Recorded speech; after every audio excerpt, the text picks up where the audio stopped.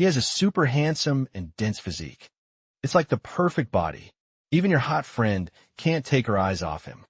I don't think she's making it past today. Besides this guy having a perfect body, he showed the girls something huge.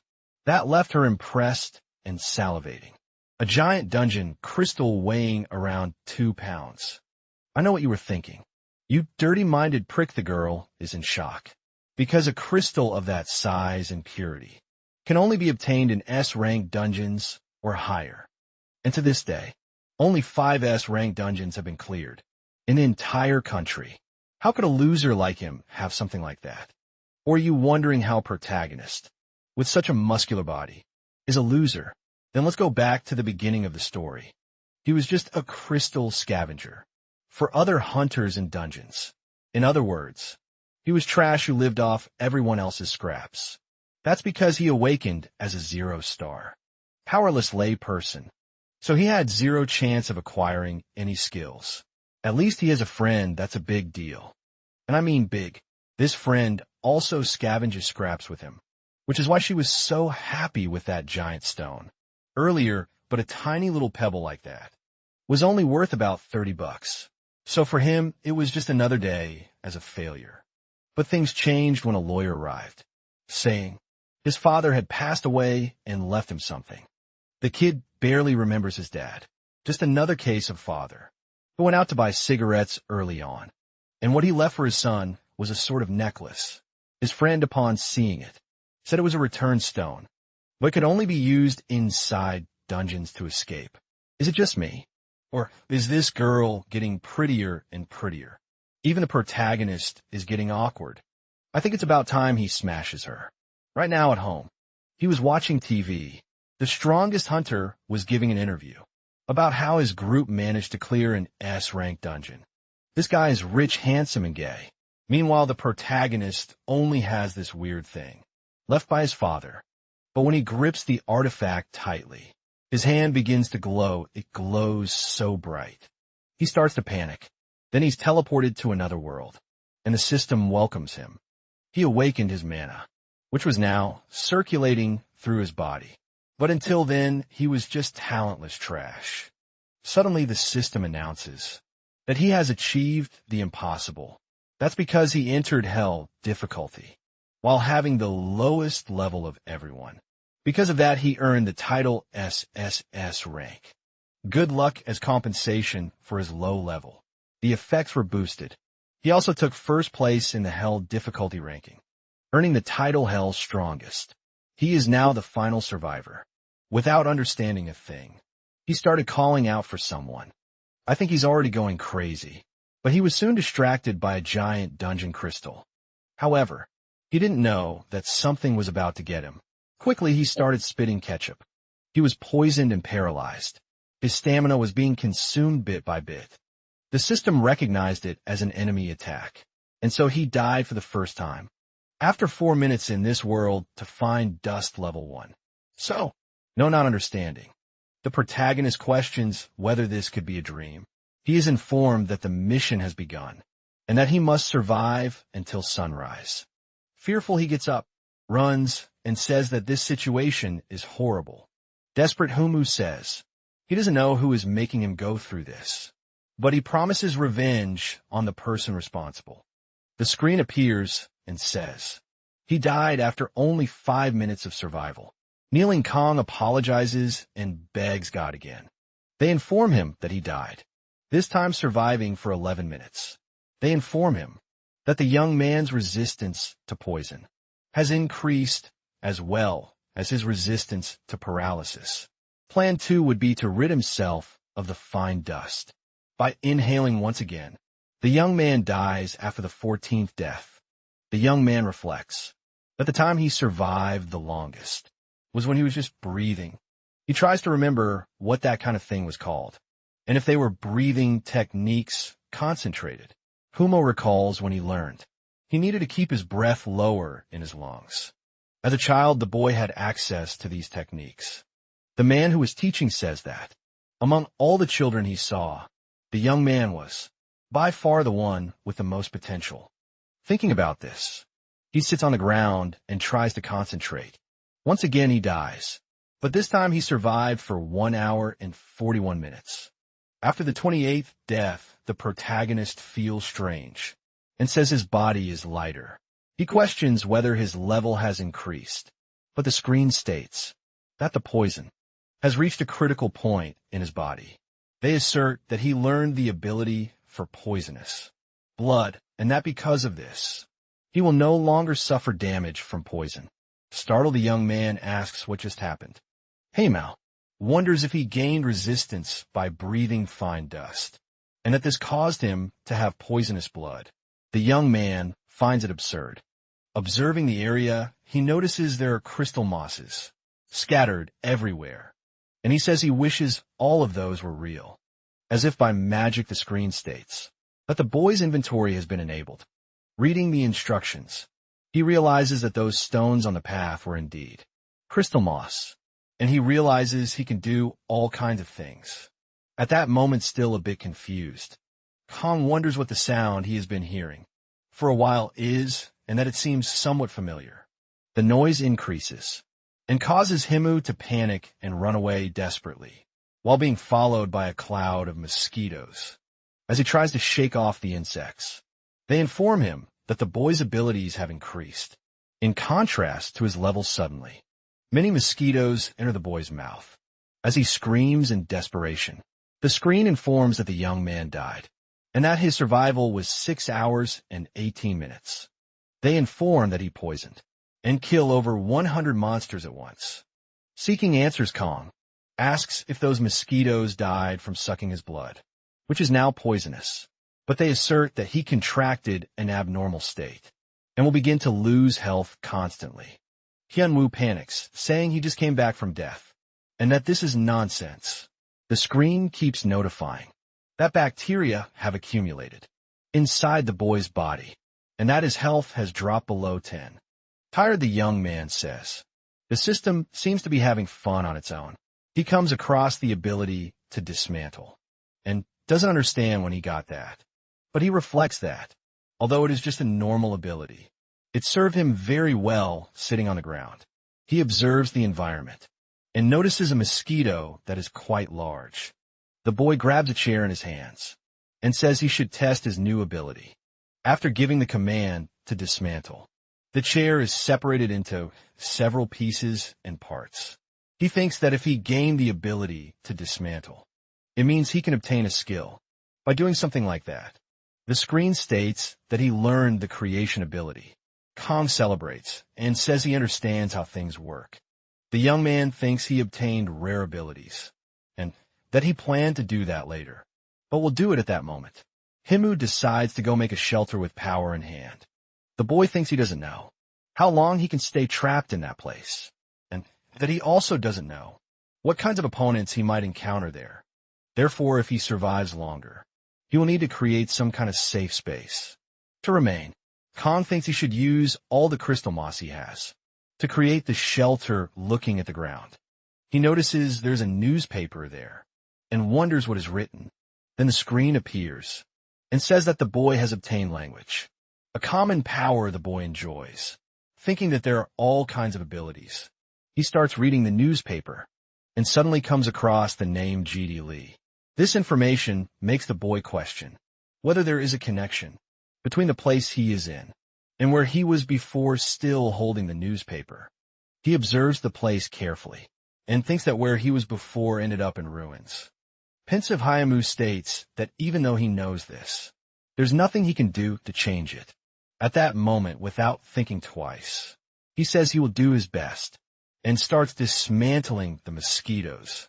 Later, Kong says he is tired of dismantling things. He notices that many items have appeared and wonders what he can do with them. Suddenly a dart appears, leaving Hayamo confused. Carefully observing, the man says it looks like a consumable item and seems easy to obtain before taking any action. He knows he needs to do some research on that object. Looking again at everything he has obtained, Kong questions whether these are all the materials he possesses. Upon activating production, it explains that he successfully produced a legendary, unknown egg. Observing the created egg, Helmu is surprised by the size of the object. The system warns that the egg needs to be observed to discover what is inside, and that there's a 50 chance of it being alive. Or dead. Kong puts the egg inside his shirt, closes his eyes, and becomes thoughtful. Suddenly a noise catches the boy's attention, and he wonders what it could be. Then he notices the presence of a goblin. Startled, King questions why that creature is there. Before he could take any action, the young man realizes that the monster has noticed his presence. Looking at a staircase, the boy knows that is his only way out. But the goblin continues to chase the young man, leaving him anxious, desperate. He accesses his inventory and tries to fend off the monster with a piece of wood. The two engage in hand-to-hand combat. Kong realizes that the creature is quite fast. The goblin verbalizes something, startling the protagonist, who notices that the monster is speaking again. He accesses the inventory and grabs some darts. Without thinking twice, he throws them at the opponent. But it doesn't cause much damage to the monster. Just some bubbles on its arm. The goblin then grabs an axe and cuts its own arm. Confused, Kong questions whether the man's arm ended up that way, because his blood was on the dart. While thinking, he realizes that the monster has disappeared. Out of nowhere, he notices the opponent's presence, coming from the ceiling of the place. Before he could escape, he falls to the ground, and the adversary steps on his back. But he gives up on killing him and walks away, saying that there are still some humans left. They inform that the resistance has fallen below 10, and that the boy will be resurrected, according to the advantages of the title. The last Kong says that goblins are cursed, and promises to get back at them, still lying on the ground. They announce that the mission is complete. Tired, Humo reflects on what happened and how he feels. The system informs that the young man has completed the mission. First night in hell, and the boy celebrates that he succeeded. With that, he receives the silver box as a reward, but is told that it will be upgraded to a gold box. They also inform that the return stone can be used until the start of the next mission. Additionally, the time for the next mission will be 14 days. Hyamu celebrates that he will finally be able to return to his world. Upon opening his eyes, he is surprised by the place where the protagonist is, and is astonished, laughing. Kong realizes that he has indeed returned.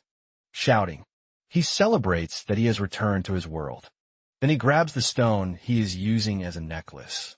He breaks the string, and curses his father for leaving such a thing for him. Before he could throw the object far away, he remembers the abilities gained in hell. A person approaches and observes the boy lying on the ground. It is Yumin, who calls for her friend. A bit worried, she runs in his direction and states that her friend cannot stay there like that. Startled, the young woman asserts that if things go wrong, the boy could end up suffering from mana poisoning. Yu shouts that Hanmo must leave that place before the poisoning. While listening to what the girl says, the boy tries to talk to her. The young woman says she has a mana contamination remover. She hands it to her friend and insists he must use it as a precaution. While he says it's all right, completely irritated, Human shouts that the boy isn't taking this seriously, and that he won't be able to regret it after he's dead. After being convinced to use it, Himu takes a shower, and upon exiting, he questions the date, being told it's September 11th. The information leaves the protagonist a bit confused. Noticing Yu asks if something happened, and says she worked alone for 2 days. Since she couldn't contact her friend, Kong wonders if he was out for just 2 days, as it felt like he had been absent for years. While thinking, the girl feels embarrassed, and asks her friend to control himself. Yumin states she will buy whatever the boy needs. After all, he can't stay like that, and he questions her about his other clothes. Pointing to a trash bag, she asserts that there's no way he can wear them, since they are contaminated and torn. The young woman leaves the room, and asks her colleague to wait quietly.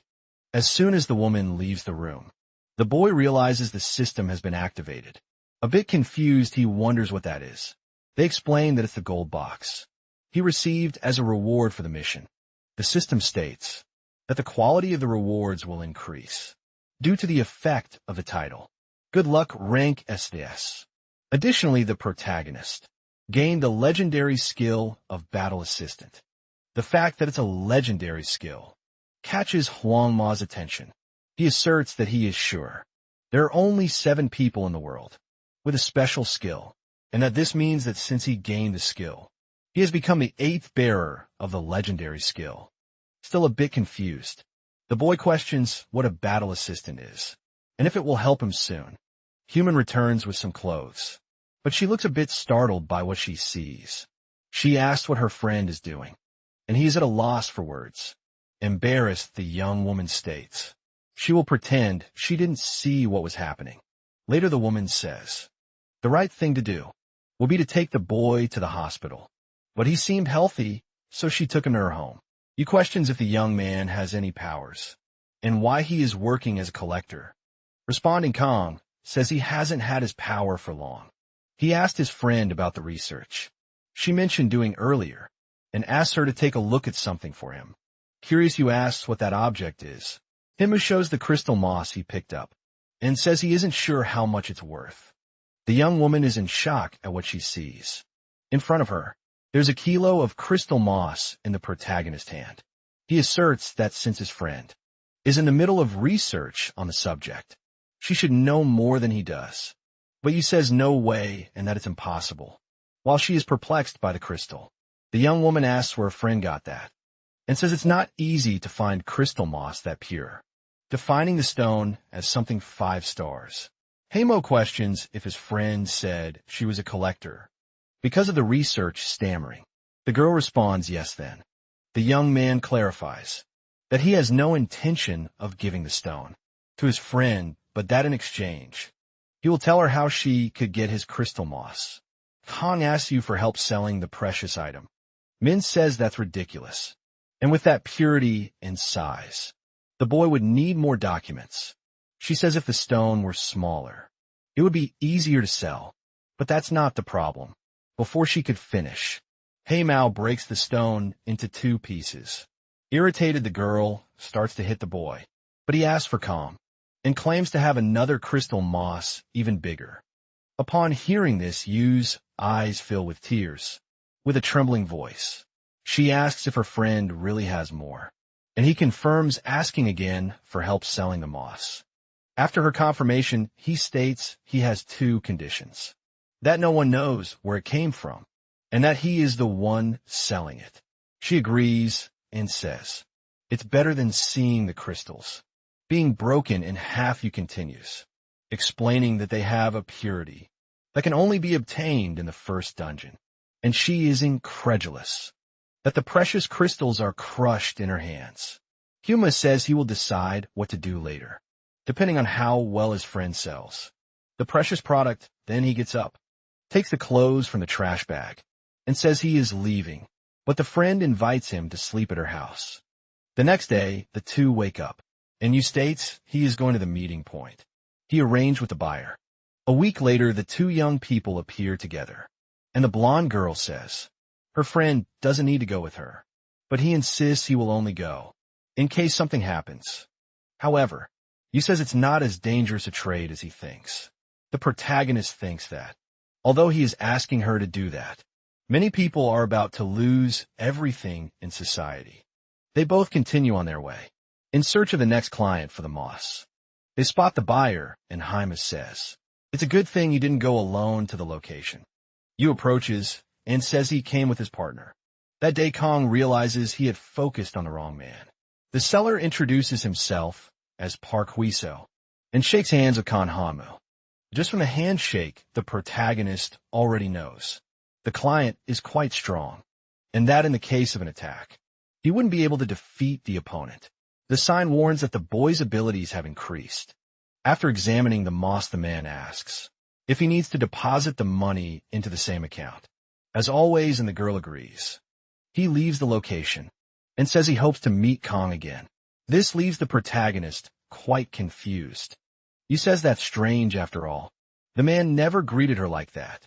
Humor wonders if the man is acting differently than usual, and if he could have discovered who on earth the moss is laughing.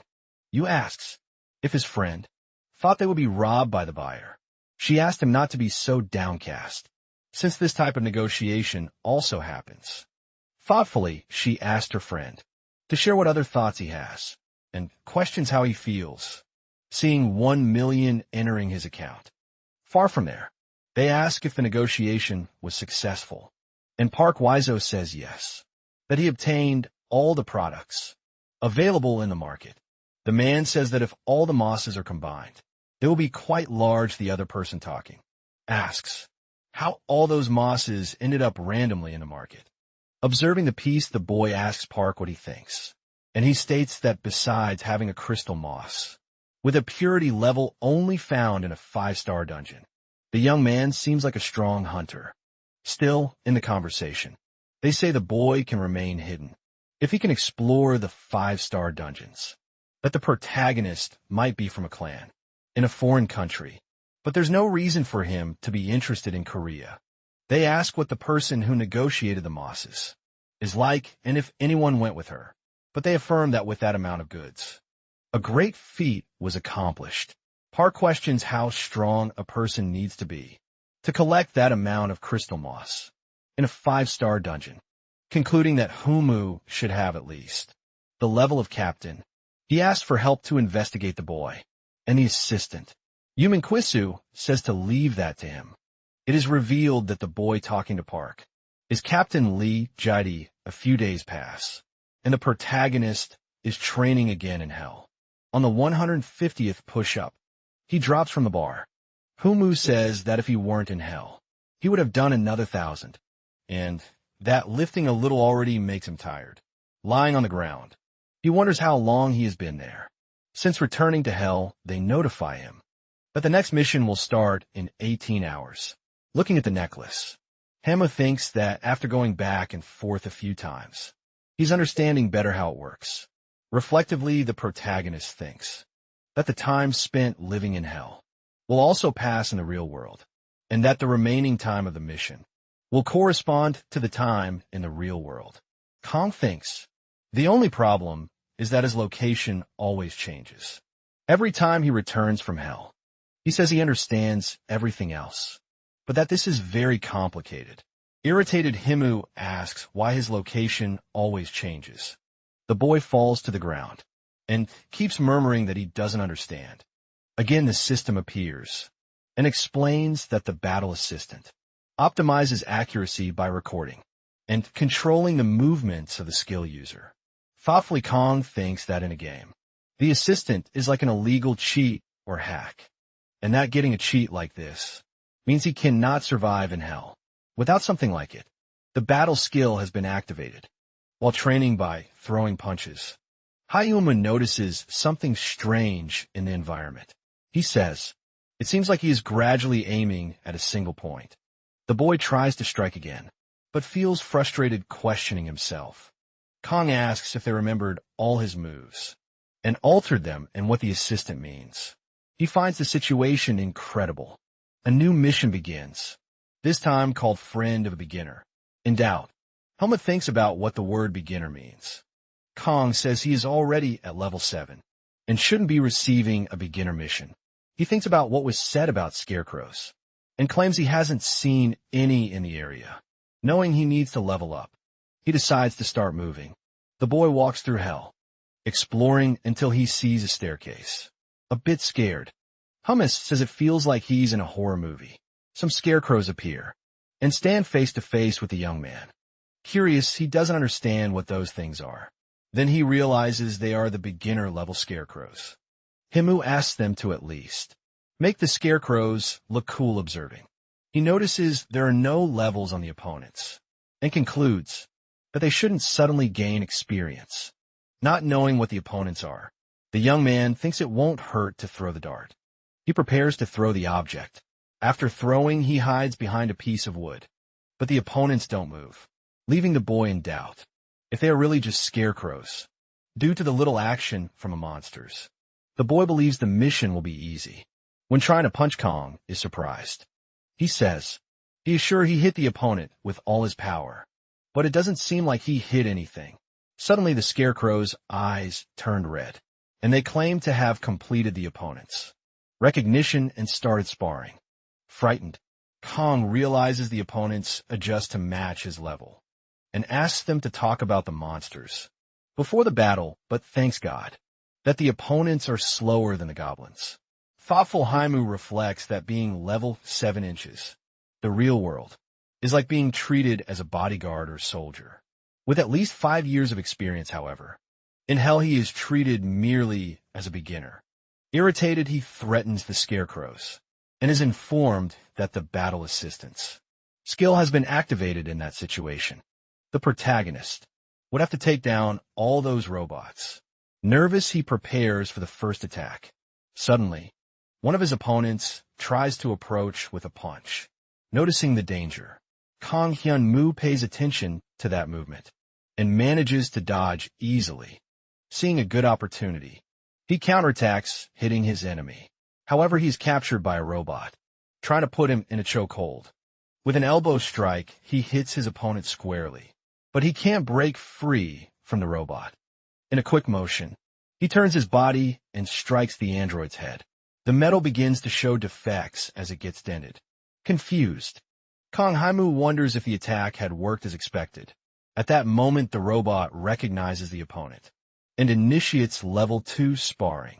While he remains distracted, the other enemies try to reach him. One of them manages to grab his hair. With tremendous force, another targets his arms, limiting the boy's movements. His legs are also the target of the effective attack. At that moment, he finds himself completely immobilized from any movement. Desperate, he asks the robots to let him go. While noticing the opponent's approach, a punch lands on his face, causing immediate intense pain. The protagonist couldn't believe the situation he was in and would have to find a way to defend himself. Suddenly, his physical strength, along with resistance to bleeding and pain, begins to increase. The boy continues to take hits from the androids that seem to never end. Shortly after, his resistance drops below 10, and he would be resurrected. According to the advantages of the title, the strongest in hell, injured and with severe wounds, tries to recover. However, he realizes it is already too late. His body was practically exhausted from so many attacks. Unable to land a single blow, he begins to doubt his strength and reflect on the possibility of fleeing. Even weak and unsteady, he gets up from the ground. Noticing that the opponents were using martial arts, he begins to release his energy. He wanted to use something effective to combat those enemies once and for all. Soon after, the energized baton appears in front of him. That hideous wood was strengthened, having a high attack power, but not very durable running. He was determined to end that fight. Using his wooden baton, his eyes convey rage and determination. To defeat any enemy, the robots were in combat position, ready for the threat with a strike. He hits one of the opponents with all his strength. The result was a completely destroyed arm. Kanghu Montak watches closely the damage caused upon being hit. The robot performs the opponent's recognition. In the blink of an eye, some kind of unknown weapon begins to emerge from the robot's body. Nervous, the protagonist, who was in a tight spot. Soon after, all the opponents had powerful weapons in their hands, and all were aimed at a single person, Kano Ayomu, with a total survival duration of 5 days. The hero is defeated breathless and determined. He clenched his fists, ready to fight despite the evident fatigue. The brutal blow from the android came down with fury, and the young man barely had time to react. With a fierce shout, he channeled all his strength into a devastating and precise punch. Tying the robots to the wall might be a low blow, but there was no other way to defend himself. With the battle assistant functioning, he could end this in a one-on-one. Suddenly, he begins to release all the energy within his body. The environment transforms completely, with a fully illuminated atmosphere. The next step would be to break the enemy's core. As he approached the robot, the opponent's recognition was complete. The warning indicated that level 3 sparring had just begun on top of the android. He delivered intense blows. As his opponent grew stronger, so did he. Tired, he seems to have lost count of how many times the mission failed. In the last one, he was attacked from behind and died at the hands of the robot. Once again, a precise kick hit his head, causing him to end up dead. Even a ring-style fighting move ended his life.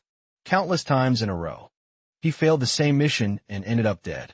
The young man was already extremely irritated with that martial arts display that was destroying his body. He believed the robot knew numerous martial arts moves, since it didn't repeat many of them. Suddenly his opponent positions both feet on the ground and waits for the continuation of the fight. The two look at each other with determination, thinking about their next moves. Kanhoumu never thought he would die in a mano fight, so he was confident about his victory. With a leap, he approaches the android, but his punch is definitely deflected, with no tricks or gimmicks. Confused, he now finds himself in front of his opponent. He plants one foot on the ground to try to find some kind of balance. With a kick, he attempts to hit the robot's head. At that moment, the opponent's recognition was complete, initiating level 4 sparring. Happy, protagonist realizes he has finally reached level 4. But before he could celebrate, his eyes are struck by the robot's metal fingers. As he opens his mouth to bite the boy, he screams in complete despair. His leg receives a crushing bite that is painful. Konghumu is terrified watching that absurdity. The robot had completely destroyed his leg. In complete anguish, the young man begins to compare all that metal to a dog, before dying again at the end of his 9th attempt. Konghumu realized 3 facts first. The combat level ends at level 4, and so the patterns no longer vary or undergo changes. While fighting the robots, he was drawing new conclusions. Even tired and with sweat dripping down his face, he did not give up on any attempt. Second, the scarecrows have a fixed movement pattern.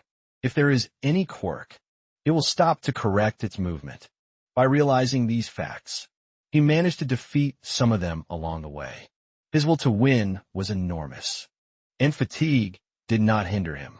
Lastly, there was no need to destroy them, since upon receiving a certain amount of damage, they would stop moving in the end. There was no need to destroy them completely.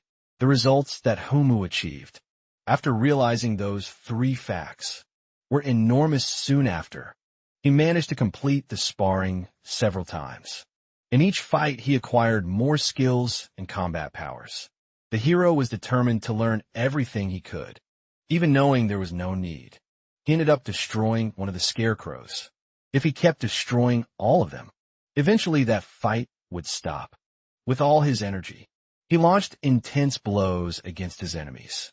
At that moment, the warning showed again that he had completed the sparring, and shortly after, the beginner's friend mission was finally completed.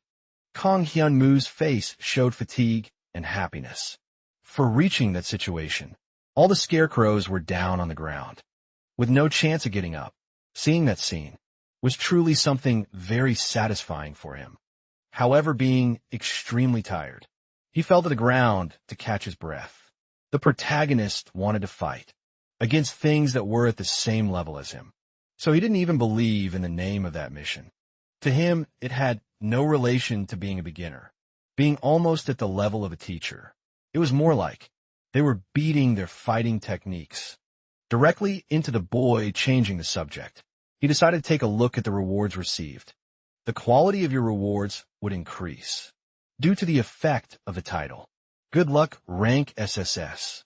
Without understanding anything, he receives a wrapping cloth in his hands. That was the legendary Celestial Cradle, a cloth item that accelerates growth and fully restores any bodily damage. Happy and disappointed at the same time, the young man has no idea how to use that item. He starts to wonder if wrapping the cloth around his head would make him smart or unsure. He simply places the cloth around his head, but nothing happens. Embarrassed, he is thankful there are no spectators in the same environment in the end. He believed the cloth wouldn't be of much use, since the boy died and came back to life in perfect condition. Being a legendary item, he decides to sell the cloth and keep the money for himself. Looking in the system, he notices the egg, acquired when he was dismantling the mosquitoes remembering the growth of the cloth. He wonders if it could work with that other item. Apparently, his new idea does not have the desired effect on the egg. Kong Humo assumes that the best course of action would be to sell the useless items. Suddenly, the egg begins to transform completely. Pieces fly everywhere, leaving the young man suspicious. Calmly, the eggshell starts to crack. But Kong Humo seems worried about encountering a cannibal monster. Hatchling as he is dying of fear. The egg keeps breaking more and more. Suddenly, a bright light hits the protagonist's face. The energy is so powerful that it causes the egg to shatter into 1,000 pieces. From inside the egg comes a small and peculiar creature. A charming fairy was sleeping peacefully in a deep slumber, confused. That was not exactly what the hero was expecting. Shortly after, her eyes begin to open slowly. The little fairy just came to life. As soon as that egg hatched, confused, the protagonist starts analyzing the strange creature in front of him. With his finger, he tries to poke her, while affirming that the fairy was smaller than he imagined. But the creature is quicker and bites his finger with her tiny teeth. At that moment, the protagonist realizes that it is a cannibal monster. To him, that reward was worthless. Meanwhile, he hears the fairy's whimpers, which seemed hungry with a sad look. She laments the fact that she is hungry. Watching that scene, the hero knew he had to help her. He takes a candy from his pocket and hands it to the fairy, but she immediately refuses without a second thought. Suddenly, the creature points at the protagonist, who looks extremely confused. Apparently, the fairy was interested in him. In the end, it really was a cannibal monster, trying to find a way to satisfy her hunger. He offers a bit of his blood. The fairy would control the bleeding. As soon as her hunger was satisfied, to the boy, that whole scene was extremely disgusting.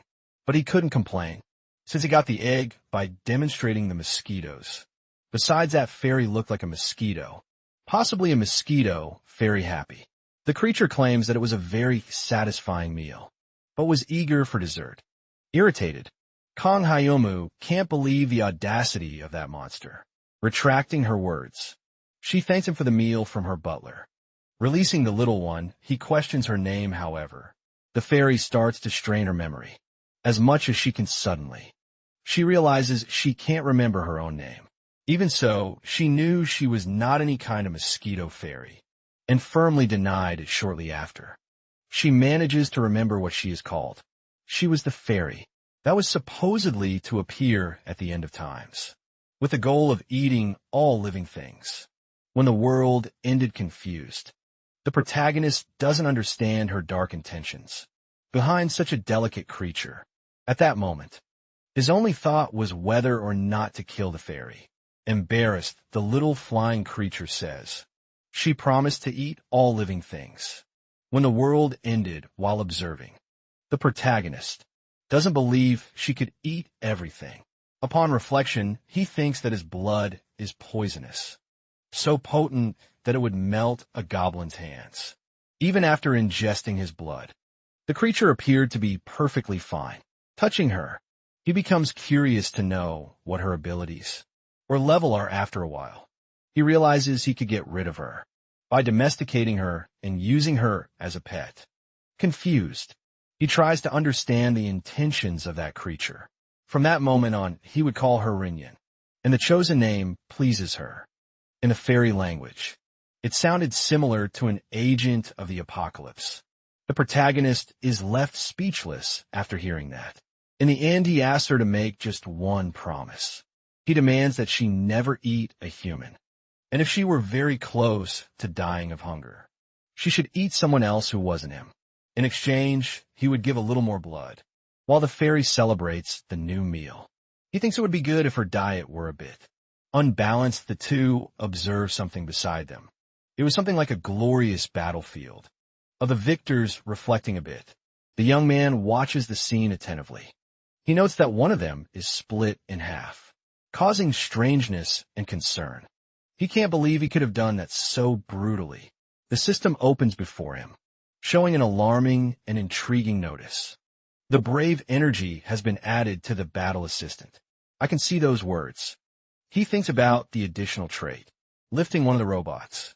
He tries to balance it. He decided to stop thinking and put everything into practice immediately. Without hesitation quickly, he decided to test his new ability. With renewed confidence, with a powerful punch, he strikes the dummy, feeling the force vibrate. I was impressed with the size of my current. An undeniable strength. Even Renian was amazed by the powers I displayed, determined to try as well. She begins to beat the robot with determination. At that moment, they hear a warning about opponent recognition. Suddenly, all the fallen robots on the ground begin to rise, prepared for battle.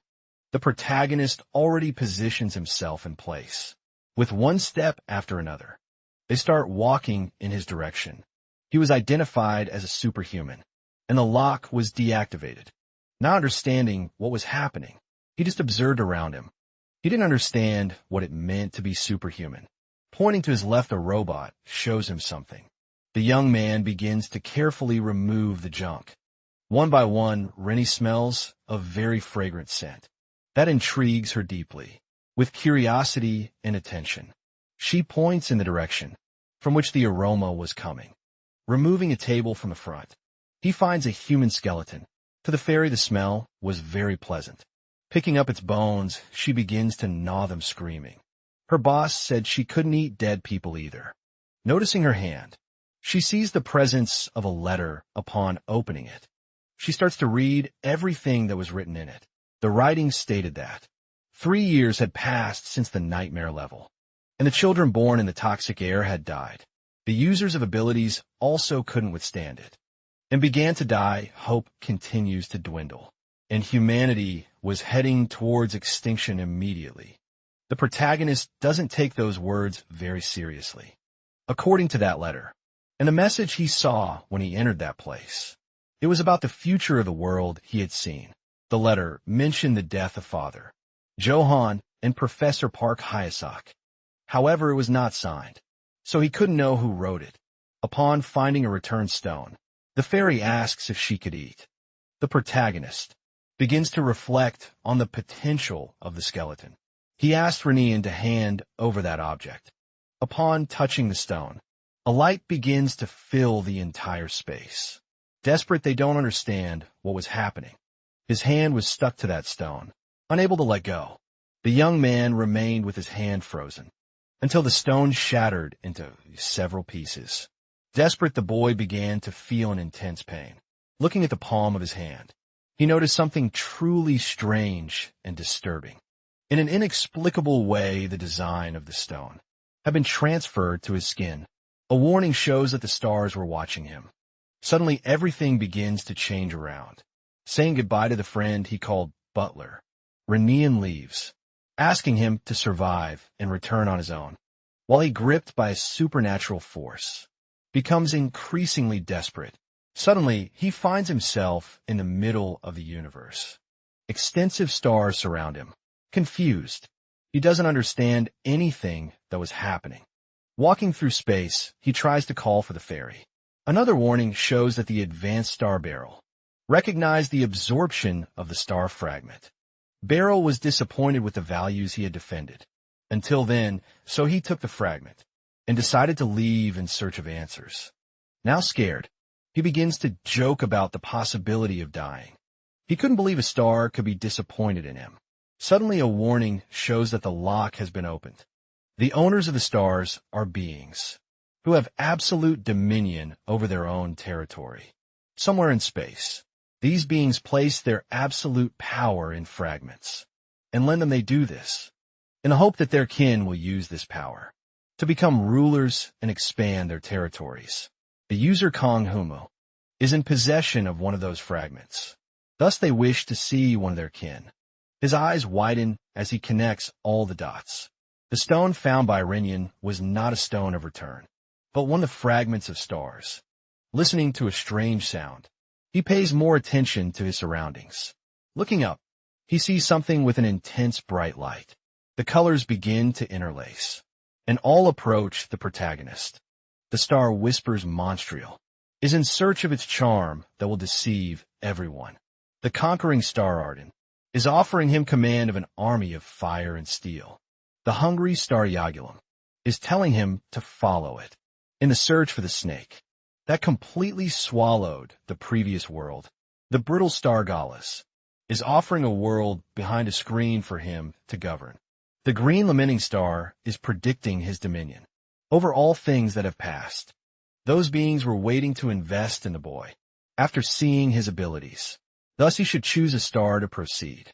Furious, he says, it is necessary to know at least some things about the stars before choosing the brittle star.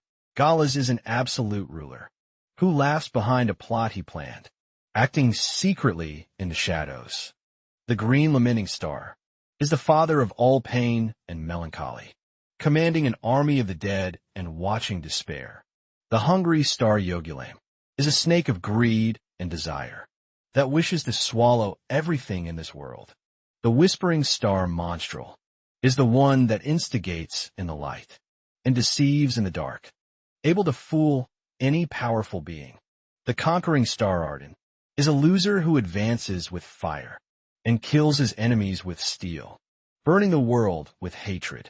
Noticing a certain resemblance, he asks if they all had some personality disorder. According to the system, the stars are interested in those who are similar to them. The boy does not believe he could resemble those beings. He did not think he possessed the nature of a conspirator, with a personality disorder and being a greedy one, seeking attention furious. He does not believe he fell from hell for being a bad guy thus. He thinks he could be compared to trash, knowing he was not exactly a just person. He declares he did not live as a burden. Perhaps the protagonist had failed for not knowing some things. Even so, he considered himself better than those guys. Curiously, he asked what would change if he chose one of the stars. Understanding his request, the brittle star opens near him, showing the protagonist's future. Shocked by the power of the stars, his expression changes completely. Now he should choose a star to follow. Distrustful due to all his suffering, he was not sure if he would receive something good. He questions whether he would have to pay some price. And the answer to his question would be to serve and follow that being. The stars support their kin, and their kin serve as representatives for the stars. Choosing a star is a rare opportunity. As he received their recognition and continued to succeed, the young man's growth would become faster, taking time to make his choice. The stars claim to be displeased with such arrogance. Thinking alone, he reflects. If he should have been careful with his words. He knows that power without a price is good, but still had his reservations. Those stars came to him for some reason. He saw them for the first time that day, and they already wanted him to make a choice. For his whole life, even without having someone to trust. After those words, the conquering star Arden lost interest in him, not caring about that. The protagonist states he could leave. In the end, the star said they would give him time to think. Happy, he thanks them for their concern. Suddenly, the young man returns to the place where he was before. Dazed, however, a star shines intensely beside him, intriguing and mysterious, not understanding its intentions. He feels a growing worry in his heart. Monstral begins to send some shocks to the boy, who complains of pain in the end. She leaves with the others. The system shows that the whispering star, Monstral, awakened a part of the abilities. The legendary ability of domination was acquired. Upon reading that, the boy realizes it is a great bribe. He found everything very strange, since the beings had the ability to distribute legendary abilities, but they were not able to block the infernal difficulty. In other words, more people should have awakened their attention. Kong Hyun Mo reflects on the existence of a scale that ability users could not block. Looking at his hand, he reflects that those stars could have created hell. Determined, he decides he would discover more about those beings. When he returned to reality, 3 days had passed in hell. All one needs is strength. In reality, there are many problems beyond that. For example, knowing exactly where you should return, as well as avoiding the bad looks of those who do not know you. While you go back home, our protagonist reflected while he was at home. Wanting to buy his own men is left confused, asking the reason for such a sudden attitude. Ham keeps saying he wants a simple house, with huge walls, and a hospital wing to sterilize himself with. The woman saying that's not how it works. He is surprised by this reaction, and asks if there aren't any houses like that in that place. And he is answered with the harsh reality. Houses like that did exist, but he seemed like just another poor guy who wouldn't have those means. He is completely shaken by these words, and is consoled by the woman, saying she didn't mean to imply he couldn't buy one if he wanted to a little later. The protagonist is reflecting that she is right, but first he should find a house that he likes. However, adding that people would look at him strangely if he suddenly bought a house. Currently, he should focus on gathering a large amount of money, trying to get stronger and increasing his ranking. As for the stars, he is thinking a lot about that, and why he should only take one. They all seemed quite strong. So what was the reason for the obligation? To choose just one. He wants everything they are offering him. It doesn't matter if the world ends after all. If he is strong in the end, he will stand with the world beneath his feet. Our boy was flying in his thoughts, until men shouted at him, bringing him back to reality, telling him to eat the food at once. They start watching television and see the news, which is about the Bacta dungeon. The news continues saying that the Bacta barrier could bring long-term peace to the Korean peninsula. Those watching begin to comment on the old collapse and the lack of attention this kind of thing is receiving nowadays. Our hero asks what event this was, calling it a flood. We are presented with the explanation. Flood would be when the monsters from a dungeon break free from containment, including 5-star monsters. To defeat them, weapons imbued with mana are necessary. It's a shot in the dark to try to invade a place like that. If GT, Lee's team, succeeds, it might lead to something. After all the clans agree that defeating the North is impossible. Our protagonist asks if they succeeded, as he can't remember. The news continues, while our boy shovels instant noodles into his mouth.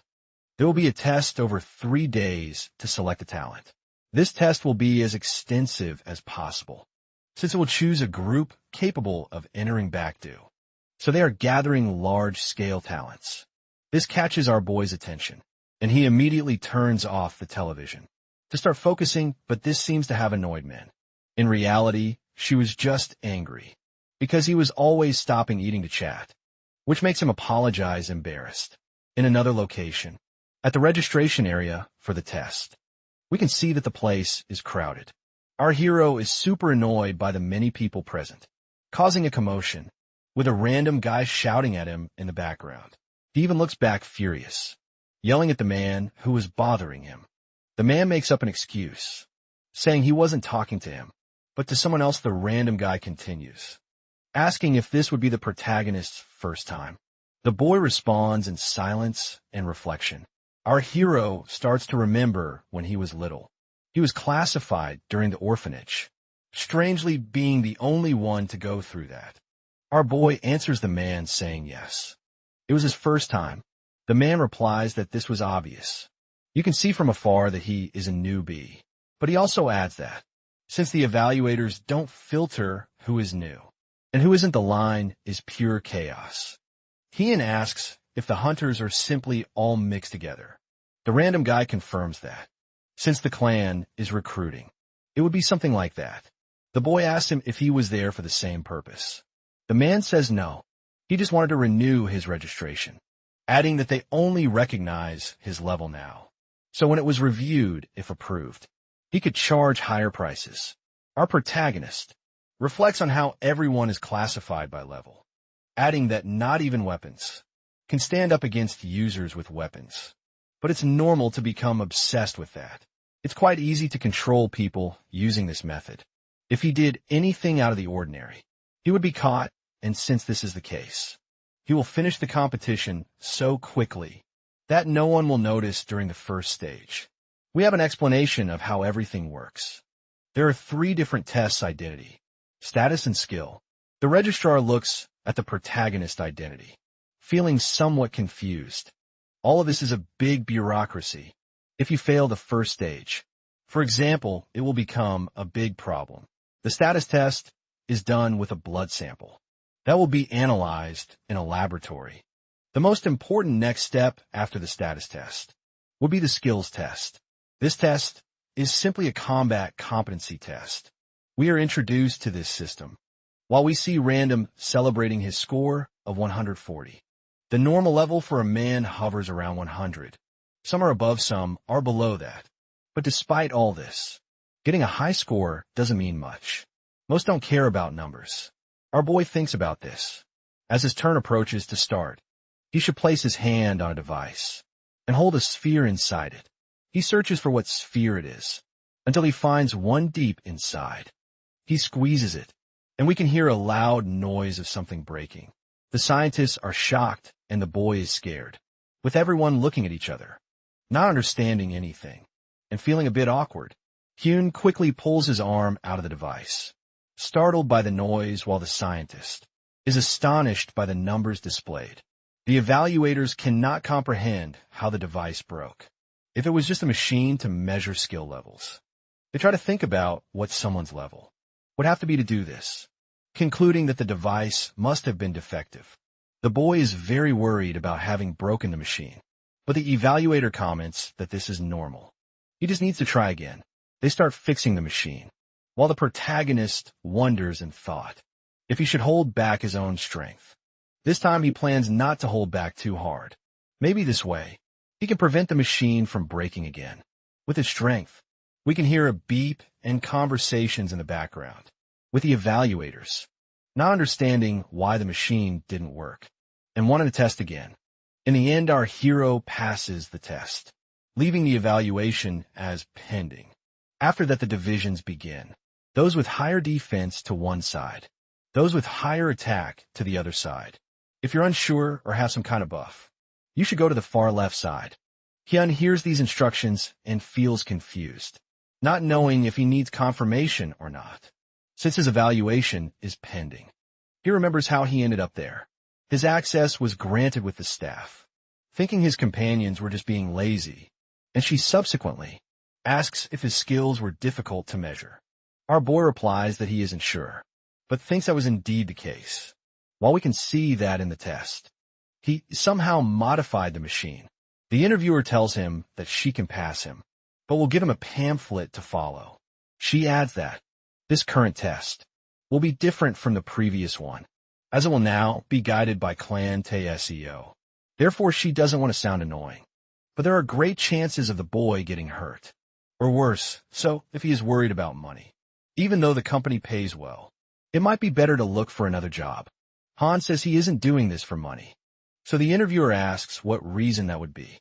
Then she asks about power, status, or some distorted sense of justice. The protagonist comments that no one can say. But one thing is, true dungeons are much harder to control than the human world. The woman responds that this is a possibility, then releases him, giving the information that the envelope contains, an emergency number, and comments on what the test will be. She mentions that the envelope can help him if he reads it, and adds that the current test will be a dungeon. Our boy lets out some friendly laughs and comments that he is super curious to know what a dungeon is like inside. Outside, we can see some corporate cars, as well as two tall, strong men in formal attire. A distinguished and shining case arrives at the location, making its presence known, and someone opens the door of this car. Certainly someone very important will come out. Sure enough, who steps out is GD Lee, a super elegant and handsome man, with several fans surrounding him. As soon as he exits the car, he asks his employee if everything is ready, with the latter confirming that it is. The formal man adds that the red butterfly is present, in addition to explaining about the presence of other clans, and adding that there is no room for concerns. JD comments that his goal is not Clan Taesong, but the expedition to the north, pointing out that those who are most interested have talent, sense, and high skills, having already refused to join any clan until now. However, they accepted to participate in the expedition to the north, so they immediately accepted the offer to have The butterfly Lee comments while laughing. In the end, he asks about the new participants, with his employee commenting that all are low levels, and there is no one close to the butterfly. But there is someone very interesting. The employee was talking about the protagonist, while pointing to his photo with a goofy expression. He comments on the boy having poison blood, which catches the attention of the blondie. He shows the boy's test demonstrating his poison levels, which are well above normal. Lee comments that this is interesting.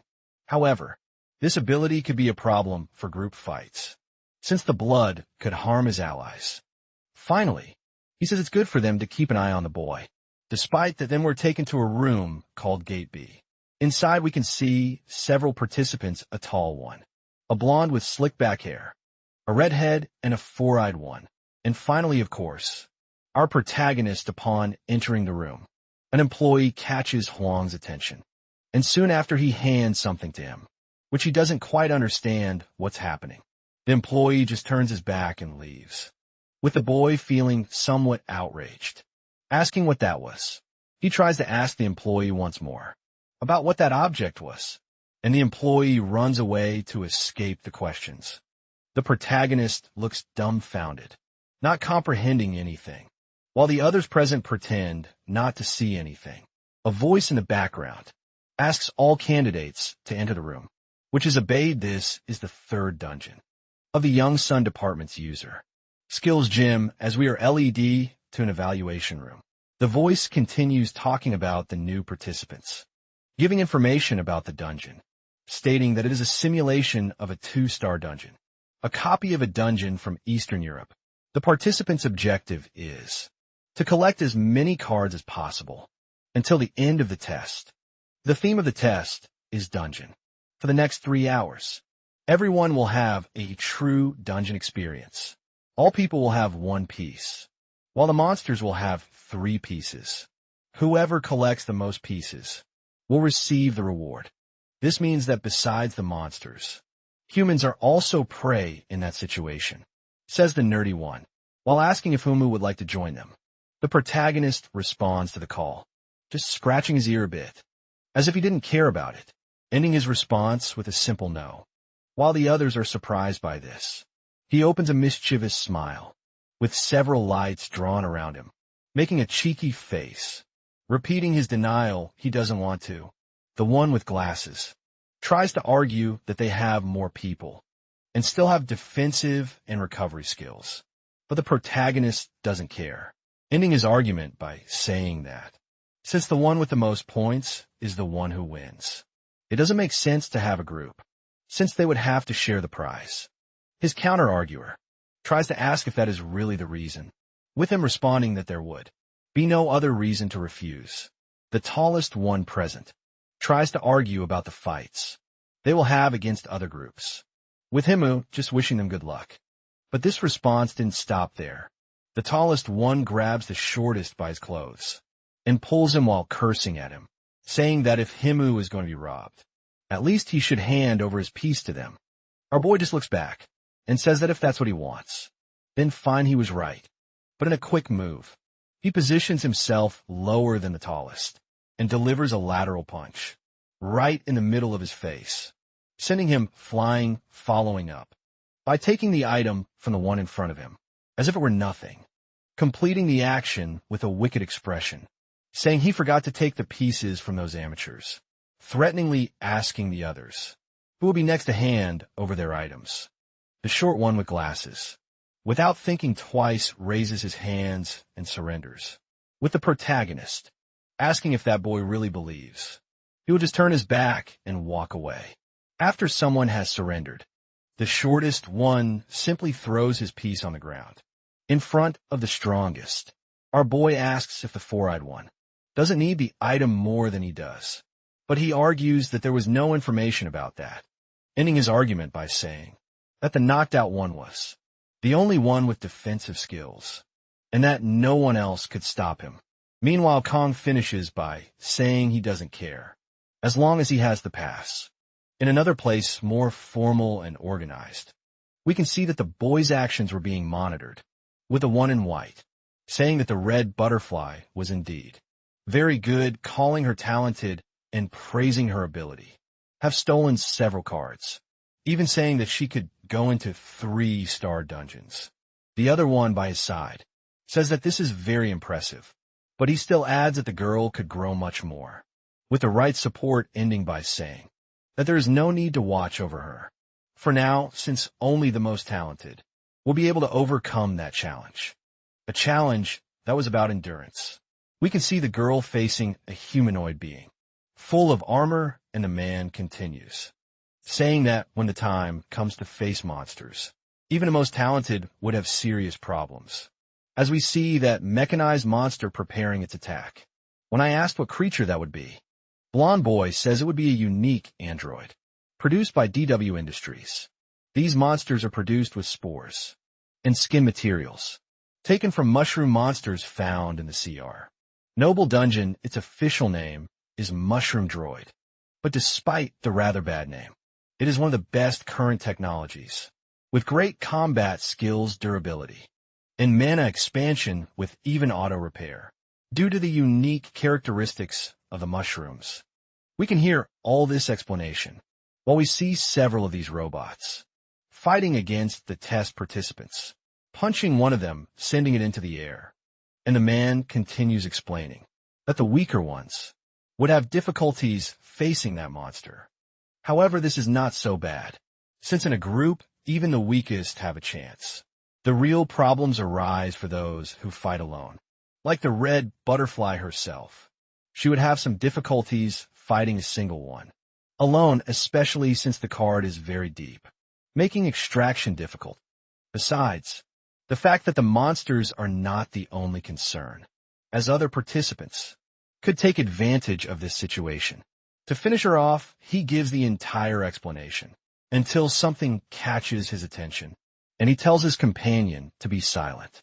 He asks if he noticed something on the map, a very large red point, completing by saying that something interesting was about to happen. The robot watches the fighter in front of him seriously. This fighter was the protagonist, who at that moment was burning with rage and anxiety, until he bursts into laughter, saying he was expecting a real monster. While his opponent approaches, our protagonist quickly leaps forward against the humanoid and delivers a precise punch to its face, even deforming it, shouting that the monster doesn't say anything. The mushroom fighter tries to resist the blow, holding onto the ground, but before he can take action, Humu is already preparing another punch, saying that the movements of that robot were very simple. While delivering a precise hook to its chin, the monster loses its balance, with the fighter at that moment taking the opportunity to grab one of its legs, finishing his move by throwing his opponent up, saying that its skills were very low. The boy starts to grit his teeth and hyperventilate with rage, shouting to the skies that this situation was not fun at all. And when we see his surroundings, we realize he has already defeated numerous monsters. Not just defeated, but completely destroyed them, taking one of them and using the dismantle ability to break down its body, and taking from inside at the card he wanted, calling it too easy, something he didn't expect. He looks at the card in his hand, while questioning how it could have been so easy, saying he is getting annoyed with the situation. Meanwhile, the event narrator shouts that 34 minutes have passed since the game started, and adds that more than 30 of the points have already been collected, and it's time to announce the ranks. In third place, Karmasim with 7 points. In second place, Red Butterfly with 9 points. In first place, Hyun Mukong with 16 points. Our boy starts to brag, saying he prefers to fight against goblins rather than against such weak puppets. But anyway, he will check the items now, surprised by what he sees, since they're just normal spores in meat form. He finds it intriguing that this material is treated, despite being a monster item, saying that if this is made from the same material as the scarecrows, maybe that's the reason they are so resistant. The leather starts to shine and move on the protagonist's arm, as he reflects that he might be able to do something with it. He activates his crafting ability, and a huge glow can be seen coming from there. With this, he managed to make arm and leg protectors. Using that leather excited about his new item, he prepares to continue without wasting time. He starts his walk to take care of the remaining ones. The butterfly girl, while looking at the score, laments in her thoughts about why she continues to be inferior to that boy, until in the background, several other competitors rush at her, trying to ambush her. They fire several spells at her all at once, but she reacts by making a great leap that even breaks the ground. Soaring into the air, she begins to perform various maneuvers along the walls, jumping and running, dodging all the attacks, seeming as if she was truly flying. In a larger jump, she evades a sequence of blows all at once, while spinning in the air, as if she were dancing. In sync with those attacks that try to surround her, the attacks exploded in the air, as they attempt to collide with the woman at the center, but she was already returning to the ground, easily dodging the explosion. She lands on the ground and looks seriously at her opponents. Right after landing, in the midst of others she had already defeated, several others watch her incredulously, not understanding how she was able to perform all those movements. The butterfly prepares with another combat pose, waiting for the rest to come at her. But before anything else can happen, we see several fighters being sent into the air, one by one, with someone shouting her name. That someone was Car Mason, who was worried about the butterfly, saying that she could get hurt if she kept pushing herself so hard. The redhead tries to argue about her second-place ranking, but her companion says that this is not relevant, because their goal was just to go on the expedition to the north, so they already had enough points. Asking the remnant if she was right, he confirms, saying that they had a total of 88 pieces combined, but the butterfly believed it still wasn't enough. As she distanced herself from her companions, Karmism asks where she is going as a farewell message. The butterfly says they can go at their own pace, and she jumps away, while her colleague tries to ask her to come back. With nothing they can do to stop her, they just watch their ally leave, while observing in the background, in the evaluation booth. The evaluators question who Mukong could be. The recruiter comments that all that boy's skills are pending review. The one in white asks if that wasn't the boy with the poison blood, which is confirmed, continuing their questions. They ask if that was the man who was in the dungeon before, which is also confirmed. He asks if that wasn't one of the talented men who enters dungeons even without permission. His companion asks if he was referring to the rogues, but adds that the boy has no criminal record. Then the blonde comments that the laws are more flexible in the opposite sea, so this was definitely a possibility. Finishing his reasoning with a big smile, returning to the test, we see our protagonist shaking one of the monster items, while saying he can hardly wait to see the others fighting. While we can see that the red butterfly was running wildly in search of something, our boy starts to consume that monster meat, while the system evaluates it as something normal. But soon after, he spits everything out, saying it tastes horrible, adding that it will be hard to eat, even though he is starving. The light-hearted atmosphere breaks when Hyun feels a bad premonition. Something was approaching him at extreme speed. When he looks back, who dodges on the fly. She was extremely serious and angry, looking at the protagonist as she prepared for battle, finishing her preparation, and asking if the one in front of her was alone. Sarcastically, our hero says he has 150 other men surrounding the area, while asking the woman why she is questioning. The girl observes him in silence for a while, and then states that he is alone in this. And with a war cry, she calls him to battle, asking him to show what he has to offer. We can see that the protagonist is at half the level of the girl, but that is all he can think, before she comes at him with a direct punch. He doesn't understand how she can be so strong, while blocking her punch with his arms. Before the protagonist can take any action, the butterfly already prepares a front kick against him, this time instead of blocking. Our hero dodges that blow, while reflecting that a well-placed punch could send him to the afterlife. The butterfly, even having missed the advance of the kick, prepares to come back with the bottom of her foot to hit the boy, but again he dodges with her kick, hitting the ground and causing significant damage to the floor of the place. He even starts to laugh nervously as he reflects that he is in big trouble if he didn't have a battle helper. But before he finishes his thought, the woman is already preparing a kick against him. This too is dodged with the protagonist, completing in thought that there is no room to launch counterattacks. He begins to feel tired as he tries to distance himself from the butterfly, saying he doesn't like the situation. Him reflects that he was holding back, something that would be too dangerous against humans. But he believes it's fine against someone so powerful. And more importantly, he wouldn't be able to keep holding this fight for much longer while carrying a counterattack against the butterfly. One of his fists starts to glow with a bluish hue as the redhead charges at him head-on at extreme speed. Both were about to collide, with both enormous blue and red energies covering the entire arena. The fight between the red butterfly and Kong Humu continues to be intense. The gaze of both reflects all the fury in their bodies. When the opposing energies cross, light spreads throughout the environment, determined they want to end that battle quickly.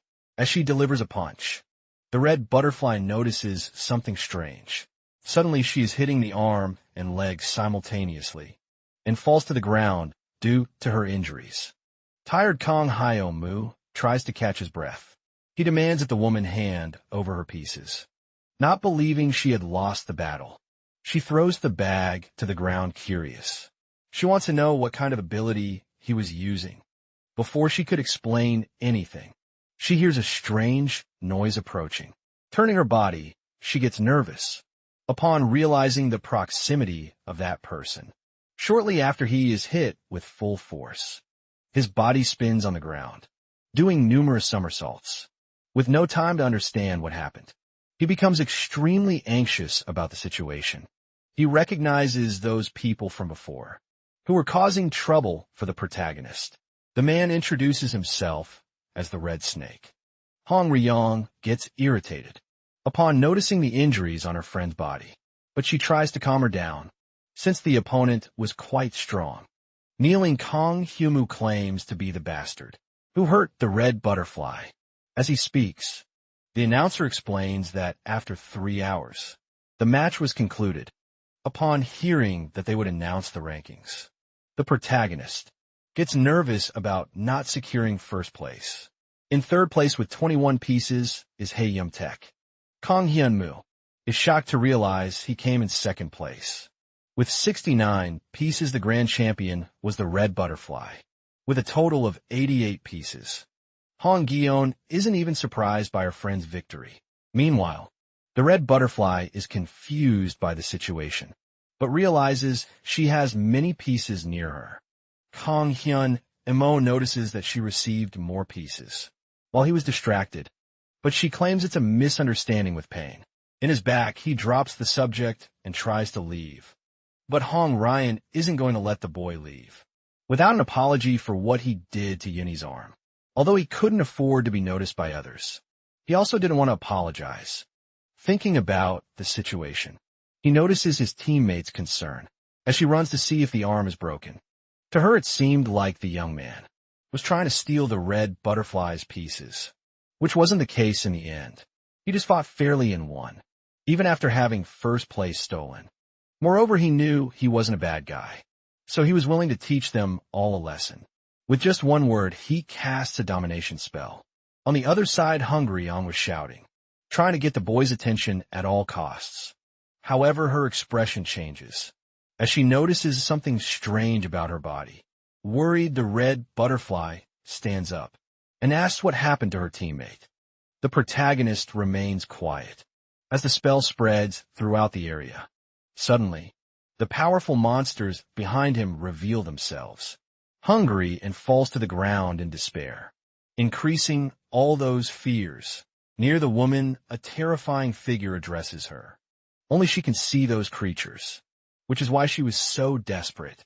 Meanwhile, the teammates gather to help their friend, who seems very frightened. A team of doctors and paramedics rushes to the scene.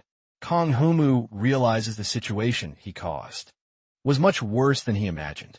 Before things could get worse, he sneaks away meanwhile. The men watch everything happening. As he discussed the red butterfly, the light-haired man thinks that for a misunderstanding. It was a very precise move. Noticing a user with skills who wasn't even at level 10, he concluded that the hunters could be surpassed soon.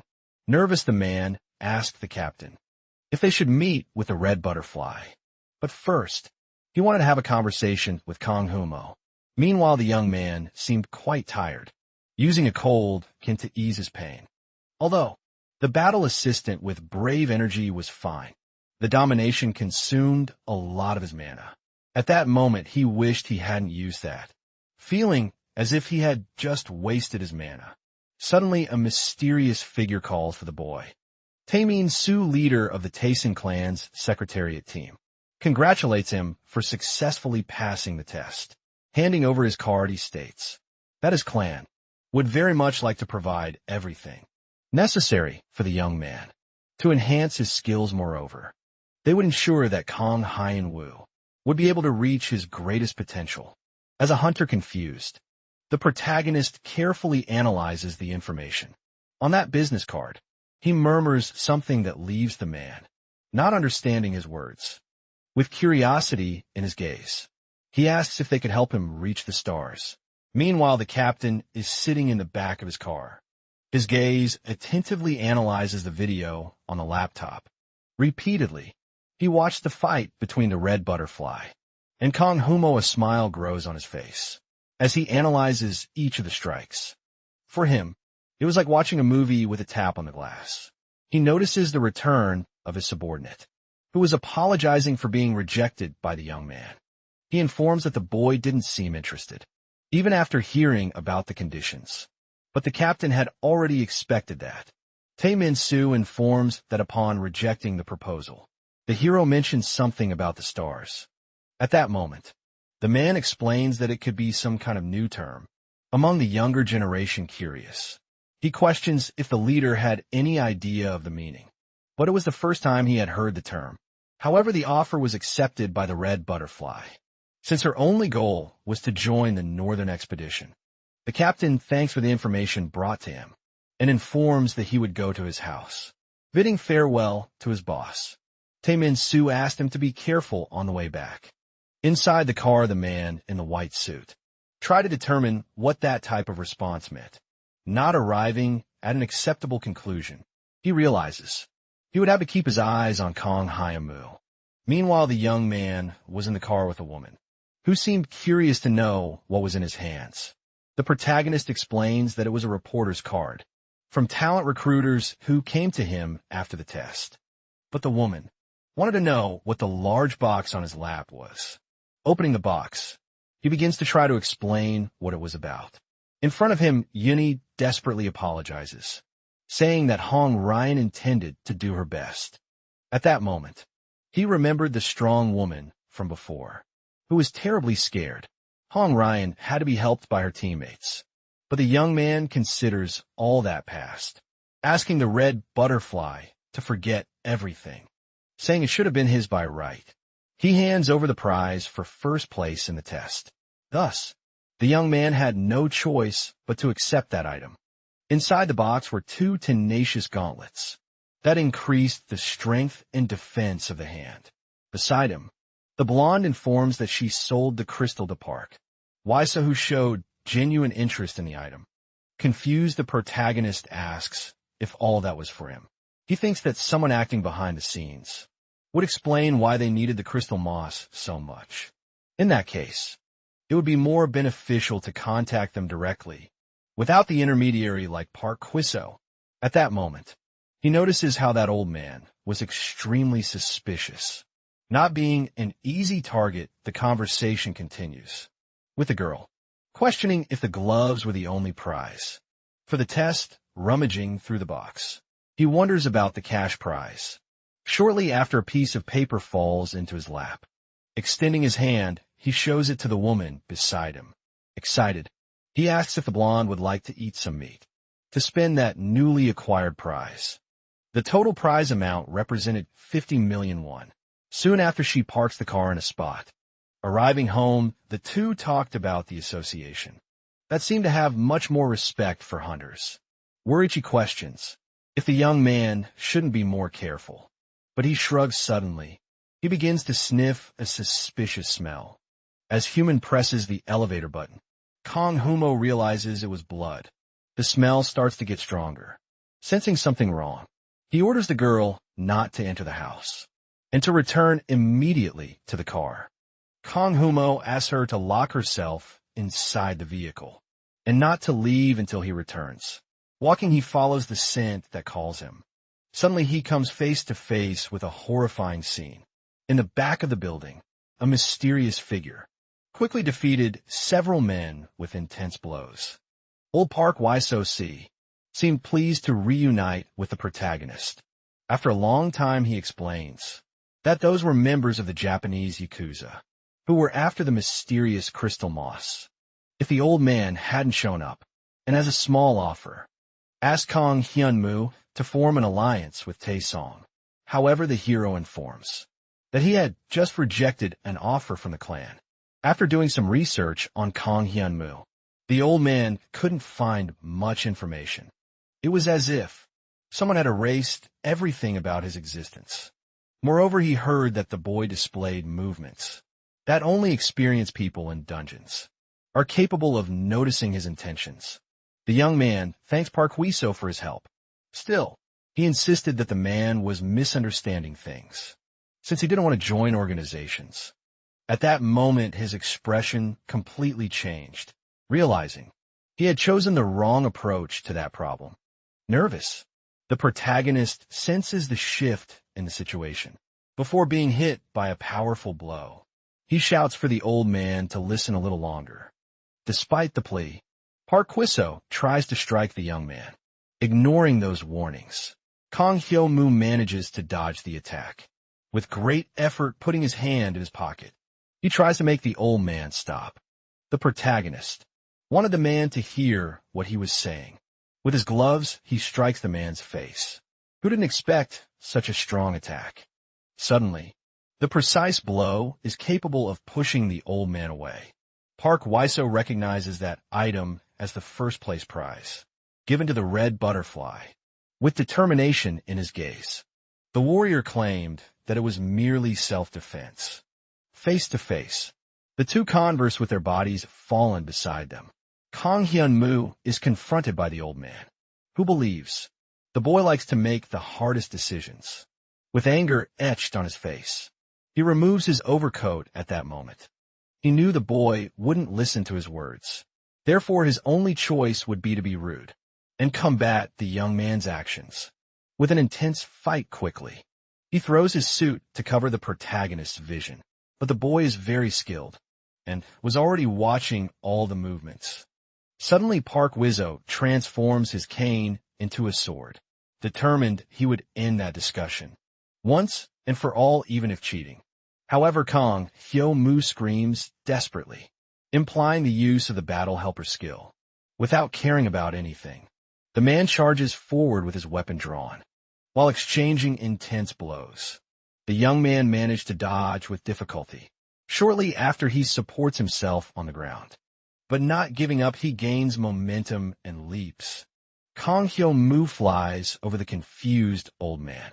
Suddenly, he lands on the other side, without his opponent noticing that kind of movement. Happy, the young man realizes he has achieved his goal of getting behind. But his happiness is short-lived when he notices a blow coming in his direction. Even with difficulty, he is able to dodge and approaches the adversary. With a determination in his eyes, he uses the domination spell to defend himself. Park Wiso notices his opponent's intentions. Realizing the man's distraction, Kong Hyun-moo manages to hold him with his eyes rolled back. The old man seems desperate in that situation meanwhile.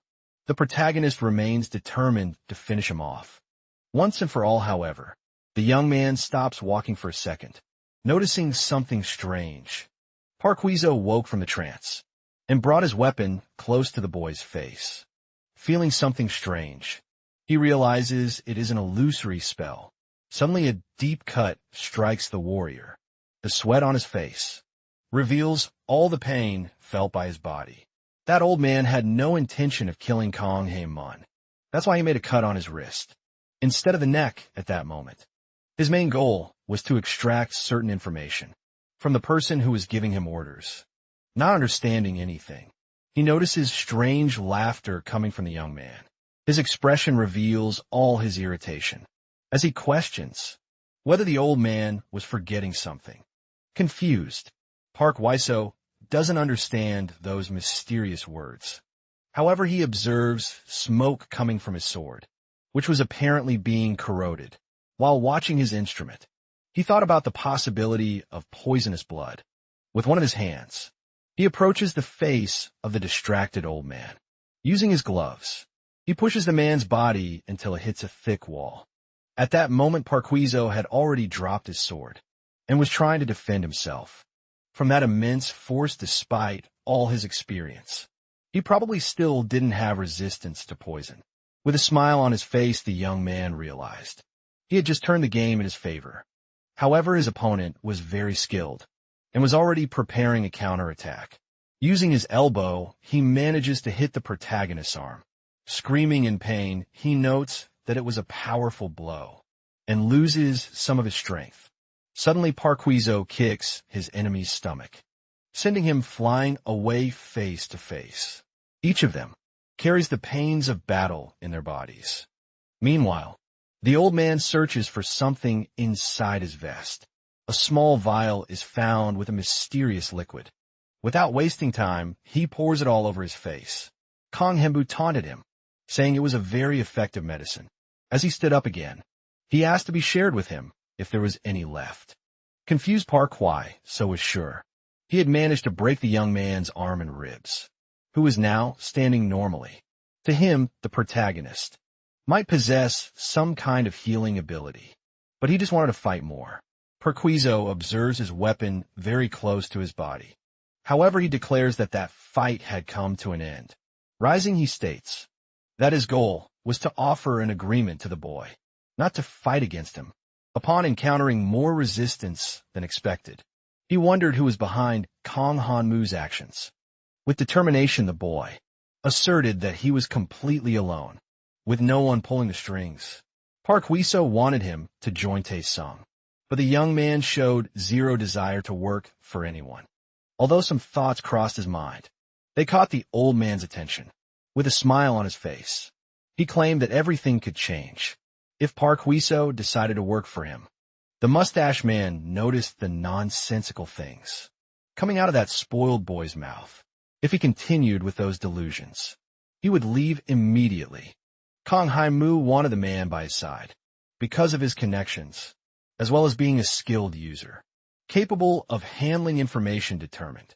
The protagonist realized he couldn't let this chance slip away. As the old man turned his back, he began to speak about the Tae-sung clan, considered smaller than the Lotus clan and others. He would try everything to make Park Hwaiso forget Tae-sung and Lee Jae-di and invest in someone young like him. Before leaving, Park Hwaiso began to respond to the boy's arrogant words. To him, only a fool who was unaware of the truth, an ambitious loser, would say such nonsensical things.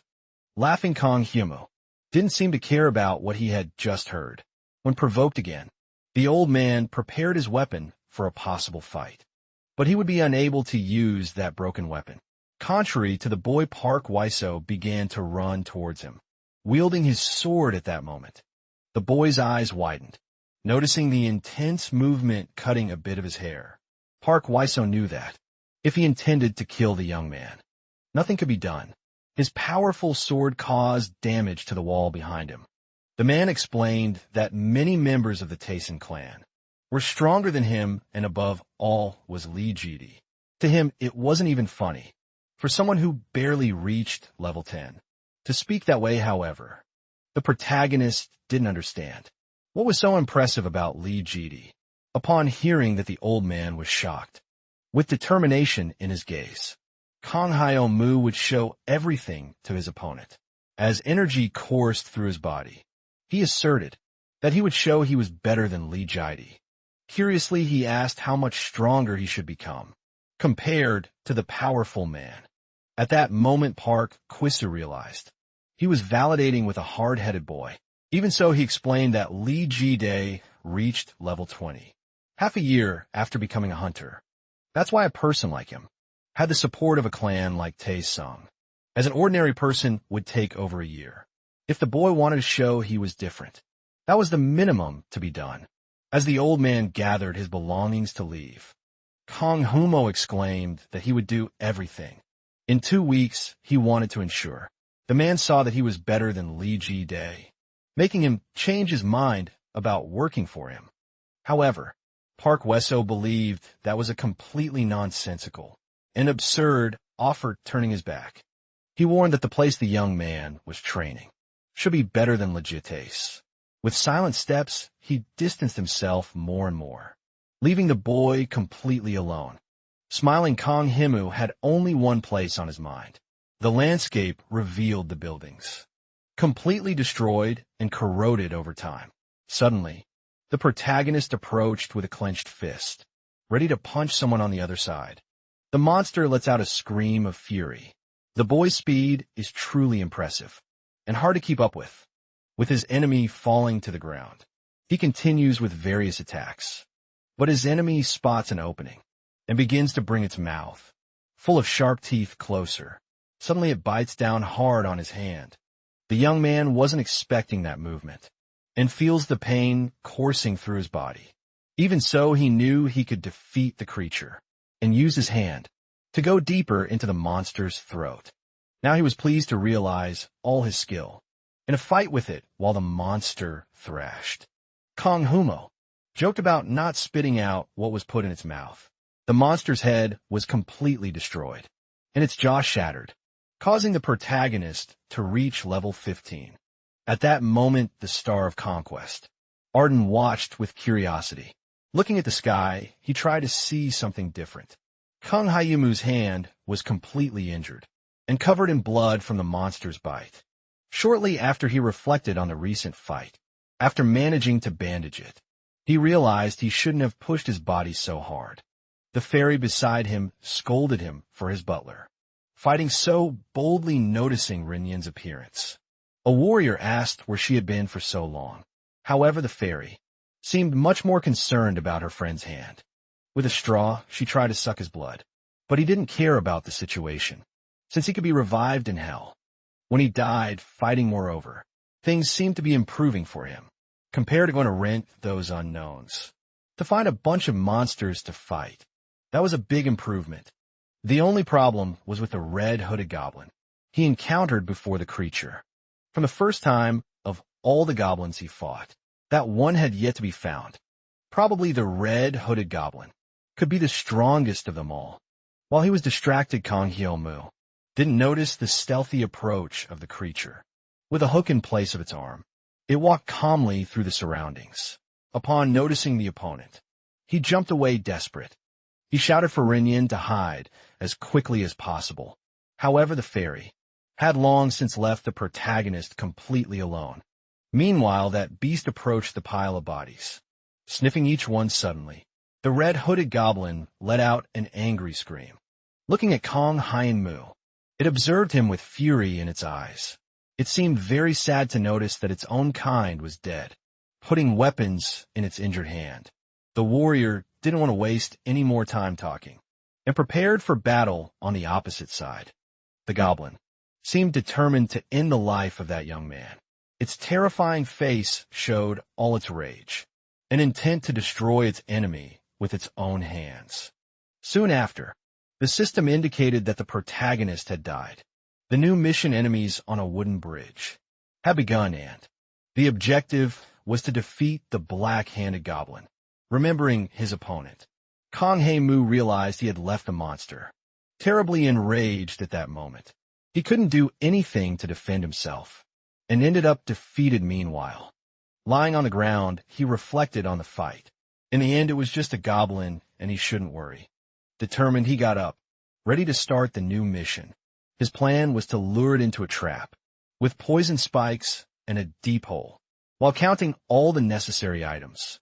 to put his idea into practice. The creature approached quickly.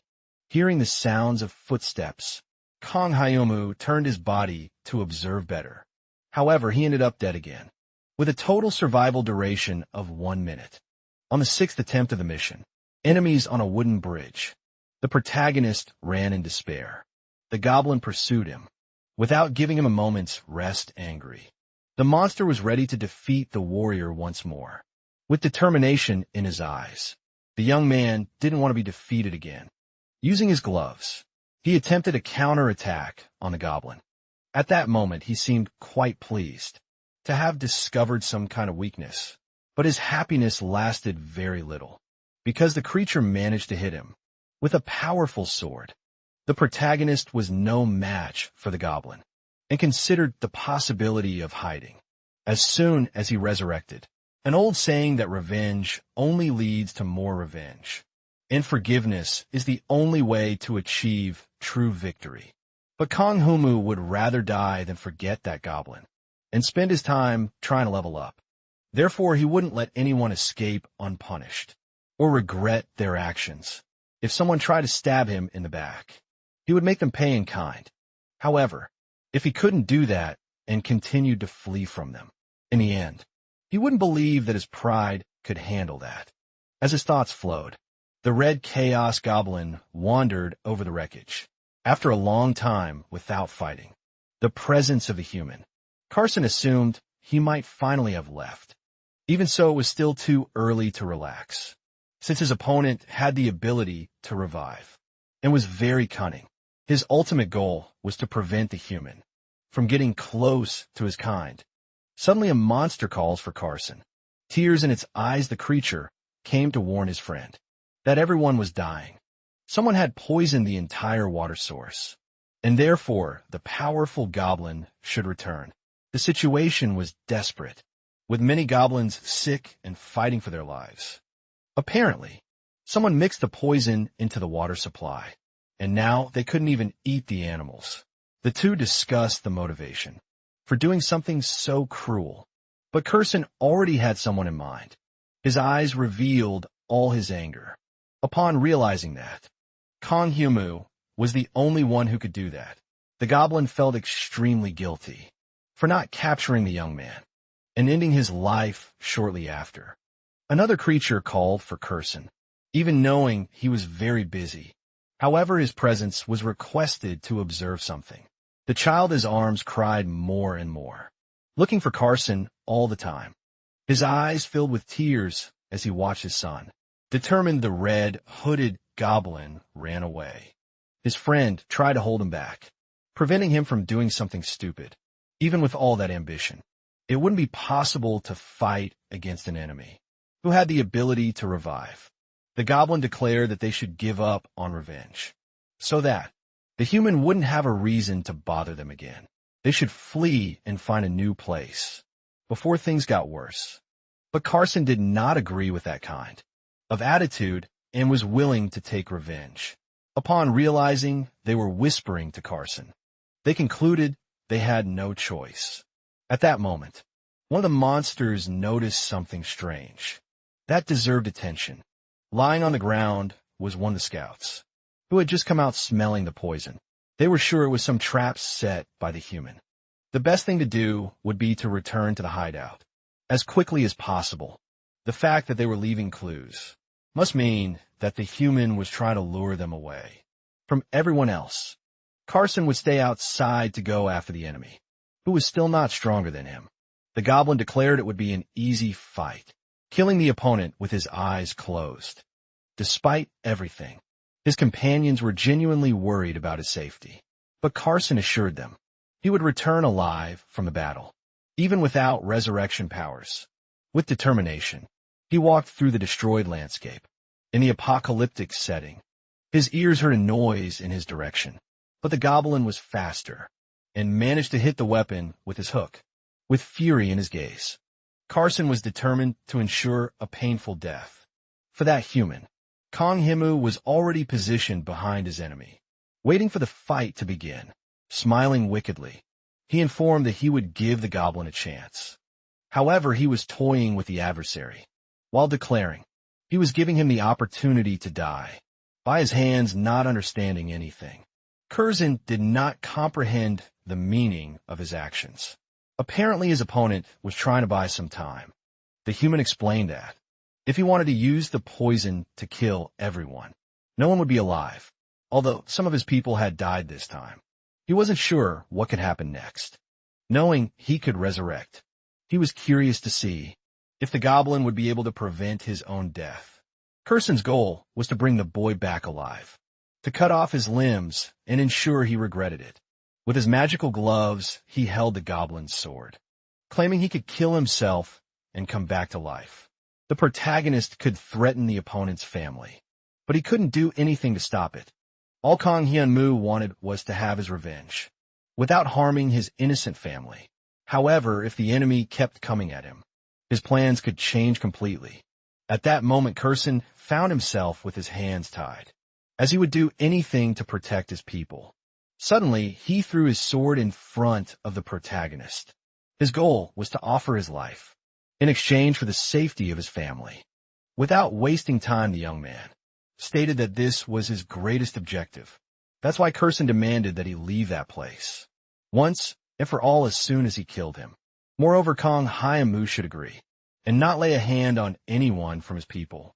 Realizing the favorable situation, he bent down to pick up the sword, assuming everything was fine. However, the goblin hit him precisely. Upon noticing how he had fallen into the trap, with a blow his body flew away. Shortly after, he falls to the ground, hitting his head irritated. He realizes he has been deceived by his opponent. Without wasting time, Curzon is already flying through the sky, determined to end the man's life with a powerful attack. He brings his sword closer, but he senses some reluctance and decides to exert more force.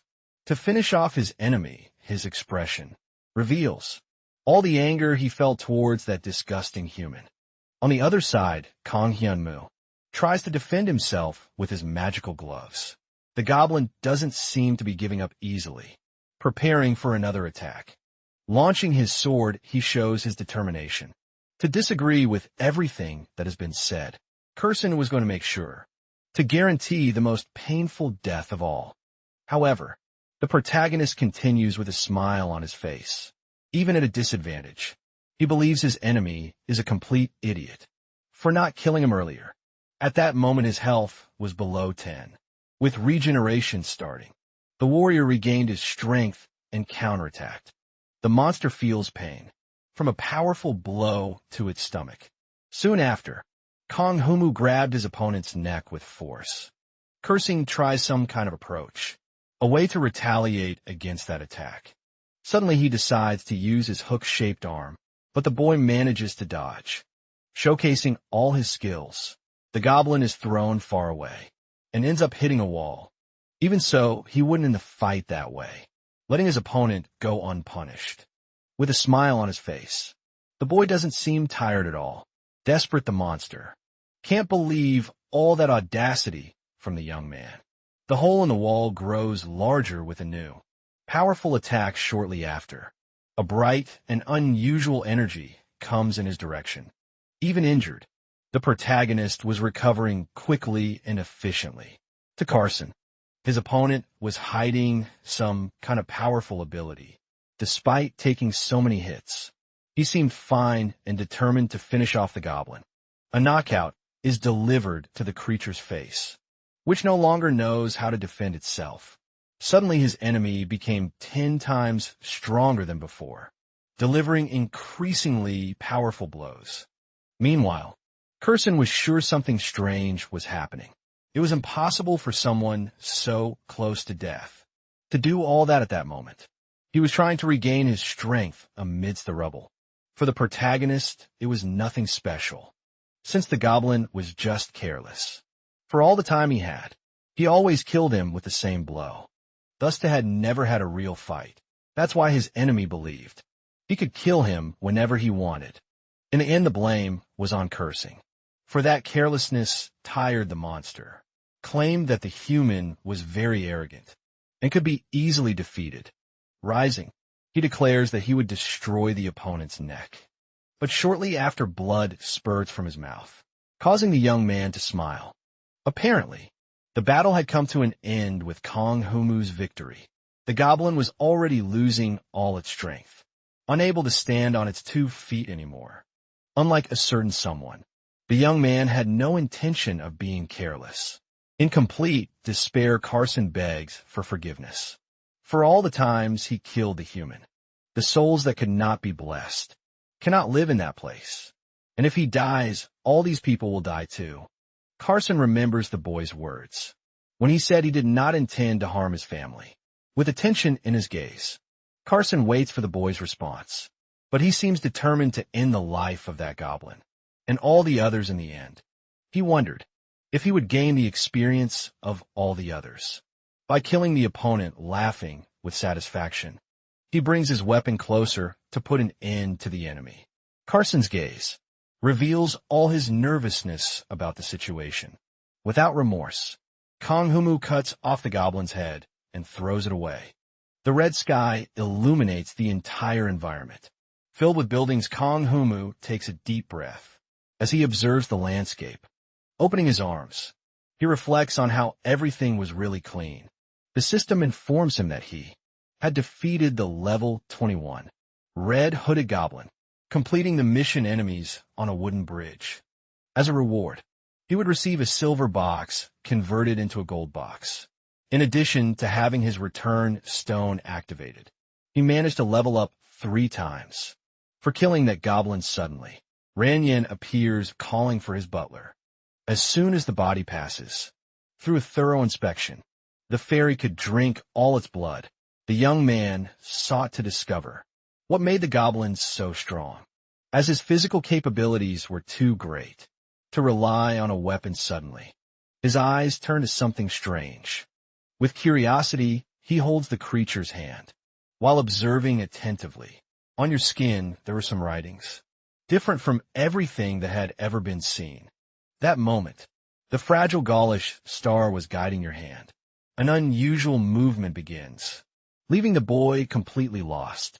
Soon after, something forcefully crosses his hand. His expression reveals curiosity about what just happened. The boy had absorbed a piece of the fragile Gaulish star with a tattoo on his hand. Now, he had learned a family of skills. At the legendary level in a white room, Yumin sleeps peacefully in her bed, with the curtains closed. She tried to rest a little longer. However, a voice begins to desperately call for the girl. Opening her eyes, she tried to see what it was about. With her hair messy, Yumin turns her body towards the intruder. Not hearing the noise of the door, she realizes it was just Kong Hemu, and feels more at ease. She focuses her eyes to observe the situation more closely. Curious, she asks the young man if he has eaten anything. Getting out of bed, she comments that there weren't many things to eat in her house. So she informs him that she would go to the nearest convenience store. At that moment, the boy grabs her arm, preventing the young woman from leaving. He tries to talk about a delicate subject. He didn't know what to do, reflecting on whether to tell Yumin the whole truth. Suddenly, she starts talking about how Park Wiseau appeared 2 days ago, asking if something was wrong with the boy. The old man's curiosity didn't seem related to the crystal moss, but something much more mysterious. Yumin begins to ask what kind of secrets Kong Hemu was hiding, and what he did outside her presence. Losing control, she demanded to know the reason for his disappearances and sudden appearances. Noticing that the girl was out of control, the warrior assured her by holding her arms nervously. He asked her to calm down. From that moment on, he would explain everything to Yumin. Despite everything, the protagonist understood the girl's way of acting. She was deeply involved in what was happening. Even if something urgent was going on, she pretended as if nothing had happened. So it wouldn't be strange for her to be so stressed. Kong Humo had always relied on her help whenever he needed it, until it reached a point where he couldn't imagine his life without her. If something were to happen to her in the future, he would end up alone in that horrible place. Thus he had no choice but to tell Yumin everything that was happening. Kong Humo tells about the return stone, capable of resurrecting him countless times in a row. Shortly after, the young woman begins to understand the many consecutive disappearances. For the protagonist, it was very difficult to predict how long it would take to return. Nervously human, questions the chance of him not returning. In the future, feeling the pressure on his shoulders. He realizes he should have told her everything much earlier. In the end, it didn't matter how long it took. He would always come back. The hero declares to Yumin that she would be his beacon in the midst of darkness. Understanding the situation, she moves closer to his body. Yumin states that she wouldn't want to be just a beacon. If he needed, she would make sure to save him and ensure his safety. Nervously, he asked the girl to move away, because he was smelling bad since he hadn't bathed. But Yumin seems not to care about the smell, and settles on his legs with a simple smile on her face. She tells him that she also hadn't bathed. At that moment, the protagonist realizes that the girl might be suggesting taking a bath with him a day after that encounter. The rays of sunlight illuminated the apartment window. Walking through the rooms, the young man seemed quite calm. Since he had spent the promised day with Park Wizzo, it was necessary to act soon. At the time, he was thinking about how he should contact the old man. The worst option was to arrive suddenly in a car. The young man tells the old man that he leveled up 13 times, even though he was at level 7 2 weeks ago. With a happy smile, Kong Hyun-moo knew that all of this was hard to believe. However, Park Wizzo did not back down from his decision, saying that there was no way to verify that information. Without an agreement, he warns that he would stop trying to force the young man to join the Tyson clan. Moreover, he would increase the purchase price of the crystal moss by 15, but the boy doesn't seem interested in that proposal, demanding double the price. Noticing his intentions, Park Wizzo realizes that the young man was doing this on purpose. Irritated, he couldn't believe he had faced so many problems just to satisfy the demands of that old man. Listening to his laments, the man grew increasingly angry. Despite all the work the boy had done, nothing had changed with a smile on his face. He doesn't let himself be intimidated. He knew that getting angry wouldn't solve any of his old problems. Suddenly, he starts to show his powers. The intense light can be seen even from outside the car. Park Wizzo can't believe what he's witnessing, growing more and more furious. Shortly after, Kong Hyun-moo holds the crystal moss in his hand, claiming it to be a monopoly. No one but the boy could obtain that crystal moss. Basically, he had the entire monopoly in his hands. The old man explains that he is already matching the price of the crystal moss, in addition to offering 5 over the price. But the protagonist didn't seem interested in his negotiations at all. Instead, he had other plans in mind. Suddenly, he sets his fingers, waiting for something to happen. His goal was to deliver something quite interesting to the old man watching that situation. Suspicion is evident in his eyes. The young man asked Park Wizzo to open his hands and see for himself, believing the boy. He observes his closed hand. At that moment, his gaze becomes lost, not understanding anything. For Kong Hyun-moo, that would be a type of deposit. In his hand was the trust of Urhast, capable of temporarily doubling the owner's senses. When used recognizing the item, he realizes it is a true legendary item. The protagonist explains that the object had the effect of temporarily doubling the user's senses, and believes that not evenly Judy I would be able to give such a gift. He definitely considered himself much more useful than Lee Ji-dae. The gift would remain in the old man's hands until the day he admitted that Kong Hyun-moo was better. Pensive, he reflects on the legendary class item. That was probably real. Even so, he was still a bit suspicious of the situation. Looking at the shape, it seemed there was another ring that matched, and he questioned the boy. However, he claimed to be unsure of anything, saying that was the only item found, storing the ring in his jacket. Park Wizzo hoped to eventually find the other pair. Now the young man had managed to get double the value he always received. Park Wizzo was extremely skilled, doing everything to ensure the other was satisfied. That's why the protagonist tried at all costs to bring him to his side. Meanwhile, The obedience ring of Yuckelhart, that tracked the other pair, was hidden in his pocket. After finalizing the negotiations, the old man asks if there was anything else of interest to the boy. Thoughtful, he begins to reflect on all the possibilities curiously. He asks what the name of that car is. In the school hallway, Yumin thanks someone near a door. Answering a call, she informs that Kong Humu was a bit busy, but the boy asked her to leave work and meet him across the street. He waved patiently, standing in front of the beautiful car. People around took pictures and were shocked by the vehicle. The protagonist took Park Wiseau's car and was determined to take the girl on a date. On the way back, even without a license, he drove alone to school, noticing all that recklessness. Yumin asked him to wait a moment. The concern on her face revealed her irritation with the young man, who was breaking traffic laws. On the way back, Yumin drove the car, since the warrior had a driver's license. Meanwhile, two people were fighting in a ring. The powerful man was throwing intense blows at his opponent, showing his determination.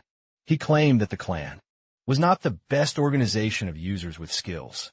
In fact, the clan is a place for hunters to train and prepare their bodies for the battlefield. Dungeon, advertising, tax, services, housing, clothing, training. Everything a hunter can research is at their disposal. Fighting with Kong Hyunmu, he stated that every hunter is like a small business. Among them, Taesung has the best benefits in the whole world. For glory or for money, it would be a loss not to join him. At every moment, the old man tried to convince the boy to join the clan, but he seemed determined not to accept any tempting offers. With a surprise attack, he tries to hit the old man's face, but is shocked to realize how quickly he can dodge. Suddenly, his body is thrown away even with quick reaction.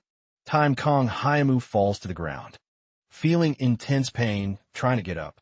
He warns that he might have a fracture in his rib. The old man hears the boy's question, but wanted to know if he had lasted a long time without skills. Not giving in, Park Wiseau said he would analyze more carefully to draw his own conclusions. With his muscular body, he was ready to fight the boy again. On the other side, the protagonist seemed incredibly prepared to retaliate against any type of attack. The only known information about the leader was his name, but he was referring to the association known as Ono, throwing punches and kicks. They discussed the dark place to the young man. Everyone there was welcoming, with others being extremely kind. Even so, some people say it's too much for them. Suddenly, he notices the perfect chance to take down his enemy. However, he is surprised by the blow that quickly grabs his arm, declaring that the place shouldn't be bad. Park Wiseau twists his opponent's arm down. At that moment, his health drops below 10 and regeneration begins. The old man watches closely as the young man heals, putting the limb back in place. Thus he concludes that it must be the same formula as the last battle. Moreover, Parkizo was excited to see what could happen. Based on the boy's growth over the past 2 weeks, the old man had been called to the location, just to receive the car curiously. The young man, sitting in the ring, asks if the opponent had ever heard about the stars. Confused, he understands that the young man was referring to the user class system with abilities, but he wanted to know about things like the brittle star or the star of lamentations. Parts of the stars. That information had been heard among the top rankers, even from Li Jite, as something only the few chosen ones know. The old man remembers the top ranker, Xiao Og from China, who spoke about a group called the 5-Star Association, without giving more information. Park Wiseau warns that the boy could find out on his own, and questions if he wanted to clear a dungeon. Confused, the hero seems not to understand that sudden invitation. The boy wasn't planning to work for someone else, but continued to aspire to reach the top. Just like Li Jide in Park Woo-Soo's view, attracting people could help him on this journey. In the end, he would need to socialize with others. Undecided, the young man doesn't put much trust in that idea. Moreover, there was no official record of him entering or leaving a dungeon. The lack of a record means that obtaining information would be difficult. See merely as an inexperienced hunter, reflecting on his options. Kong Humo is still not completely convinced. But out of curiosity, he questions the old man about what he should do. His only job would be to enter a dungeon. Even a genius would need to learn the basics. Park Wiseau would help prepare everything, choosing the location and date. For now, he should wait for the old man's call. The street is completely empty and calm, with no living being walking on the asphalt. The protagonist spoke to himself, making observations at that moment. He was on top of Chungi Mountain, a permanent one-star dungeon known as Chungi Dungeon, where novice hunters test their skills. The place was filled with people of all kinds. Normal people appear to walk and enjoy the scenery. Suddenly a woman begins to ask for the attention of all registered users with abilities. Kong Humo seems not to understand anything that was happening, but the woman seemed determined to gather as many users as possible. Shortly after, for people were already lined up near her, the fifth person introduced themselves, making the situation perfect. She was the supervisor of the great unknown know-how. As she spoke, a strong smell of alcohol came from her mouth. She knew that everyone must be wondering why they received a supervisor. Many novices with inflated egos came to the mountain and started fights with each other. The number of accidents, because of that, was more than enough, being something that couldn't be repeated. Because of this, they received a supervisor as a preventive measure. An intermediate rank hunter from each clan would be closely monitoring. As she stretched, she concluded the quick and basic explanation. Lastly, she warned that those who didn't like it should cooperate in the same way. All the novices watched her instructions attentively. Moreover, she would explain the basic knowledge of the dungeon. With the more stars, the higher the class, the more difficult. An unstable type dungeon constantly changes terrain, making it harder to complete. On the other hand, permanent type dungeons have a defined terrain, making them easier. A permanent one-star dungeon, like Cheongji Shan, was extremely easy and they would still have her help. Suddenly, she starts to feel unwell as if she were going to vomit. All the novices realized that the supervisor was not having her best days. After feeling ill, she apologizes and explains that she went out the night before. Confused, the protagonist seemed quite disgusted by the whole situation. Starting from the left, she asked to begin the introductions. Then there was Han Nag Yun and Kim So Yun. Both with 1 star. The boy with glasses was Kim Soo Won, also a star reflecting alone. The warrior realizes it was a group of 5, with 2 girls and 3 guys. When it was his turn to introduce himself, he says his name with a star. The supervisor seems intrigued by that young man. Taking cautious steps, she approaches him nervous. He realizes the woman was coming in his direction. Standing in front of him, she observes attentively. The two stand still, while she repeats his name and analyzes him. From head to toe, her eyes seemed glazed on the figure of the protagonist. Meanwhile, he could do nothing but let her observe him, like an object in her hands. She tries to get closer. She starts asking various questions about the boys' school, but he wasn't enrolled in any. Due to her hangover, she couldn't remember where that young man was coming from. However, she realizes it wasn't anything important in questions. If the boy had equipment at that moment, he simply releases his energy. Shortly after, the figure of a staff begins to form in his hands. Curious, the supervisor observes the boy's instrument. To her, that was a very interesting skill to be used. Despite its appearance, that goblin staff makes monsters drop any item when you defeat them. At that instant, Park Saiwon appears furious in front of the two. After noticing that staff in his hands, he complains that the young man had been acting gracefully for quite some time to him. That wasn't a type of weapon qualified enough to defeat monsters. Showing his backpack, he warns that Kong Humu should have brought at least that amount. Meanwhile, the supervisor remains silent, observing the scene, wielding his weapon. Park Seo Moon seems extremely irritated with the situation. Stealthily, No Howl approaches the boy and grabs his leg. With a strike, she spins in the air and makes him drop. His sword, she holds the weapon's hilt and pulls the boy away from the discussion. Meanwhile, Park Seo Moon falls to the ground, not having enough time to realize the attack. Desperate, he notices that the supervisor was approaching, with the sword butt. She only wanted to scare the boy by planting the weapon beside his face. Respectfully, she questions if Mr. Park Seo Moon had gone mad. Showing weapons outside of dungeons was strictly prohibited as it could cause disputes and anxiety among ordinary citizens. Frightened, the boy apologizes for the situation he created. While he composed himself, the supervisor extended her hand to help him. Now everyone was ready to start the expedition. Although the woman wasn't as strong as Park Seo, she was still a mid-rank hunter from a large clan. At that moment, the protagonist begins to think of an ambitious plan. His goal would be to test No Howl's abilities. With a smile on his face, he starts moving toward the dungeon. However, something slimy can be seen from within the forest. Suddenly, that mud begins to take on a strange, an unexpected shape from beneath all that sludge. The figure of an enraged goblin becomes real. A sign indicates the entrance to the Star Dungeon. The place appears to be a minefield, filled with armed officials. Under the supervisor's command, the gates are open for the newcomers. The officials wait for the last boy to pass through the entrance. Shortly after, the gate is sealed again with a lock.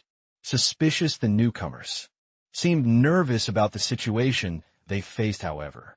No Howl begins to draw attention to himself. The woman stretches again and asks the young people to follow her.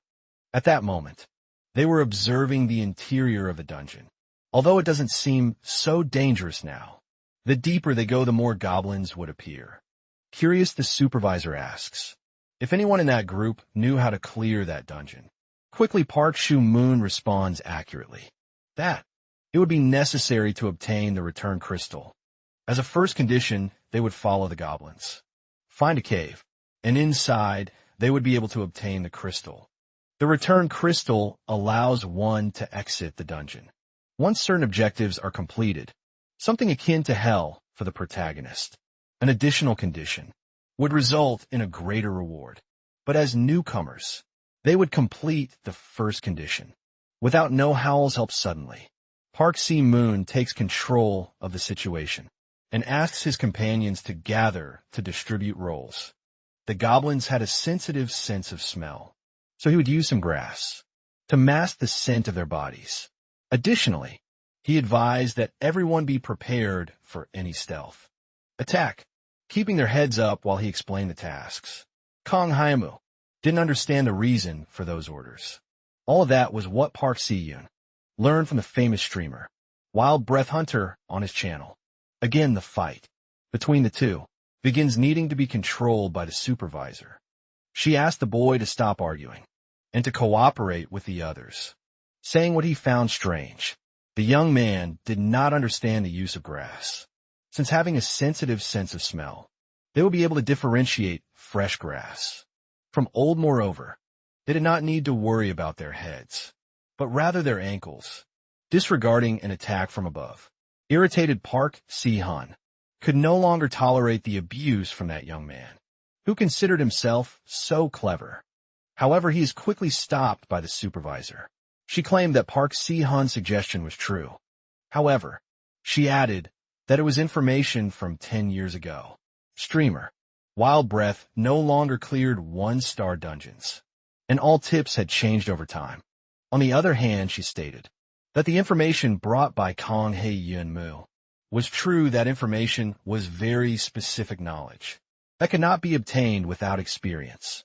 At that moment, No Howl suspected the possibility that the boy had hunted goblins in the past. Contradicting the suspicions, he simply declared that he had done all his homework. Even so, the supervisor seemed quite suspicious of that strange unknown. Moreover, he claimed it was his first time in a dungeon. Watching closely, Park Seo Moon noticed that his companion had also searched for information online. Suddenly, they heard an unusual noise coming from a dark part of the forest. A creature approached quickly, destroying everything in its path with a leap. The monster came closer, ready to attack. The supervisor noticed the threat behind her group and was already prepared to defend herself. However, Kang Hyun-moo was much quicker than she was and hurled the goblin away. The creature's body flew through the air with just one powerful kick. The protagonist defended everyone from the imminent danger. All the other newcomers could not believe what had just happened. But Kang Hyun-moo did not seem impressed at all. Now, those people would irritate him because of his simple weapon that had even been used. Still, the supervisor was very suspicious of that boy's intentions. Moreover, the best thing to do would be to stop the discussions and pay attention to the goblins that could appear along the way. Finally, the woman declared that they were ready to start clearing the dungeon. Shortly after, another monster appeared in front of the group. A gigantic rope was thrown towards the creature. Without wasting time, the girls sliced the goblin's body in two. They were all determined to eliminate the monsters, approaching them without showing fear. The creatures tried to defend themselves with weapons and whatever they had in their hands. But the newcomers were quite powerful and determined in their mission. With a sharp disc, the young woman began to make circular movements. Skillfully, she cut the enemy's belly, which had no way to react on the other side. Her colleague prepared for a triumphant attack. The boy with glasses used his powerful sword to slice the goblin. His expression showed his objectives and all his determination. Another goblin was taken down due to that boy's strength. Suddenly, they noticed footsteps approaching. Everyone paid attention to what was coming. With his weapon drawn, Park Se-mun displayed all his powers. With just a few strikes, the young man was able to defeat many goblins at once. Meanwhile, the supervisor was attentive to every movement, taking a break to rest. She noticed that no one was afraid of the mission. If they continued like this, it would end soon with just a few scratches. But even so, she felt that something seemed off. Even before they started fighting, the goblins appeared to be scared, sensing that there was something more. She knew they couldn't be terrified by a bunch of novice hunters. As soon as they finished the mission, they would be sent back, and she herself would take a look at the dungeon. Noticing a strange situation, she began to run, uncontrollably desperate. She questioned what had happened during her absence. With fear etched on her face, the girl called for the supervisor. In front of her, monsters were tied up with pieces of wood. The scene was truly dark and desperate.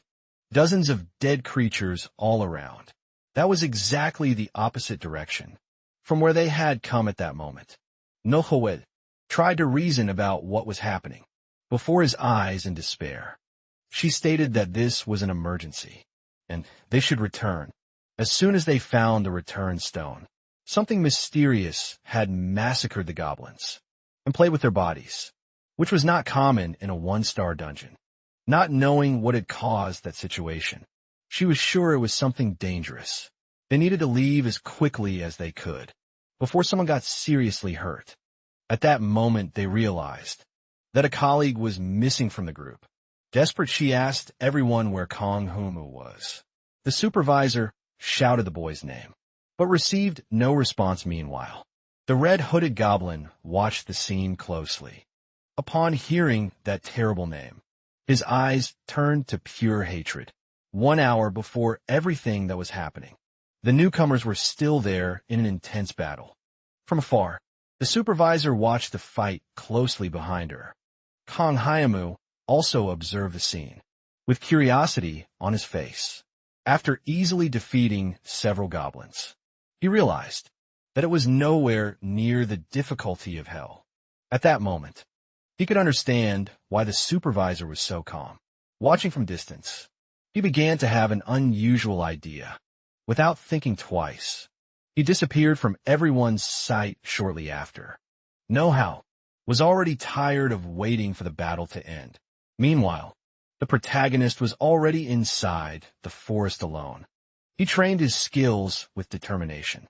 Using the tattoo on his hand, he began to spread all the energy around.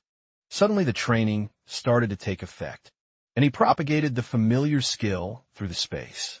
Curson, the red-hooded goblin, used all his strength to get out of the mud. Meanwhile, the protagonist seemed extremely focused on giving the monster a first task. The familiar skill was the ability he learned after defeating Curson in hell, allowing him to bring someone back from the dead. However, the reason why the skill was so impressive was not just because of the resurrection of the dead. With determination, he ordered Curson to kill all the monsters that inhabited that forest. Moreover, with the skill, Kong Hai Mu was able to revive them outside of hell. However, Curson did not believe that the boy was asking him to kill his own people. With a card up his sleeve, he threatened to kill Curson's tribe if he refused to obey the order. With no way to escape, the goblin grew increasingly irritated with the situation. Suddenly, noises indicated that the monsters were very close. One of them showed its face, coming out from behind the bushes. To protect his people, Carson would have to exterminate that goblin. Even with his will, he realized he had no choice obeying. He approached his target at that moment. Kong Hyumu noticed a strange feeling, without understanding why. Due to the bond with Carson from the familiar skill, they probably shared certain emotions. That feeling he experienced was a bit uncomfortable and repugnant. It seemed that the goblin was trying to deny something within himself. Meanwhile, the creature was getting closer and closer. Unsure if it was really a goblin, Curson prepared to attack the target that didn't even have a weapon. With a strike, he hit the creature that only wore rags as clothing. Irritated, he couldn't believe that the two could be of the same species. In the end, it seemed like a truly funny situation to him. Thus, he declared that that monster could not be a goblin. The protagonist realized that the feeling was hatred for his own kind, not believing that something weak could be his people. Despite everything, Carson remained in complete denial. Suddenly, he heard a noise with his huge ears. Looking back, he noticed that another creature was watching him. Closely, the strange goblins were frightened to see, cursing, destroying all of them without wasting time. He launched himself purposefully against his enemies. He was determined to end the existence of those disgusting creatures. Meanwhile, the monsters didn't even move. Upon sensing the imminent danger, Kong Haimu observed the new victims of the red-hooded goblin. A bit of blood splattered on his face. Curson seemed completely out of control, destroying all those green monsters. That could not be compared to him. Realizing that his orders were being followed, he decided to return to the group. On the other side of the forest, they were desperately searching for Kong Haimu. The supervisor believed that the boy was already dead. At that moment, completely losing hope, suddenly a head emerged from the bushes. Irritated, she began to scold the boy, saying that he wasn't allowed to act alone. Confused, he didn't understand anything about the situation. But the supervisor was glad to find him. Without serious injuries for now, she just ordered him to stay close. Since they were going after the return stone, amid some bodies, an image caught Park Si-moon's attention. That was the return stone that would help them get back to a safe place. Without wasting time, the two-star rookie began to run towards the stone, even knowing it would be dangerous. His goal was simply to get out of the dungeon, once and for all. From his supervisor's reaction and the corpses, he didn't want to spend another second in that cursed place. However, a very well-made trap awaited him, hidden among the leaves. Carson grabbed the young man's leg with his hook. Moments later, the boy fell to the ground. His head hit the stones hard. Suddenly, the goblin appeared, ready to destroy any kind of threat. At that moment, Park Si-yeoman realized he had been completely deceived. Meanwhile, the goblin prepared to destroy the boy.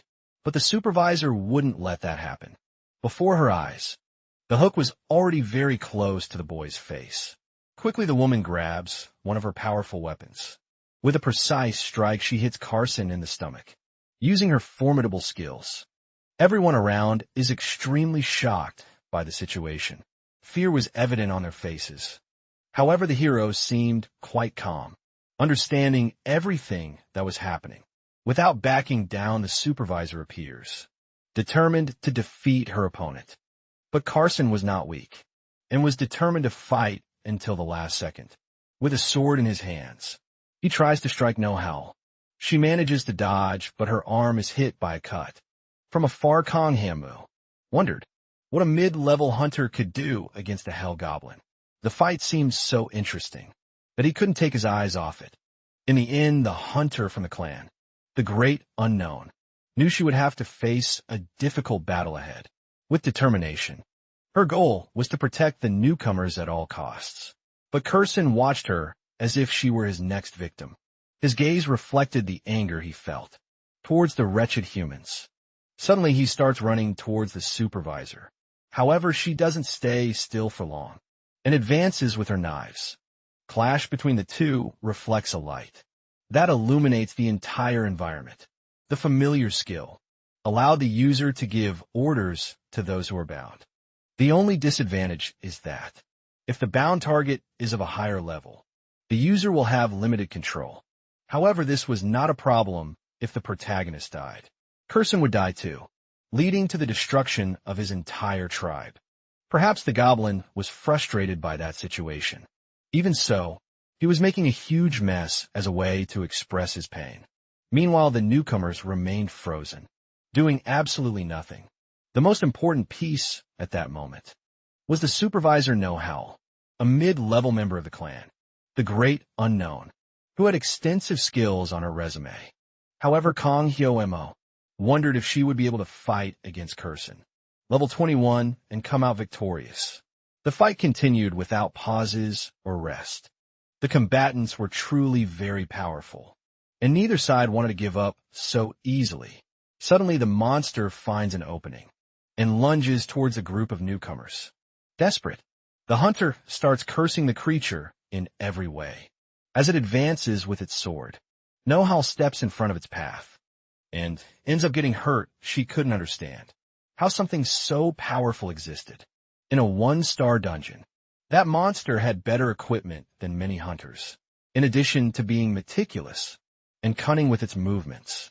At that moment, she became pensive after being hit by a mere goblin. Irritation spread across her bloody face.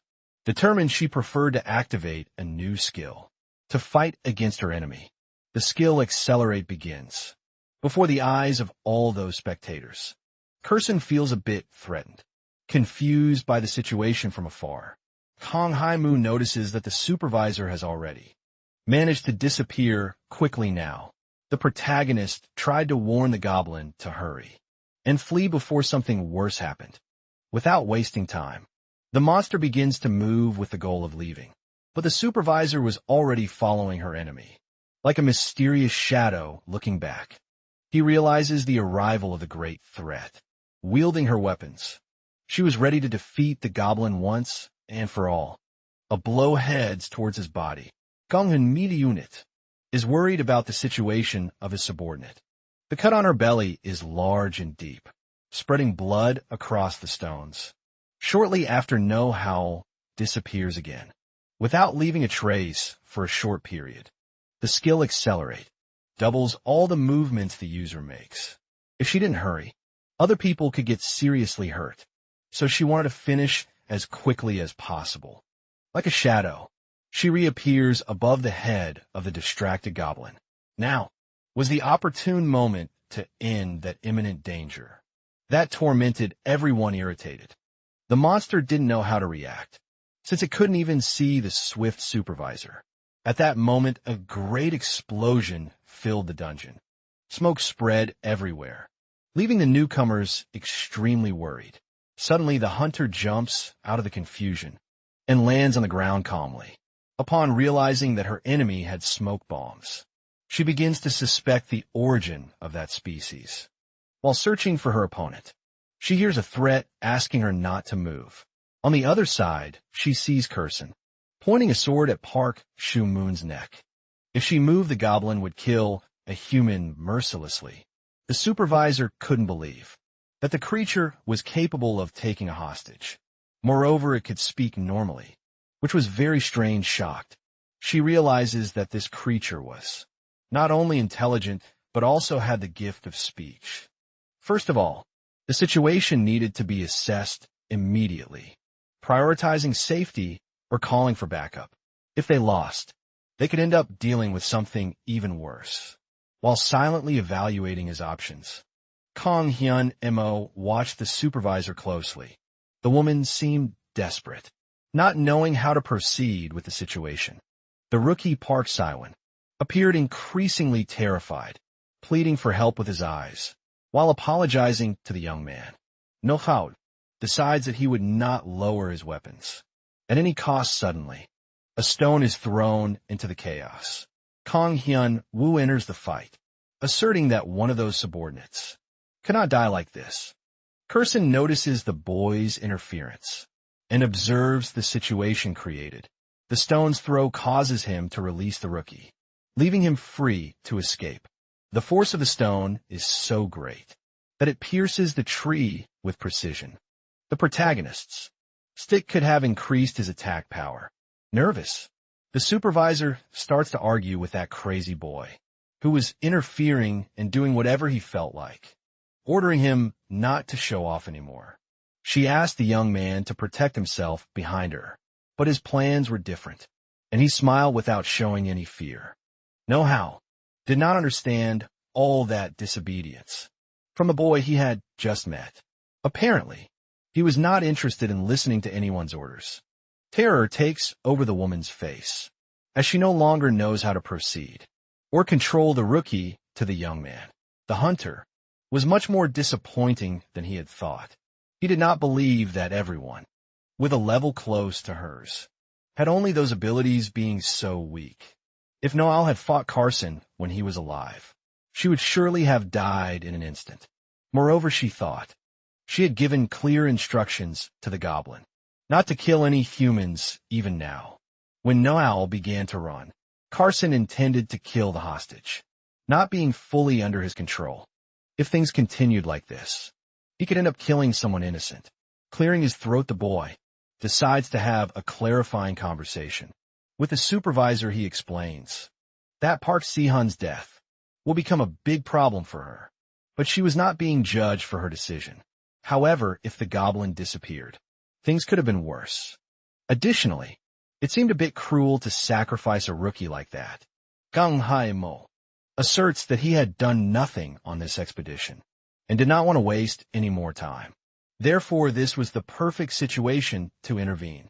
In the battle with the stone, he prepares for the new strike with his powerful stick. His only request is that the woman does not interfere and does not stand in front of him. On the other side, Carson realizes he's being attacked.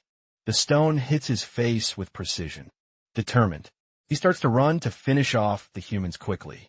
The supervisor, Know-how, reappears in the fight and approaches the goblin. With her weapons displayed, she tries to defeat the creature, to correct her mistake. That nearly cost a new hunter's life. Her desire was to handle that threat alone, however. Kang Hae-mu would not let her participate in that fight. With a stick in his hands, he approaches eagerly for the fight. Kurson merely observes everything happening before his eyes. Without moving, he perceives the imminent attack coming in his direction suddenly. The two instruments clash, causing an impact. The goblin's gaze reveals all his fury, but the protagonist, extremely skilled, knows the creature's weak points. Shortly after, his body is thrown away with a precise attack. Meanwhile, the creature tries to catch its breath, analyzing the environment. It is ready for a new attack. Suddenly, its eyes notice an extreme danger appearing from behind. Along with the boy's warning, Noah Howell approaches with lightness and determination. Once again, she is able to cause damage to Kurson's body. The goblin feels the impact of the surprise attack, since he was not expecting it. As he falls to the ground, he supports one of his hands to hold his body, and quickly, he manages to use his uncovered feet to kick the supervisor's face. On the other side, someone takes advantage of that opportunity to get even closer. Kang Hyun Mo uses precise movements to rotate the monster's body in the air. At that moment, Curson falls to the ground after losing all his balance. Irritated, he realizes that the fight is uneven, with 2 against 1, but it was not time for complaints. As he notices a blow coming in his direction, the supervisor approaches with her weapons drawn. Her wide eyes reveal her entire purpose: to destroy that feared creature. The fight between the two becomes increasingly intense, with quick blows and kicks, leaving minimal space for defense. Both stand with crossed swords, and sweat running down their faces, the tension about to explode. The goblin snarls with its teeth bared, but the warrior does not back down. Suddenly a monster feels something touch its feet. Distracted, it turns its gaze toward that thing. In that moment, No Howl realizes the perfect opportunity to attack. On the ground lies the body of Park Seo Jun, still unconscious without thinking twice. He kicks the boy toward the supervisor. With impact, his back hits the ground. The weight of the young man allows her to get up immediately. Meanwhile, the creature approaches, ready to put an end to that irritating situation. Recognizing the danger around him, Kong Hae Moo decides to seek an escape route. Using his abilities, he orders Curson to stop immediately and leave. However, the goblin does not seem willing to obey that command. But there is nothing it can do due to the familiar ability. Meanwhile, the supervisor watches everything happening in front of her with apparent nervousness. A smoke bomb is thrown, spreading chaos through the atmosphere. Noticing that her enemy is fleeing, she tries to say something. With trembling hands, she pushes Park Si-mun's body to manage to get up. Alone in the face of destruction, she stares into the thick smoke. Supervisor No Howl becomes extremely irritated. Upon realizing she let her opponent escape, the other rookies watched the extensive fight that was coming to an end. On the ground, the young man with 2 stars remained unconscious. Kong Hyun Moo's first dungeon exploration was coming to an end with an unbelievable accident. He watched closely as another of his plans came to fruition, without showing any suspicious reactions. But inside, he wondered if that was good enough. As the smoke began to clear, Nohowed started to notice some things in the environment.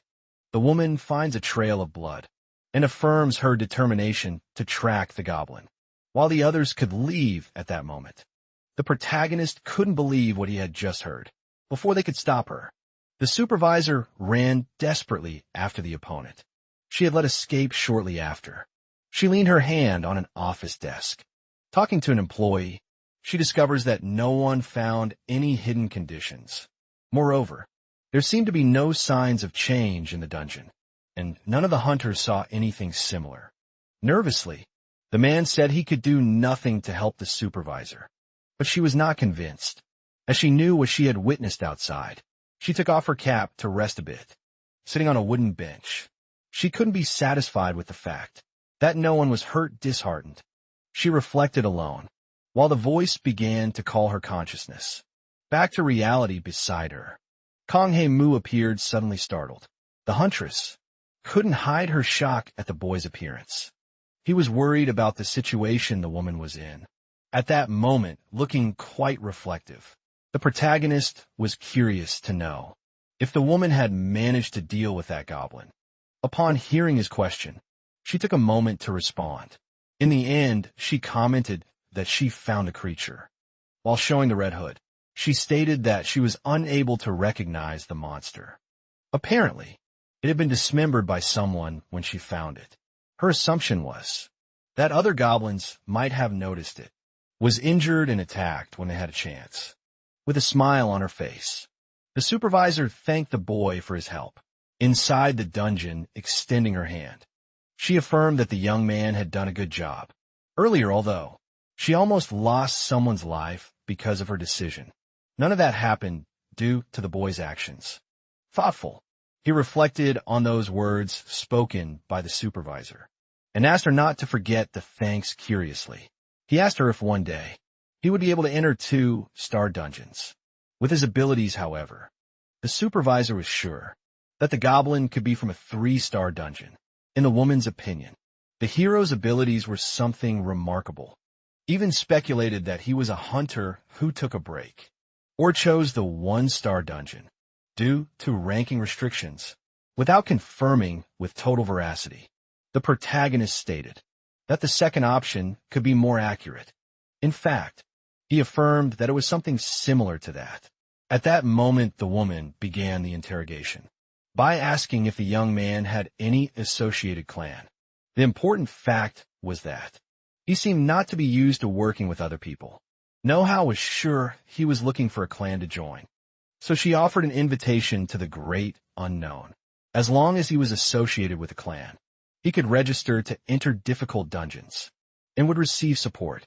With a smile on his face, he seemed excited about that offer. Even so, he doesn't back down and claims it would be better to think a little before making a hasty decision. All that time, he had been doing very well on his own and found the process of dividing spoils with others problematic as he turns his back and walks away. The supervisor is shocked by his attitude. Before leaving, he states that he would expect a positive report from the supervisor soon. A man in a suit rushes by, carrying a clipboard in his hands. In the corridors, the man reaches his destination. Shortly after, he knocks on the office of the research team leader. Inside the room, a woman is typing something on her computer. Suddenly, she starts to get increasingly irritated as she hears someone calling her desperately. However, the man grows tired of waiting outside and opens the door with determination. Fearing the leader's reaction, sweat runs down his face as he informs her that he had received something. The researcher tries to control herself and stay calm. To listen to the information, the man begins to speak about determining the rank. But the woman starts a rant, since she didn't want to be bothered about that subject. Before asking the employee to leave her office, something catches her attention. Reading the report, she pays attention to each of the details, nervous. She believes there has been some error in the machine, but everything was checked and was functioning properly. In addition to observing the use of drugs, investigating the supervisor calmly, the woman takes off her glasses and thinks about what she will say. What was in her hand was extremely strange and unexpected.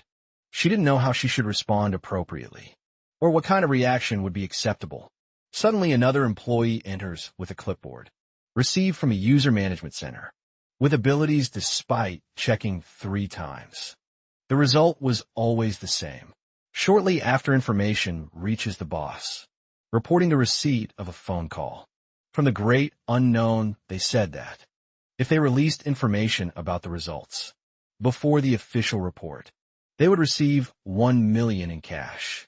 Startled, they are perplexed to hear the same analyzed name. Kong Hyun-moo, with a smile on her face. The researcher begins to think of a good solution. Determined, she orders that the request be ignored. Even so, one of her employees asks her to reflect on the donation of 1 million. But Won Young suddenly throws the clipboard with the protagonist information on the floor to her. That report was worth much more than 1 million, and the boy should be investigated as quickly as possible. Moreover, all information should remain confidential until the boy was found. The release of the official report would be postponed. Quickly, she orders her employees to leave the office and gather as much information as possible about Kong. Hyamu pensive. She is alone with that powerful name. Her goal was to discover who that young man really was. The protagonist was sleeping in a cold chamber. For testing, a properly protected employee approaches the boy, who is waking up calmly. He looks at the figure beside him and awaits the next steps. For users with abilities, there's a ranking system known as ranks, separated by level. With each rank, there are specific levels that exist. Once the user with abilities reaches a certain level, it becomes impossible to increase their level any further. Because of this exposure to mana, normal humans can awaken from 0 to 1 star. Recently, the young man was able to reach level 20, the highest possible, and now he wondered about increasing his rank. Shortly after, he received unexpected news from Yumin, who began testing on his body. The girl carefully drew his blood to be analyzed cautiously, but he didn't seem to trust the veracity of the results. Based solely on a blood test, the Department for Users with Abilities could only administer a temporary test to discover people's ranks, but in their laboratory they could detail things that were not capable of being explored previously. Yuman is a graduate student without a published thesis, but currently works in a laboratory studying mana. They were analyzing the possibility of increasing the ranks of users with abilities so his blood would be collected. The girl finished the collection, while the protagonist seemed to have millions of questions. Later, they discovered the conditions of his blood. All instruments used in the collection were disposed of in toxic waste. After a shower, she hands over the documents. Regarding the increase of ranks, the relation to high-density mana exposure could cause rank increases, making the young man reflect. There were 9 days, 4 hours, 55 minutes, and 21 seconds left until the next mission. Kang Hyun-mo was entering the star of the apocalypse. His goal was to discover what that hell was. At the top of a building, he observed a landscape filled with lightning. His next mission was approaching, but he still had some time left. The protagonist knew that the amount of time spent inside hell was the same as outside of it. In that case, it would be better to spend more time in hell. Whenever possible, suddenly, red beams of light spread throughout the room. Sweat dripped down the hero's face, who seemed to be engaged in intense activity. While testing his skills, he knew he had to make that time worthwhile. Through synthesis, he was able to create legendary items, like the blood-soaked shortblade. Excited, he realized how incredible that was. While being watched by the hungry star Yogalame, the crystal stone was a highly efficient item that is only generated by dismantling rare items. Using the dismantle skill, Ringen explained that it was a material created by refining crystal moss. If placed near his body while sleeping, it would help with blood circulation and rid him of evil spirits. The hero would appear strange and desperate for more power.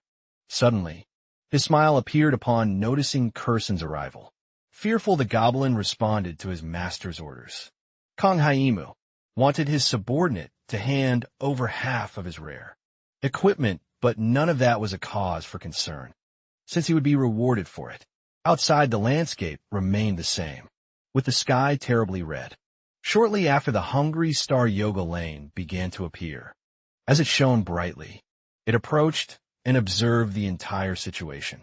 9 days later, the warrior continued to achieve his goals. His new item was a grand arm of Ashit. Now he possessed 2 new legendary items, the blood-soaked short blade and the arm of Ashit. Although it was old, it would make the place function well enough as a shelter. The powerful energy reflected throughout his body. His strikes became more intense and fearless, creating a fissure in the wall. Even worried about having only 1 glove for his left arm, he realized he was already getting the hang of it. In the last 9 days, he survived the pain of his body melting in acid, generating a new attribute for his blood. Moreover, Kursen had devised a map illustrating everything nearby. After all that, he still believed it wasn't enough. Curiously, the hungry star watched him daily, until the day of the mission. At the bottom of the pyramid arrived. Confused by that name, he reflected on his next steps. Kang Humo had to survive for the next 24 hours, meaning the mission would restart every time he was killed. Again, the system showed that the hungry star Yogalane was watching closely. Suddenly, a challenge was issued by the star, and the protagonist accepted. Immediately, in the sky, all the other stars showed themselves. The stars of the brutal, destructive conquering, monsters battling feast were all watching. At that moment, a new mission was beginning. The family members of the star would now pursue the young man, who must survive for 48 hours. Nervous, he realized he was cursed, not knowing how to react to that information. He remained frozen in place. Suddenly, he noticed the impact coming in his direction. His expression showed fear at the situation he was in. His body was seen as something tasty. ready to be destroyed behind him. His companions observed the confusion in his mind, as the young man seemed desperate. At that instant, he understood they were referring to his body. Suddenly, he felt a chill take over his veins. Kurson and Renian were salivating at the possibility of eating their boss. Frightened, he noticed their intentions. The creatures approached his body stealthily. Realizing they were crazy, he wouldn't let his colleagues savor him like a meal. That was the effect of the curse placed upon him. But Renian seemed unconcerned, as he only smelled the good scent of time. If he were caught while under the curse, it would agitate the hunger of each one around him. Moreover, if he ate anything cursed, he would end up addicted. Renian claimed it was because of Fairy, with a promised end. All the people of the Hungry Star were like that, living to eat or be eaten. Upon hearing a laugh, the young man's attention turned to the other side. Carson seemed to salivate instantly, just by observing his boss being hit with a punch. He flew back to regain his composure. That curse would generate an attack. The moment any living being could notice the young man's presence. Curiously, he asked about the people mentioned by the fairy earlier, but before she could respond, a loud bang resonated in the environment. Concern and nervousness became evident on the hero's face. His colleagues also sensed a frightening presence with those noises. But Kang Humu wouldn't be shaken by the situation, and was already ready for the fight. With his legendary items, he was confident he could defeat any kind of enemy. Suddenly something powerful shattered the thick wall into 1,000 pieces. Confused, the protagonist has to know what kind of creature or income he would have to face. But his body is taken over by flying bugs that come towards him quickly. They spread all over his skin. Those mosquitoes start to suck his blood, piercing their beaks into his skin. However, shortly after, they fall dead due to the consistency of his blood. Upon realizing what kind of creatures they were, he begins to stomp on all of them. Noticing they were just mosquitoes, he destroys as many as he can. At that time, mosquitoes shouldn't have been active, meaning they were being irritated for no reason. Mosquitoes are at the lowest position within the power chain of Yugalaim. Renian explains that they are the youngest spies. Among Yugalaim, mosquitoes are also one of the fastest monsters, so the others would soon follow. At that moment, he had been found by the mosquitoes that arrived first. Thoughtful, Kang Haemo calmly listens to his friend's words. Shortly after, he decides to leave the hiding place, to observe what was happening outside. Some feathers come in his direction, falling from the skies soon. All those under the control of Yagulaim would arrive at the location. Those terrible and disgusting pigeons were already watching for the perfect opportunity to attack. Upon noticing the other creatures of the Star People, he showed some interest when they were noticed. The pigeons began to transform. They quickly ran towards the protagonist. Those filthy birds were eager to catch him. Without wasting time, the young man began to flee from all those threats. Meanwhile, the mosquitoes had not given up and were flying after him. Using all his strength, he increased his pace. While running faster, his expression showed fear from a situation that couldn't be easily controlled. The mosquitoes and the pigeons chased him in grand numbers. Desperate, the hero couldn't find a good way to deal with all of it. Alone by his side, Carson followed the master at all times. Kang Hyumu needed to come up with an urgent plan.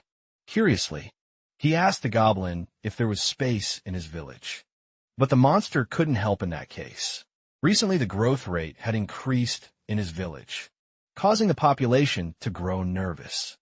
The protagonist realizes he was prepared for any type of mission, but he wasn't thinking it would be some kind of strange curse with mosquitoes and pigeons. Moreover, Yogalum seemed to be enjoying his sweet moment. Through that obscure mission in front of him, he was able to notice the end of the bridge. Using all his strength, he plants his heels on the ground and launches his body in impressive distance. While asking someone to fight seriously, his face gradually transforms as he realizes what awaited him below. Countless hungry monsters We're ready to attack Kong Hyun Mu. That situation was truly not favorable for the protagonist, who seemed increasingly nervous. As he fell to the ground, debris scattered in all directions. Thick smoke spread through the environment, covering everyone's vision. Meanwhile, the creatures eagerly awaited the hero. From amidst of the fog, he tries to recover from the free fall. His eyes observe the situation he was about to face. With his legendary items, he would have to give his best to survive the mission. However, he seemed shaken as he was expecting a real fight. As the infernal creatures approached, he declared that Yogalame should have sent those first. With determination on his face, he launched himself into battle. The monster's gigantic fangs were capable of slicing bodies in half. With a single bite suddenly, the creature grabs Kong Hyun Mu by the arms, preventing his advance at that moment. The young man realizes the kind of trouble he was in. When the creature opens its giant mouth full of teeth, he realizes he was done for, and starts to scream in despair. Without much difficulty, the monster manages to eat the warrior's head lifeless. His knees support him on the ground, and he falls. At that instant, the system shows that he had died, after a survival time of about 2 days. A warning shows that the hungry star, Yagulin, was watching the character screams desperately. As the scene becomes chaotic and terrifying around him, the creatures approach with quick steps. One of them states that, no matter how many times he comes back to life, the fight remains intense. The monsters are on top of the warrior, leaving no room to breathe. Realizing that the same thing always happens, it would be necessary to act decisively. The warning still appears on the screen, as the character asks the other to stop staring at him. At that moment, he thinks it would be better to run. His survival time is at 47 hours, 39 minutes, and 50 seconds. While running, he realizes he has no other choice but to play hide-and-seek with those monsters. The holidays continue, chasing him with their enormous fangs. Kirisen was not by his side in that situation, but even if he were, it would be just as bothersome. Thus, he doesn't know what he should do alone. A voice assists him, telling him to turn into the alley on the right. Listening to the voice, he accepts the hint, deciding he needed to act quickly. With enormous precision, he stops and turns right, changing direction to avoid the imminent danger. Desperate, he continues running without stopping, his heart racing, and adrenaline pulsing through his veins, even without understanding why he had taken that path. Apparently, the protagonist was speaking with his conscience. Now he should turn right again at the next alley. After dying so many times, he presumes he was going crazy. But that was not his case. Confused, he doesn't understand what was happening to him. With few choices, and knowing it wasn't his first time dying, he continues following the voice. He thinks a ghost has started to possess his body. With a push, he turns right. Meanwhile, the holidays do not keep up with his swift movement and crash against the wall. Happy, he realizes the situation was favorable to him. Without wasting time, he doesn't stop running for a second. Arriving at a place full of debris, he notices some red lights. Not understanding what it was about, he gets nervous until he realizes it was a giant monster. In front of him, the voice continues, giving tips for him to protect himself. After dodging the blow, feces are thrown at the monsters. Falling on the ground, the boy just observes. It looked like spider webs that wrapped around the shadows around him, creating an oppressive environment. Looking up, he perceives the size of the enemy, the threatening presence looming over him. It was a level 87 Black Widow, a creature feared for its cunning and lethality. Fearing for his safety, he feels incapable, doubt and fear taking over his mind. Meanwhile, the voice still whispers in his head, but the boy has no idea who it is. In a place, the stars were silenced and could not live unless they were bound by the rules of this world. The voice belonged to one who could whisper to him. After the explanation, he understands who she was talking about. It was the star whispering, named Monstrol, that he had been observing all this time. The star says that everything he did would now appear as if he were being rude to Yog Lammy. Who would presume everything was a coincidence? Moreover, the boy should not speak anything loudly from now on, so that Golem wouldn't discover that things were wrong. However, the star could not read his mind. She only spoke to him through his mind. After that discovery, the boy wanted to know what she wanted. Yuglami was planning to use the protagonist as food for as many family members as possible. To increase their rank, the star's request was for him to end that senseless test before it was too late finally. She wanted to make him a member of her family. The boy does not understand the interest placed in him, but the need for a new player was a priority, and everyone was trying to create a plan to resolve things. At that moment, that information was unknown to him. The star tells him that if the young man knew what the others wanted to do with him, he would want to join her. In conclusion, the character thought she was better than everyone else, compared to the other stars. Serving should be simple, he just had to love her. Touching his face, she asked him to praise her, adore her, and obey her as in a diamond relationship. In the same way the star would return the compliments. To be loved warrior, the feeling is sweet, as if he were falling into a deep swamp. As long as he acts like a lover, he could gain more power. What he really wanted was to be approved by anyone, and surviving alone in that hell was too painful. The young man is left speechless as the creature of light grabs him. A warning shows that the fragile, Gaulish star was watching him closely. At that moment, he returns to his reality. Above his head, Monstriel continues with her intense glow, while waiting for a response. He says he already had a girlfriend. Upon realizing that the star fell completely silent, the protagonist thinks she might have been upset by his words. Radiant Monstriel shows her angelic face, lamenting that a hero like him has only one woman. He is shocked by the star's attitude. Meanwhile, the giant spider approaches him. She had thought he would gain sense after being placed inside Yugalami's mouth a few times. Despite that, she should have at least provided a way to overcome, since he had rejected the easiest way out. The tension increased with every passing moment. With each phrase spoken by the star, the spider drew closer, her presence becoming increasingly threatening. From now on, he would need to start making an effort, knowing that his survival depended on his choices. Countless small red spiders begin to crawl up his body. He tries to get rid of them, but there are too many in a Machiavellian way. The character would complete the incomplete toy for him. With a breath, she makes the spider obey her. She wraps the character in her immense webs. The moon in the sky has a light pink color. Webs are observed in the corridors, covering every corner. A foot with gigantic nails can be seen, and a mysterious hooded figure appears. Step by step, the character climbs the stairs. Upon reaching a room, he comes across numerous bodies trapped in silk webs. With doubts, he questions something to Kirik, who is by his side. The small, flying creature asked him to stop doubting her. Thus, with his hook, he tears through all the webs. A character reveals himself inside the cocoon, slowly emerging from his prison as if being reborn. With one of his hands, he holds him carefully and determinedly. Pulling him out, he removes his body, but the boy remains unconscious, showing no signs of awareness or reaction. His face looks lifeless, and his pale skin reflects the fragility of his current condition. Near his ear, Kira calls him butler, but he does not move, remaining still.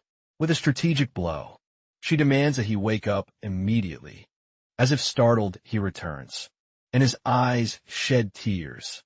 Upon regaining his consciousness, the character remains extremely tired. The fairy said that if she drank a little of his blood, he would feel better. She rejoices upon realizing that he is awake and well. The creature flies through the air, while he continues to shout. By a hair's breadth, the protagonist did not have to start the mission again, removing a web from his path. He did not know what place that was. He felt something hit his head, startled. He looks at a huge monster standing in front of him. The mysterious orc does not move. The two stand still, facing each other for a second. The tension in the air almost palpable, until those small spiders begin to crawl over the orc's body, their agile legs creating a shiver. At that moment, the protagonist begins to understand what it was about, realizing the gravity of the situation he faced. It was the same spider webs that held him. Apparently, that was some kind of bait. But while he reasoned, he did not want to be interrupted, focusing on finding a solution to the situation. In his left hand there was an item that went unnoticed, an object that could be crucial to his plans. Curious, the subordinate did not recognize that piece, intrigued by its appearance and possible utility. Not even the protagonist knew what it was, feeling a mix of anxiety and expectation regarding the item. As he moved his left hand with 6 fingers, he realized it was an Ascot gauntlet. At that moment, he remembers that the star said she would complete his toy. Opening the system, he wants to check something suspicious, searching for information that might help him. He touches the screens patiently, looking for something that could offer an advantage. Amid the chaos, he asks Kira if he remembers the place where they found the skeleton. Last time, it was the place where the two found a dead person. While investigating, they took the skull and thought it could be something useful. Using the legendary Admiral's monocle, he examines that hand. It was a 6-fingered oh shit hand, a glove that uses mana to shoot Black Widow webs. Upon looking more closely, he realizes it was a real item. Even so, he had never seen an item with that title before. That is, all the other items he had collected so far could be fake, like his blade, the Ascot arm, and the scythe. Thus, that item was a grade higher than legendary. Upon realizing he had something very valuable in his hands, he gives a slight smile and begins to reflect to himself that with a toy like that, he could achieve many things. While he looks admiringly at the arm, his companions inform him that it was time to leave. Outside, the wreckage was evident, with destroyed buildings. The holidays awaited attentively for their next victim. They sniffed out any trace of suspicion, their flared nostrils picking up the slightest hint of movement. Getting close to a hole, they tried to observe something that could indicate the presence of prey. A trail of blood runs through the area, leaving a visible path that the creatures cannot ignore. The smell catches the attention of all the creatures, attracting them like a magnet. In search of food, they are desperate for a sample of the red liquid. Like bloodhounds, they are drawn in. They all gather and head toward that smell, attracted by the promise of food. Desperately, they enter the dark tunnel, the darkness enveloping them like a heavy cloak. While walking, they encounter some spider webs, signaling the presence of dangers ahead. With long strides, they continue forward, determined to discover what awaits them in the shadows. The creatures were thirsty for a bit of blood. Inside the tunnel, a peculiar creature approaches. It clings to the body of one of the beasts. After some time, it stings one of them. The poison runs through the monster's veins, causing the others to become extremely agitated. Its mouth opens, revealing its enormous teeth. The creature begins to receive numerous bites all over its body, its agony becoming evident with each attack. At that moment, the protagonist appears in the dark, emerging like a determined and relentless shadow. In his hand, he holds a level 3 mosquito, the key to the transformation that was occurring. It was he who was controlling that transformation, using the power of the insect to turn the tide in his favor. His arm is ready to unleash numerous webs. With a smile on his face, the character was extremely powerful. The royal item, meanwhile, the creature was being torn apart, its form disintegrating under the attack. Watching the scene, he was amused, a satisfied smile forming on his face. In the face of destruction, he sent more mosquitoes into the midst of the beasts, and they attacked each other, making his passage much easier. The mosquitoes stung all the monsters, creating a commotion that made the situation even more chaotic. Soon after, the situation spiraled out of control, with screams and attacks echoing throughout the environment. The beasts tried in every way to enter the tunnel, their desperate attempts increasing the tension in the air. His plan was to make them fight among themselves, feeding off their rivalry and continuing to devour each other. Before receiving the mission, He was experimenting with his familiar skill. Well, he learned something new, although there are limits to how many things he could have under his control. When it came to small beings like mosquitoes, he discovered he could have more of them compared to smaller beings. Moreover, the mosquitoes that died from his poisonous blood, which were affected by his familiar skill, came back to life with a slight resistance to poison. That situation was already under control. Thus he could deal with those level idiots. It was lamentable to see such strong ones, without brains due to its various exits. That was the perfect place to wait. While he dealt with ghosts, the character could stay there the entire time and survive for 48 hours. However, his expression changed when he noticed something. The boss fell to the ground, looking extremely weak. His subordinate rushed to see what had happened dizzy. The protagonist felt weak, upon realizing that the mosquitoes had drained too much of his blood. At that rate, he wouldn't last long, since they were taking more blood than expected. The new solution would be to look for another method, an alternative, that could change the course of the battle. Meanwhile, the subordinate carried his boss, demonstrating loyalty, even amid the chaos surrounding them. But he noticed something strange coming from behind, a sense of danger alerting him to what was to come. A sharp sword could be seen among the webs, glinting threateningly and promising an imminent attack. Apparently, someone was cutting the webs and approaching them. Pushing his friend, he asked him to stay out of the way. Those creatures had noticed it was a trap. Perhaps that was no longer the ideal plan. Preparing for combat, his gaze revealed extreme concentration. With a dagger in one hand, he asked Curson to stay out of the way. However, two glowing green orbs are observed from the darkness. The protagonist does not understand who they belong to. Shortly after, those lights multiply. Upon realizing the number of adversaries he would face, he becomes a bit desperate. In the darkness, the eyes were many suspicious. He does not understand how there were so many enemies, the quantity surpassing his darkest expectations.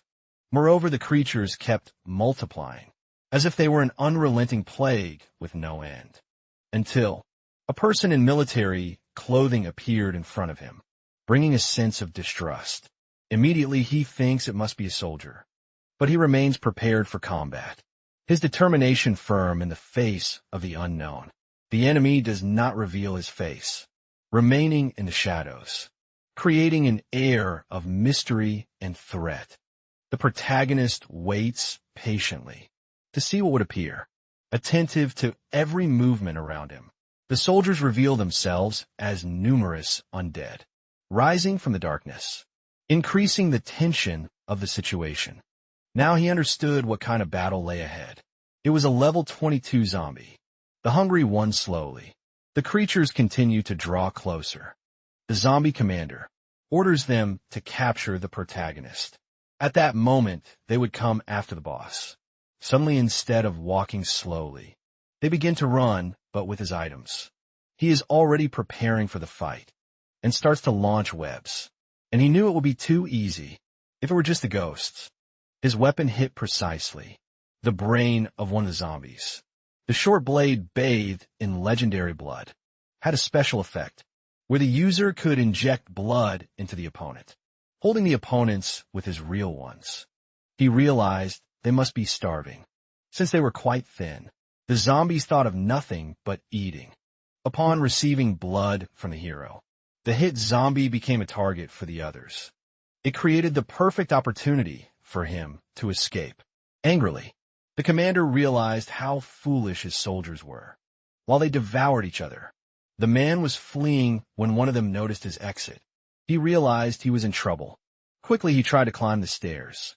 The commander ordered his men to catch the boy. Without looking back, he continued climbing the stairs. A lid stuck to the ground began to move, as if something was about to emerge.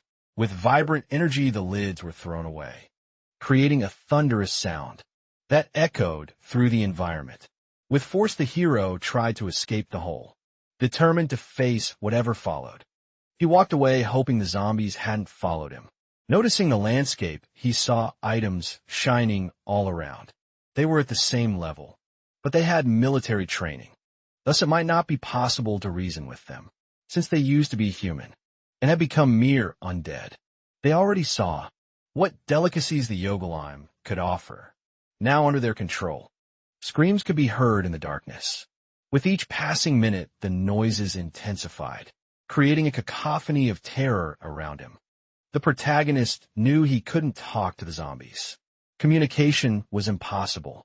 In the face of insatiable hunger, like a precise shot, a bullet came towards the boy, cutting through the air with deadly accuracy.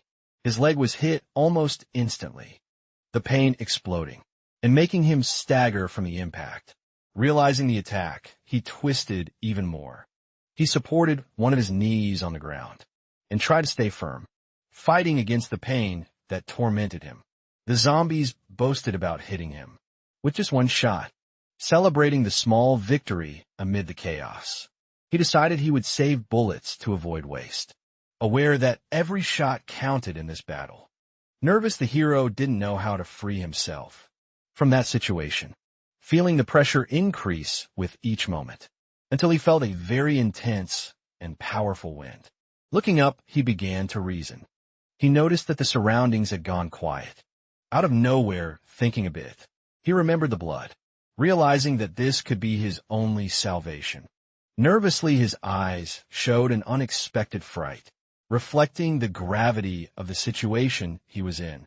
Voices could be heard coming from afar, an echo of hungry creatures approaching rapidly.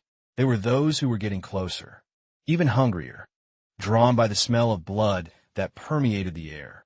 At that moment, the protagonist would be unable to survive in an open place like that.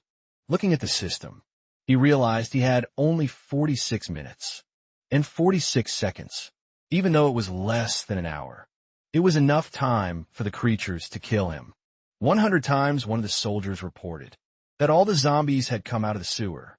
The system informed that the boy's health had fallen below 10%, and regeneration would begin now. The captain of the dead wanted to ensure that the boy would be easy to eat. Apprehensive, he didn't know how to defend himself from so many attacks at once. On the other side, the beasts were coming towards him, their eyes shining with insatiable hunger. The zombies also watched him with extreme desire, the need for fresh meat evident in their movements. He was caught between the two groups, feeling the pressure increase and the need to act quickly. Taking something from his pocket, he bit into something with the strength of his teeth. Standing in the middle, he didn't know what to do, feeling the pressure of the situation rise around him. After eating that piece of stone, a strange sensation began to spread through his body. A warning showed that the mana from the crystal stone was flowing through his body, revitalizing his energies. In the end, the mana was completely restored, giving him a new breath to face the challenges ahead. Noticing the proximity of his enemies, he prepared for domination. Still standing, he calculated what would be the best strategy, analyzing each movement of the monsters in front of him. Meanwhile, those terrifying monsters advanced, their intentions clear and threatening. They threw their bodies at the boy, creating a wave of terror that forced him to act quickly. But he seemed invisible, because the zombies went towards the sphere's hungry. They bit into his entire body.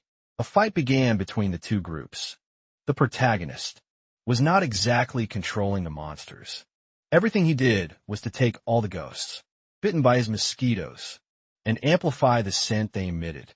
In that way, the undead are attracted to the ghosts, since they're larger targets to deal with.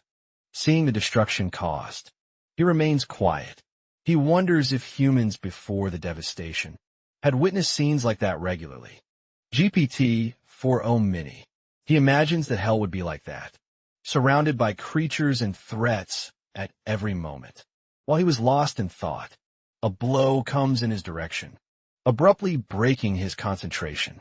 Turning around, he realizes it was a gunshot, the bullet slicing through the air with deadly precision. The commander was controlling some of his men, with weapons drawn apparently. The domination had no effect on those others. After thinking for a moment, he understood the problem. The men were too far away for the spell to work on them due to the activation range. The commander gives orders to the soldiers, his firm voice echoing over the noise of battle. With weapons equipped, the shots were automatic, creating a symphony of destruction around him. Upon ordering fire, they all begin to shoot, the coordination among them, demonstrating rigorous training. A beam of light comes toward the corpses, illuminating the scene with a blinding and devastating intensity. With a precise strike, it cuts off all the heads at once. The hooded figure had returned to save his boss, saying, "You could save the thanks for later." The protagonist is shocked to see his friend. The Green Goblin takes an instrument from his back. It was the Winter Collector's scythe, capable of tracking living beings and freezing the area around. The subordinate prepares to defend his boss, at all costs determined to protect his life. Heads begin to roll everywhere, the scene becoming a spectacle of chaos and violence. The protagonist realizes it was Curson, recognizing his friend's unmatched skill in combat. His friend was extremely skilled with that scythe, cutting down enemies with lethal and impressive precision. Meanwhile, he insists that his boss can save the thank for later, and adds that he would have to be very grateful for the rescue. The character believed he was very powerful for what he had just done. The commander couldn't believe how humans and goblins could fight against his soldiers. Stealthily, he grabs one of his weapons, adrenaline pulsing through his veins as he prepares to act, and aims at the two characters, focusing on neutralizing the approaching threat. However, he did not expect that the machine gun would be frozen. The surprise leaves him momentarily paralyzed. Not knowing how to react, he simply compares himself, waiting for the fatal blow. Without showing mercy, the goblin cuts off his arm. Confused the captain was, realizing he was going to lose the battle. He took a kick that made his head turn 360 degrees. Carson was indeed very skilled. At that moment in the past, the protagonist would have tried to ask for help if a friend was complaining. But after he got that weapon, he listened to him quite well. While watching the goblin, the hero did not notice the attack from the ghosts, but he was very quick and managed to dodge. Stopping for a moment, he realized he had almost been crushed. Meanwhile, the creatures were looking at him as if he were the next snack. He was already in a fighting stance, ready to defend himself, when the papaya held the mouth of one of the creatures.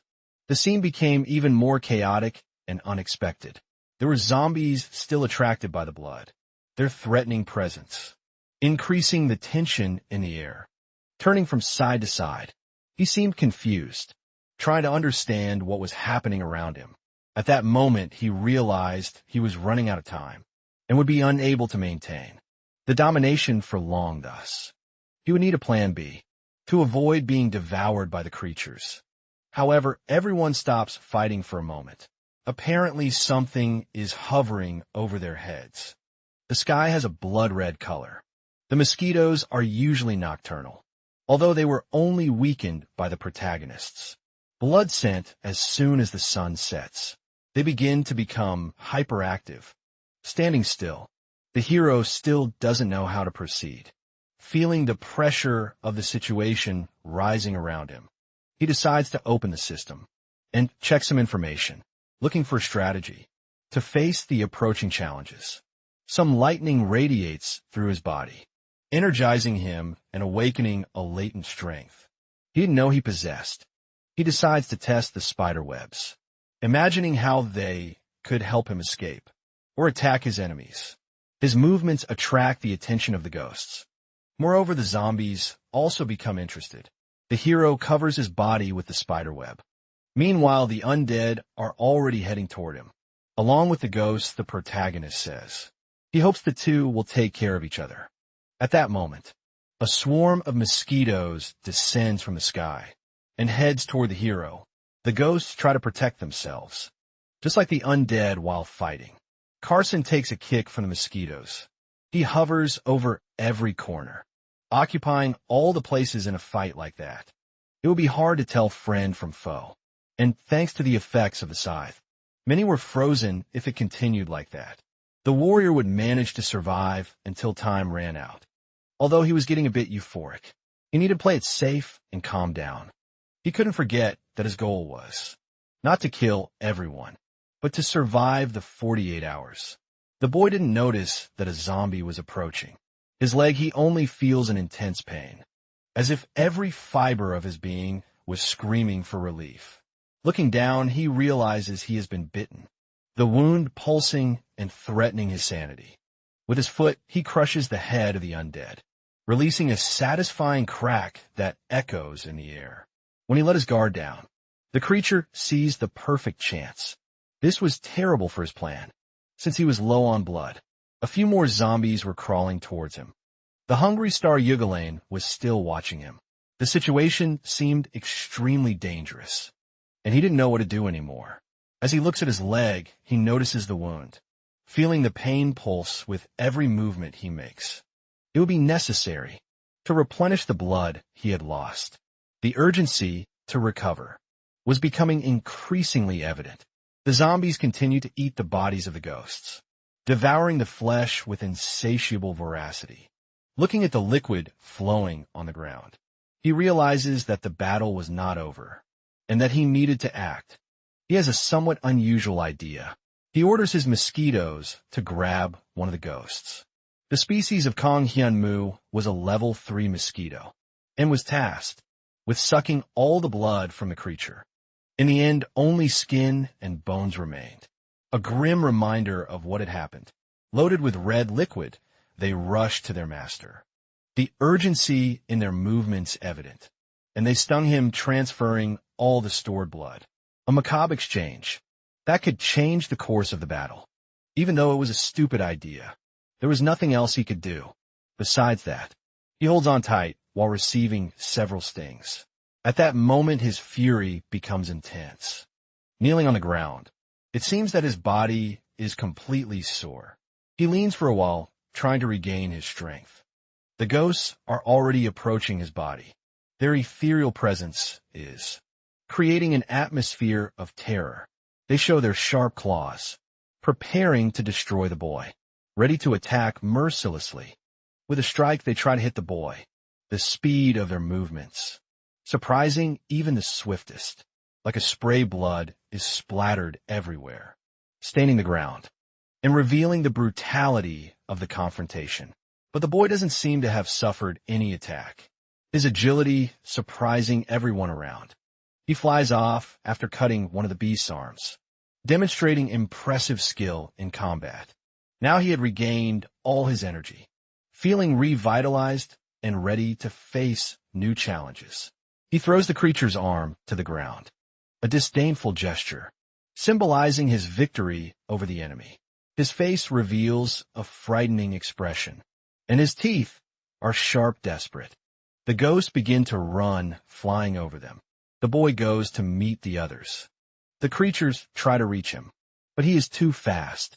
The mosquitoes continue to help in the battle, flying all over the place. The protagonist's agility is something never seen before, surprising even the most experienced in combat.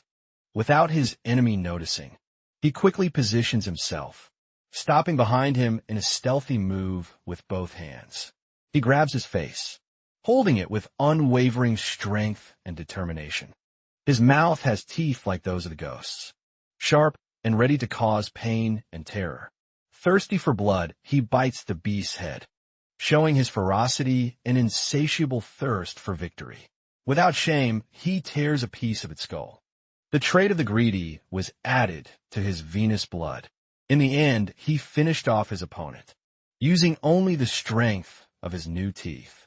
Consuming blood from the acid in his body increases physical abilities by 30%, but the effect will stop when all the blood is used. During the activation time, the user will suffer extremely and absorb food into the body quickly. However, if the user is in a fasting state, they could die when the skill consumes the body. Although it may sound good for a diet, due to the fact that the user also loses muscle, it has no merit. That skill used his physical body as a cost to strengthen itself thus. It uses the nutrients from his body to become stronger. He feels a strange sensation, as if something is about to happen, disturbing his concentration. Crouched down, he feels a sharp pain in his chest, a sign that his body is resenting the battle. A protagonist was hungry the need for food, becoming increasingly unbearable and urgent. It felt like his stomach would digest him from the inside. Crying out for sustenance amid the chaos, the zombie came toward him, dragging itself slowly, but with a terrifying determination in its gaze. But he was already prepared for the attack. His arm positioned, he held the zombie high with his hand. The strength in his body was staggering. Laughing, he realized how powerful. He felt the adrenaline pulsing through his veins as he dominated the situation. Now more stars were watching him. Like the conqueror, the whispering, the monstrous, all of them were paying attention to the boy, and he would give people a pain worse than death, making them submit to him. Those stars watched everyone from above. At that moment, he had a question. He wanted to know what the stars thought of him, seeking validation amid the chaos. Showing all his powers, he unleashed lightning and thunder, illuminating the darkness with impressive energy. He floated among the creatures, while hitting all of them at once, his combat skills standing out. Once again, ghosts and zombies faced off, ready for a confrontation that could decide everyone's fate. Meanwhile, the protagonist flew through the air. With an expression of extreme rage, he looked at his opponents determined. He launched one last power at them, concentrating all his energy into a single, devastating attack, causing a huge, gigantic explosion. The impact reverberated, completely changing the landscape around him. Debris was thrown in all directions, creating a chaotic and terrifying scene for the survivors. As he observed the destruction caused, a satisfied smile formed on his face, revealing his satisfaction. Evil could be seen in his eyes, reflecting the darkness that dwelled in his heart. With his Gaga, he showcased his numerous abilities. The ghosts were thrown with extreme force. His cuts were precise and quick, hitting his opponents in the head, in the body, and even slicing them in half. There was no escape for any of them, as the protagonist's victory drew ever closer. Even so, the monsters did not give up attacking him. With a precise strike, one of them managed to hit his face, surprising him with the force of the attack.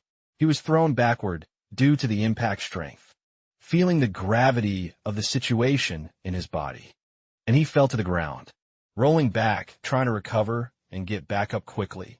Hurt, he felt a bit of pain from the blow received, but his determination remained intact. Hearing something, he realized the monster was coming toward him.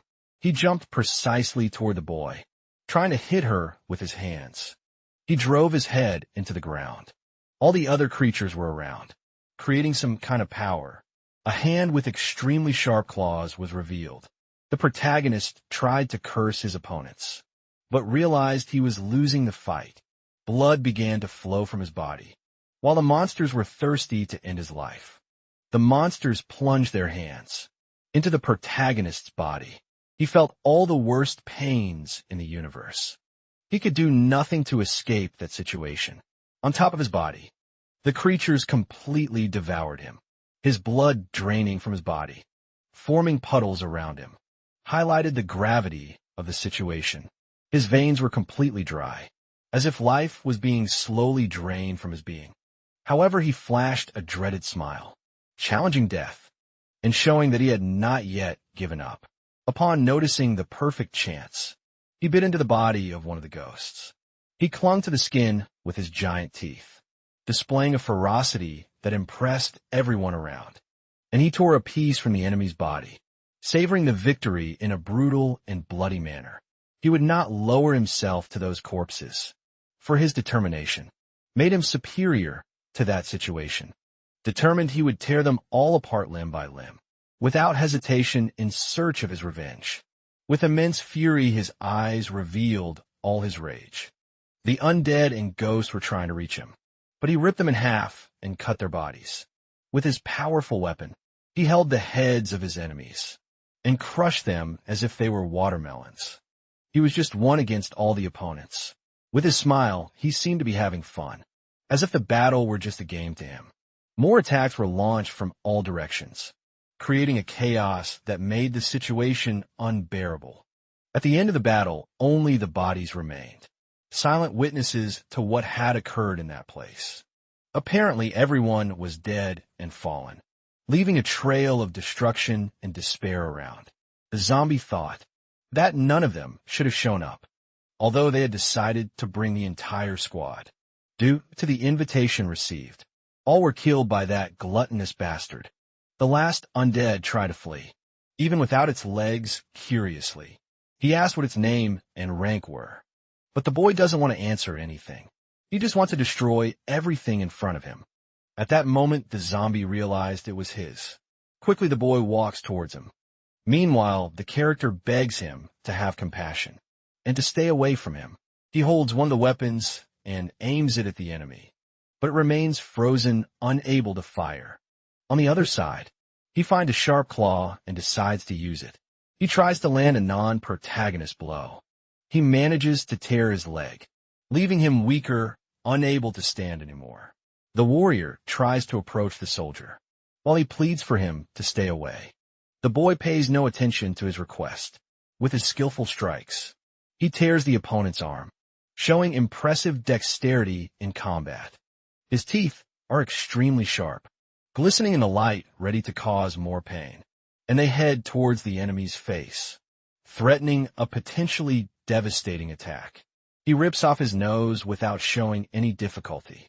He was determined to finish off that undead. A warning shows that the mission, at the bottom of the pyramid, has been completed. After some time, the curse of hunger was deactivated. Lying on the ground, the boy was missing a leg. He activated his powers to absorb a fragment of energy that floated around him. Looking up, the moon seemed too pink, illuminating the scene with a surreal light.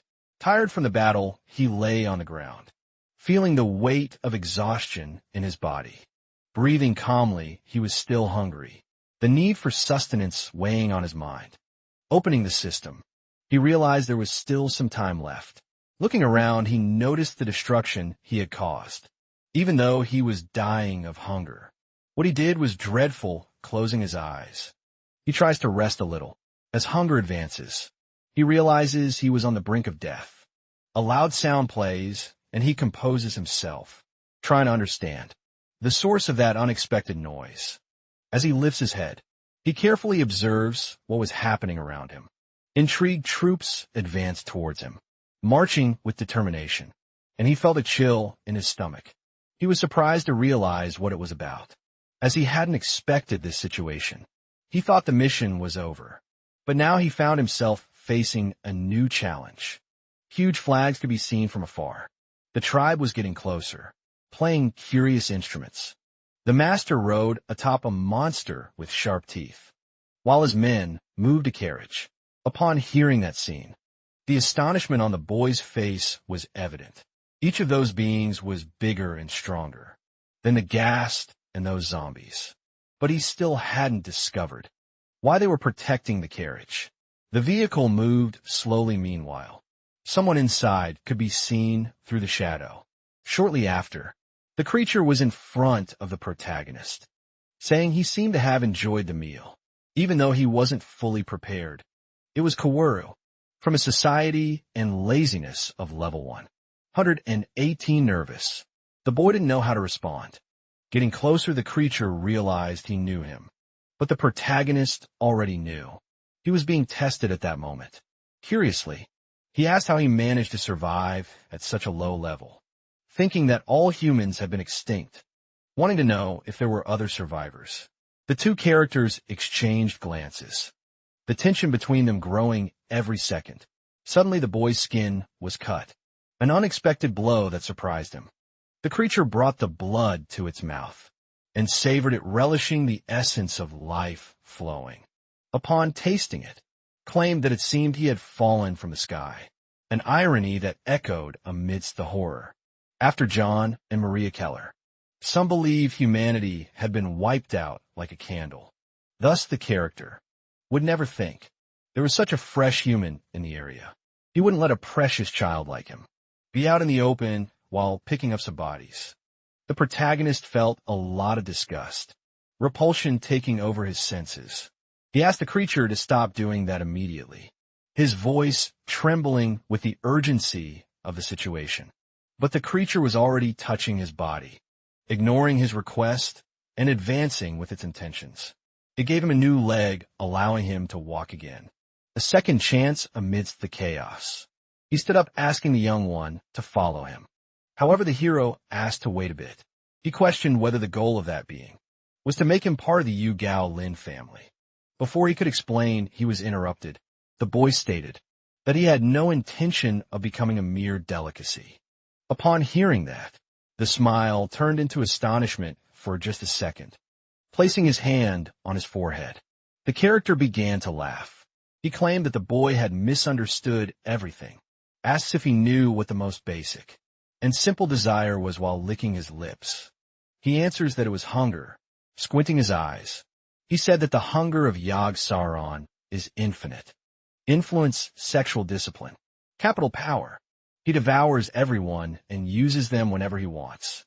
The creature said that when he was merely human, he was unable to achieve anything he wanted, due to his morality and discipline. Attentively, the warrior listens to his wise words. Continuing his outburst, he says that all of that should have been his, and everything should be the result of his effort. Irritated, that jewel-filled monster screamed that the rage was unbearable. He believes that the young man was also filled with greed and anger, thinking he deserves what is rightfully his. However, he said that most people are unscrupulous, and some electrons are completely greedy, trying to get into the boy's mind. He asks if he isn't curious about how high he could rise, observing everything attentively. He remains silent, concluding his explanation. He says that this was the reason he would become a being capable of swallowing the entire world, and he alludes to a serpent that despises everyone. Extending his hand, he asks him to join and become part of that being, sitting in the same place. The boy still doesn't move, lost in his thoughts and reflections. The pages of a book are shown. A girl rests leaning on her extensive notes. With a snap, she wakes from a dream. Looking out the window, she remembers someone special and calls for him. At that moment, she is thinking of her boyfriend. The city is filled with tall buildings and silent streets, creating an atmosphere of loneliness and desolation. Against the sadness in her gaze, the girl observes the landscape, feeling the weight of the stillness around her. Meanwhile, the light is reflected in the despicable environment, illuminating the details. That contrast with the melancholy, smiling with few teeth. The protagonist says he wasn't afraid, his confidence shining at that moment. His arm begins to glow, emanating an intense energy that attracts everyone's attention. Supporting one of his feet, he stands up, determined to face whatever comes next. Confident, the creature realizes that the boy has made a wise choice. Meanwhile, the subordinate stands still. He grabs the hand of his new acquaintance to support himself calmly. He rises, regaining composure after the attack. However, the creature feels an intense pain, the surprise catching her off guard. Without thinking twice, the boy bites her hand, seeking an advantage in the fight. Angry about what happened, her eyes transform, revealing a fury that makes her even more dangerous, and she throws the boy away. The force of the movement, causing him to lose his balance. He can't believe the audacity of that cursed beast. Even tired, the protagonist tries to provoke his opponent, saying that he tasted worse than zombies. Finally, he asks if all traitors had that flavor. The monster feels extremely affected by the taunts, and does not accept being called a traitor. Noticing her fury, the protagonist realizes he has gotten himself into a bad place. As he gets closer, he says there was no point in talking to her. Thus, the only way out was to kill the last human. But the hero couldn't die. A variable is needed in the game they are playing. The star had said they needed a new player, and everyone was looking for a good solution. At that moment, he remembers that explanation and realizes that the solution was himself. although he could try to settle elsewhere. He wouldn't let this chance slip away due to fear. He asks the creature to go ahead and tries to kill him, since it wouldn't be his first time dying. While grabbing him by the neck, he lifts his body into the air. He starts to think about what the most painful death would be, breaking his bones or crushing him completely. Noticing that his mouth wouldn't stop talking, he decided to offer a little help. Asking the boy to scream, he unleashes all his powers. Holding firm, he feels pain throughout his body. The character laughs, remembering he was called a traitor, something extremely inappropriate for him. Not everyone was on the side of the monsters. To exterminate humans holding tighter, he decides he would end his miserable life.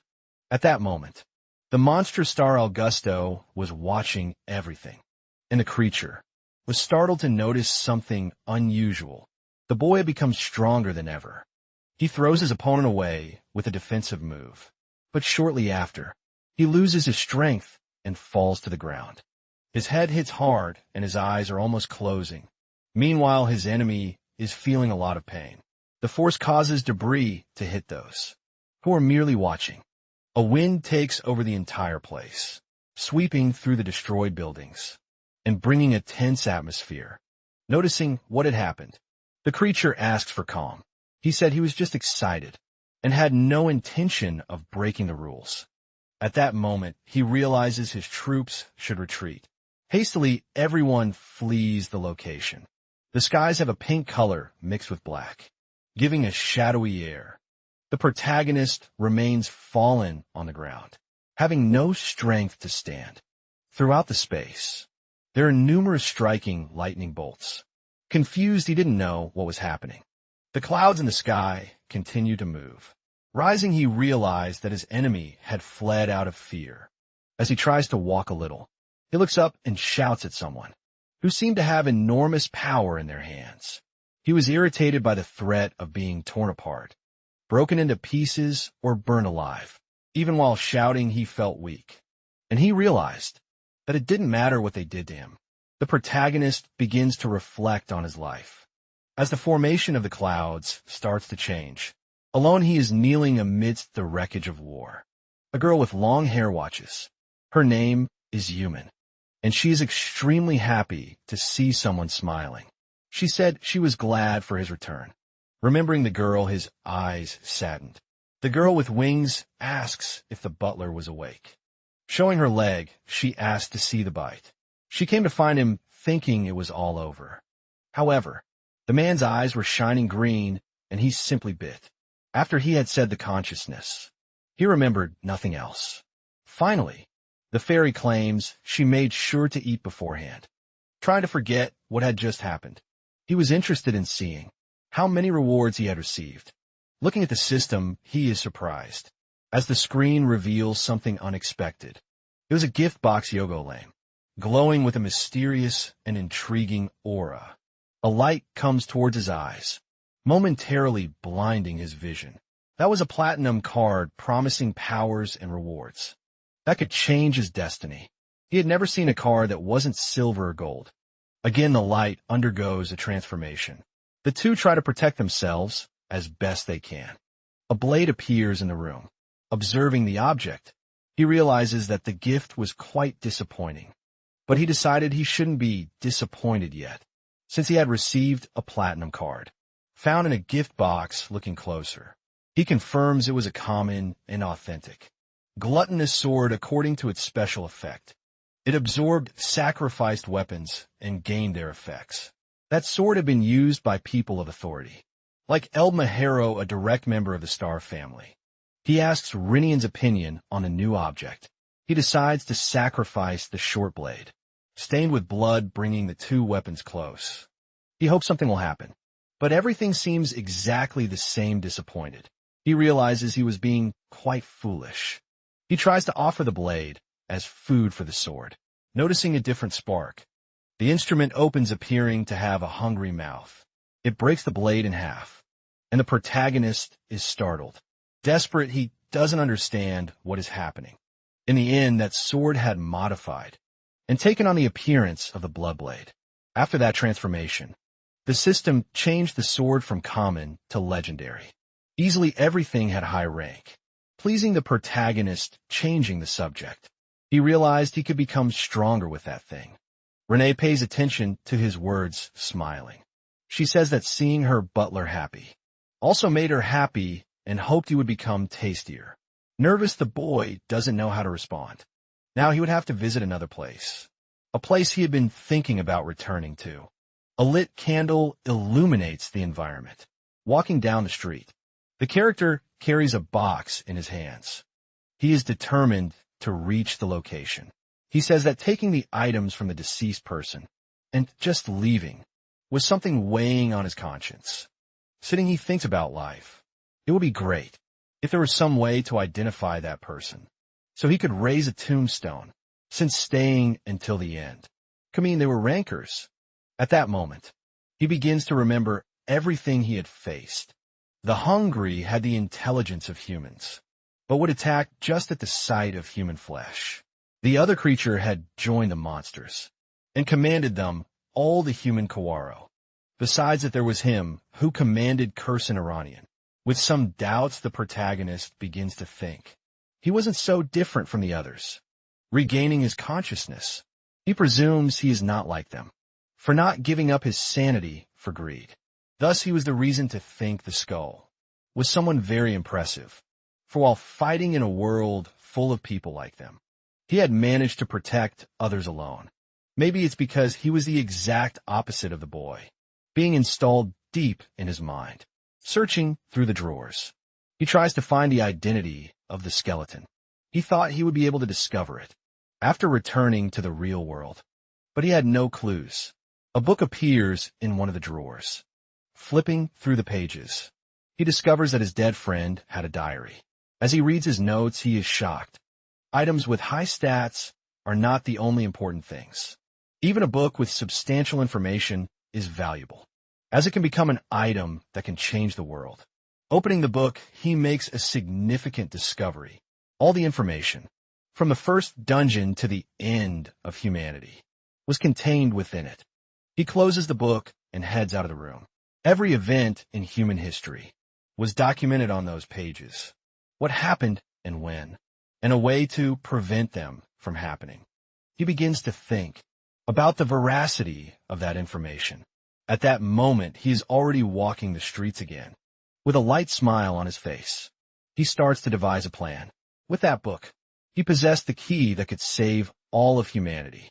Waving goodbye to his colleague, he asserts that the skeleton man was incredible. Thus he decided to put his last regret to good use, not wasting the valuable information found. What he held in his hands could change everything. The young man's priority was to save humanity from that hell. The sun rises on the horizon, and the rays pass through the branches of the trees. In a forest, a woman calls from Marrow, but receives no response. She asked him to come back home. With no answer, she begins to feel scared. A hooded figure approaches, stealthily frightened. The woman asks if it is Maru. She sees someone hidden among the foliage. The figure reveals its face with shining eyes. After witnessing that scene, the woman starts to scream in fear, thinking it is a zombie in a restaurant. Two characters laugh after hearing the funny story. The girl asks how he was dressed, to be mistaken for a zombie. The man does not find the situation funny, since the police have been called. The girl reflects on something while sipping a glass of wine.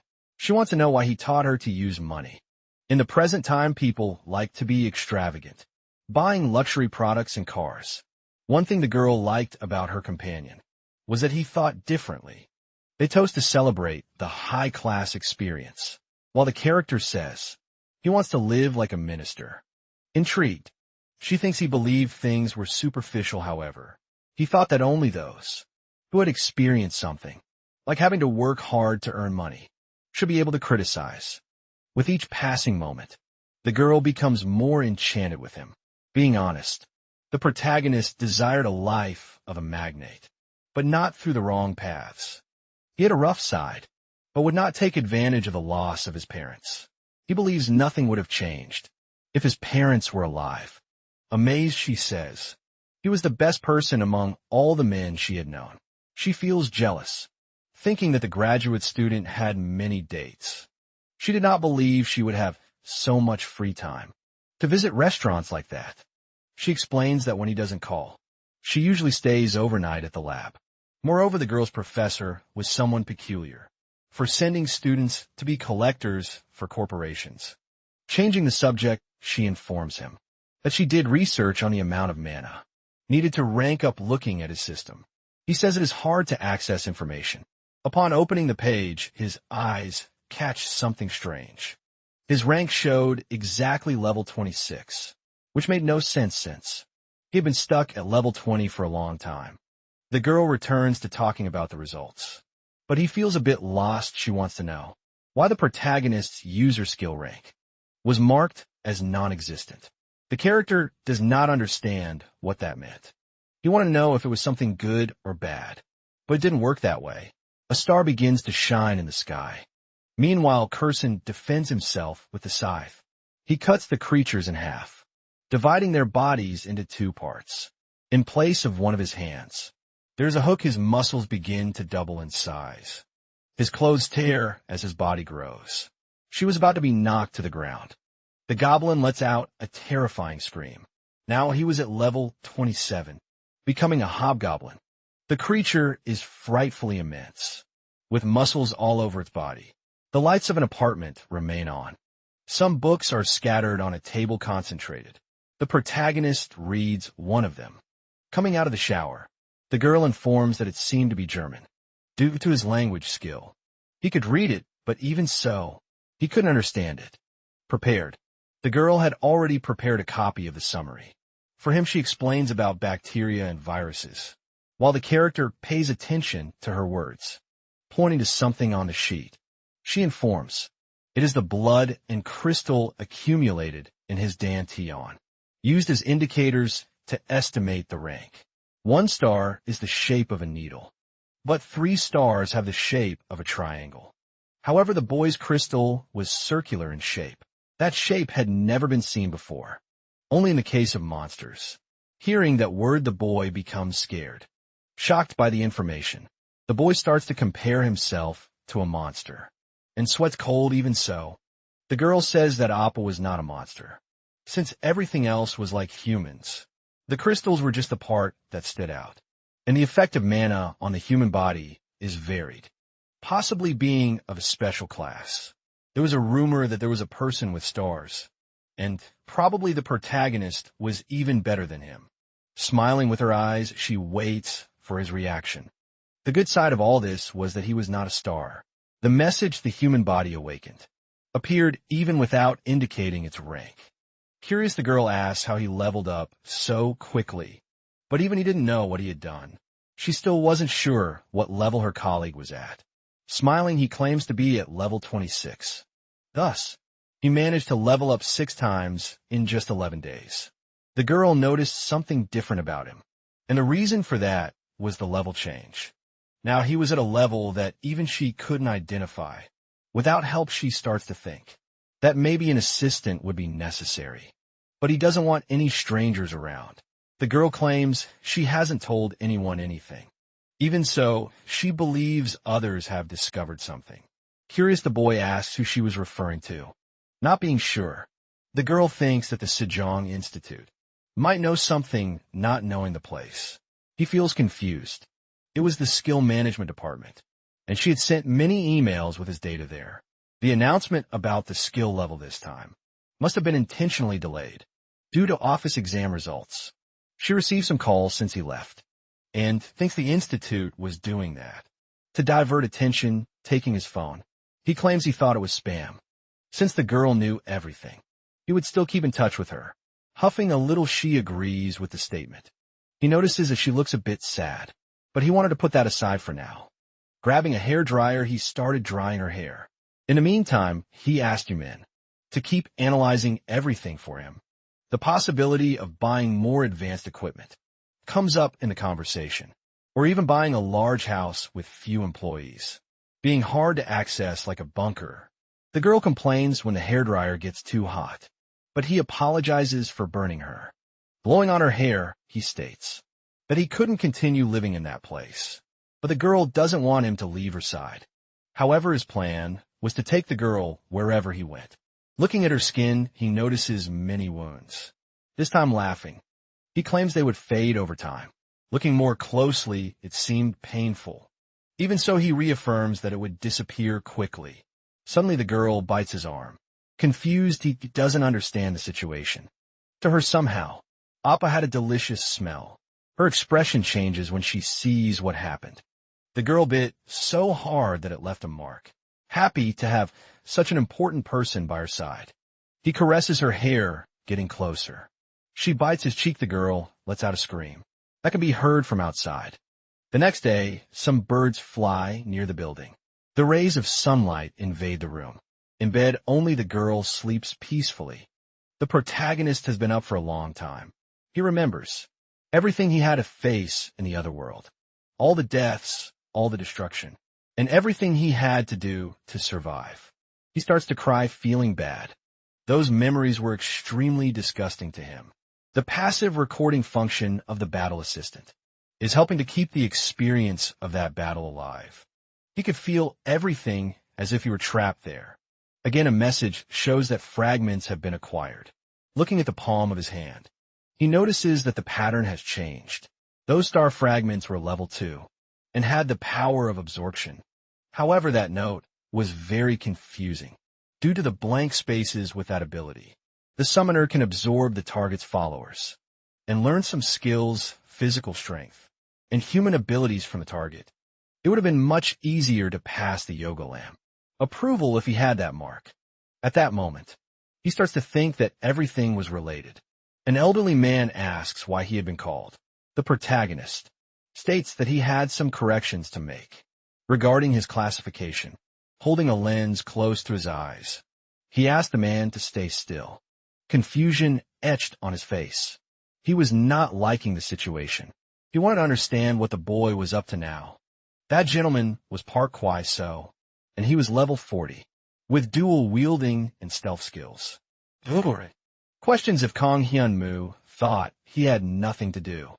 The boy throws something into the old man's hand. He wanted the man to see what he was seeing.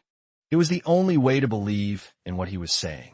To correct his rank with a lens in his eyes. He notices that the boy was at level 26. It was still hard for the man to believe, even with so much evidence. The S.E. Jong Institute had only postponed the announcement of the skill rankings once, having no precedence. The talent ranking is reflected in the real-time salary, and this cannot be taken lightly. Thus, the old man states that he would be in touch soon before leaving. He asserts that despite the boy hiding his abilities, he was not a small vessel. Understanding the conversation, he asks if he was willing to change his tone. The old man thanks the boy's greed. Although he liked him, he could not follow him, since he had to consider his own allies. But for now, the protagonist accepted only an oath, and the man's word, his goal, was to catch Lee Jidi. Despite the boy's cheeky demeanor, the man continued to like him. But the protagonist knew that Lee Jidi was nothing more than a step on the ladder, waiting to be stepped on one day. Thus, he would listen to the boy's wishes. His first request was for the old man to meet someone special. He cast a spell on the ground. A bit of tar begins to move, and something emerges from within. Upon seeing that, the old man is astonished. Even the boy couldn't believe what he was seeing. With his sword, he asks what it was about. But there was no need for any kind of panic. Carson is happy to see that his boss was alive, since he hadn't heard any news about it. Looking at the creature Park, why so, realizes the form of treatment that transformation was.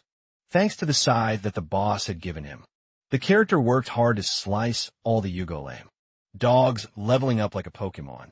As he approached, the old man realized how incredible it was to talk to a subordinate monster, and he noticed that he was very intelligent.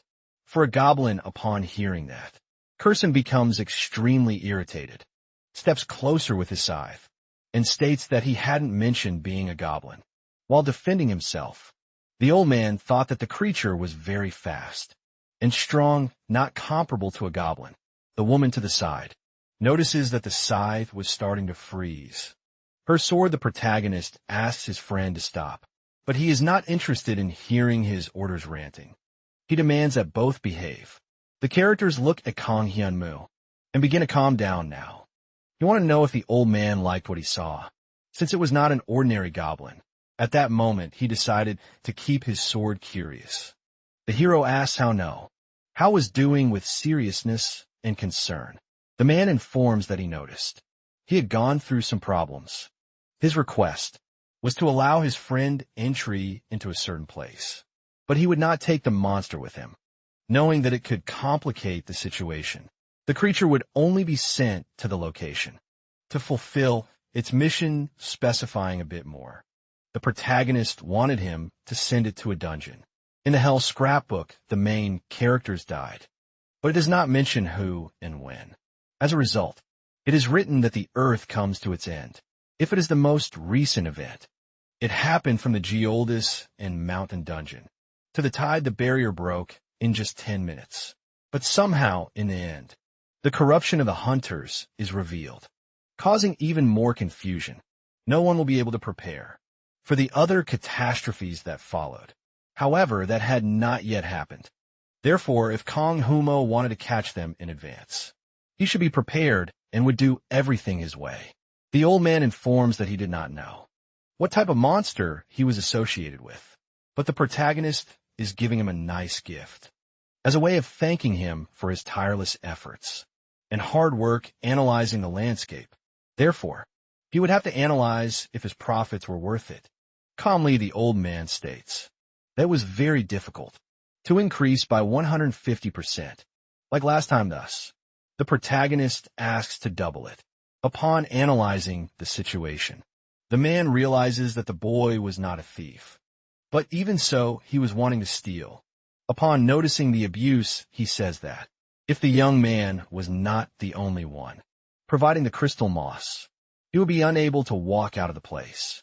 However, the boy asserts that he should listen to all the sentences until the end, since he was also interested in doubling the supply.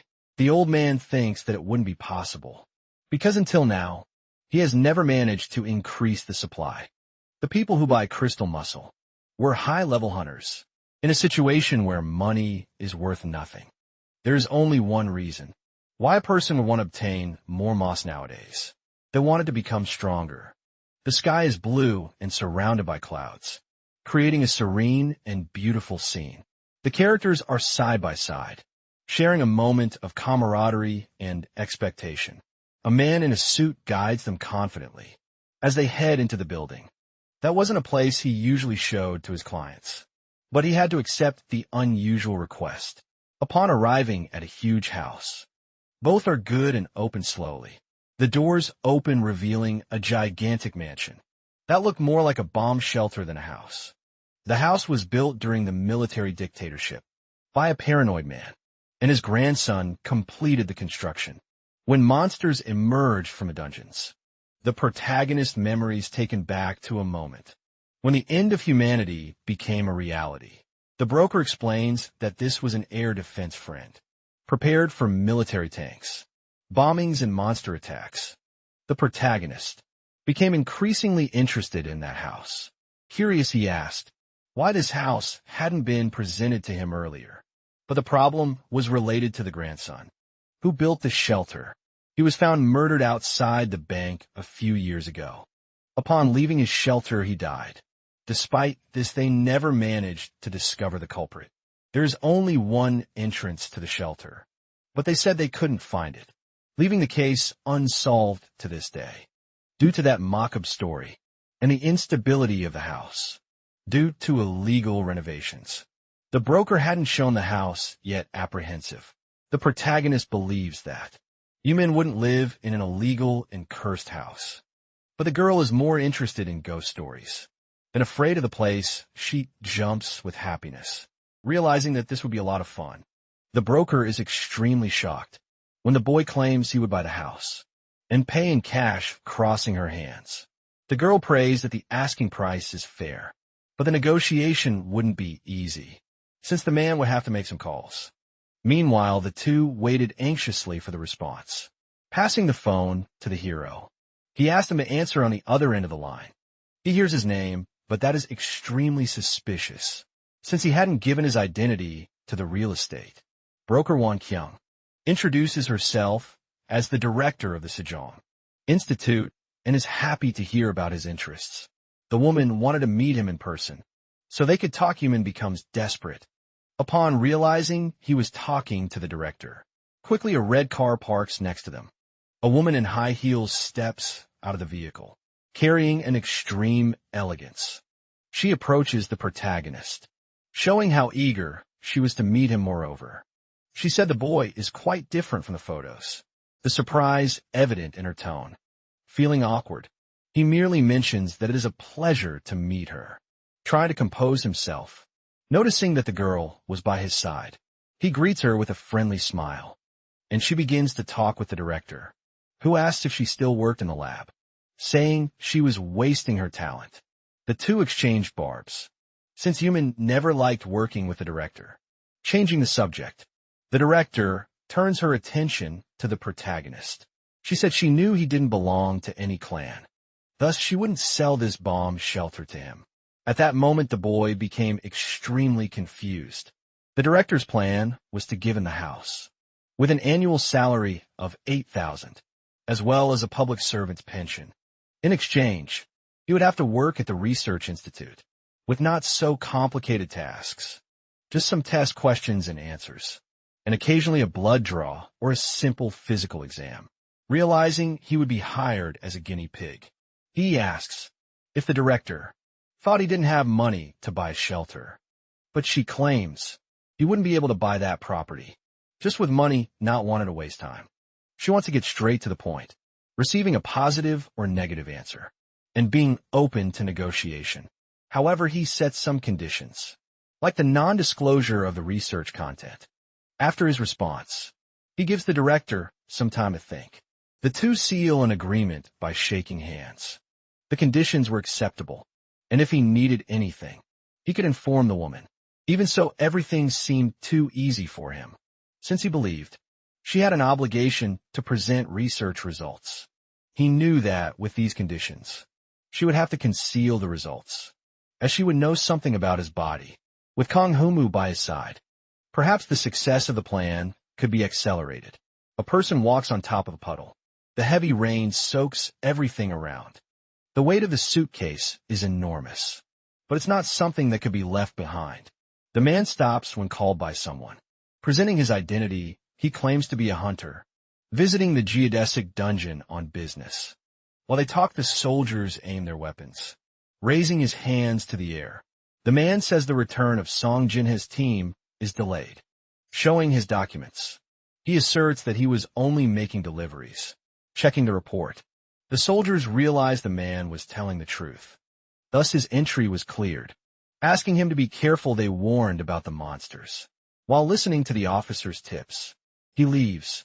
The man continues walking under the heavy rain, each drop falling like a reminder of his journey. Upon noting the portal, he crosses over, feeling a pulsing energy around him quickly. He was already on the other side, the transition being almost instantaneous, and surprising, carrying supplies to a strange cave. He opens the suitcase and is surprised by what comes out.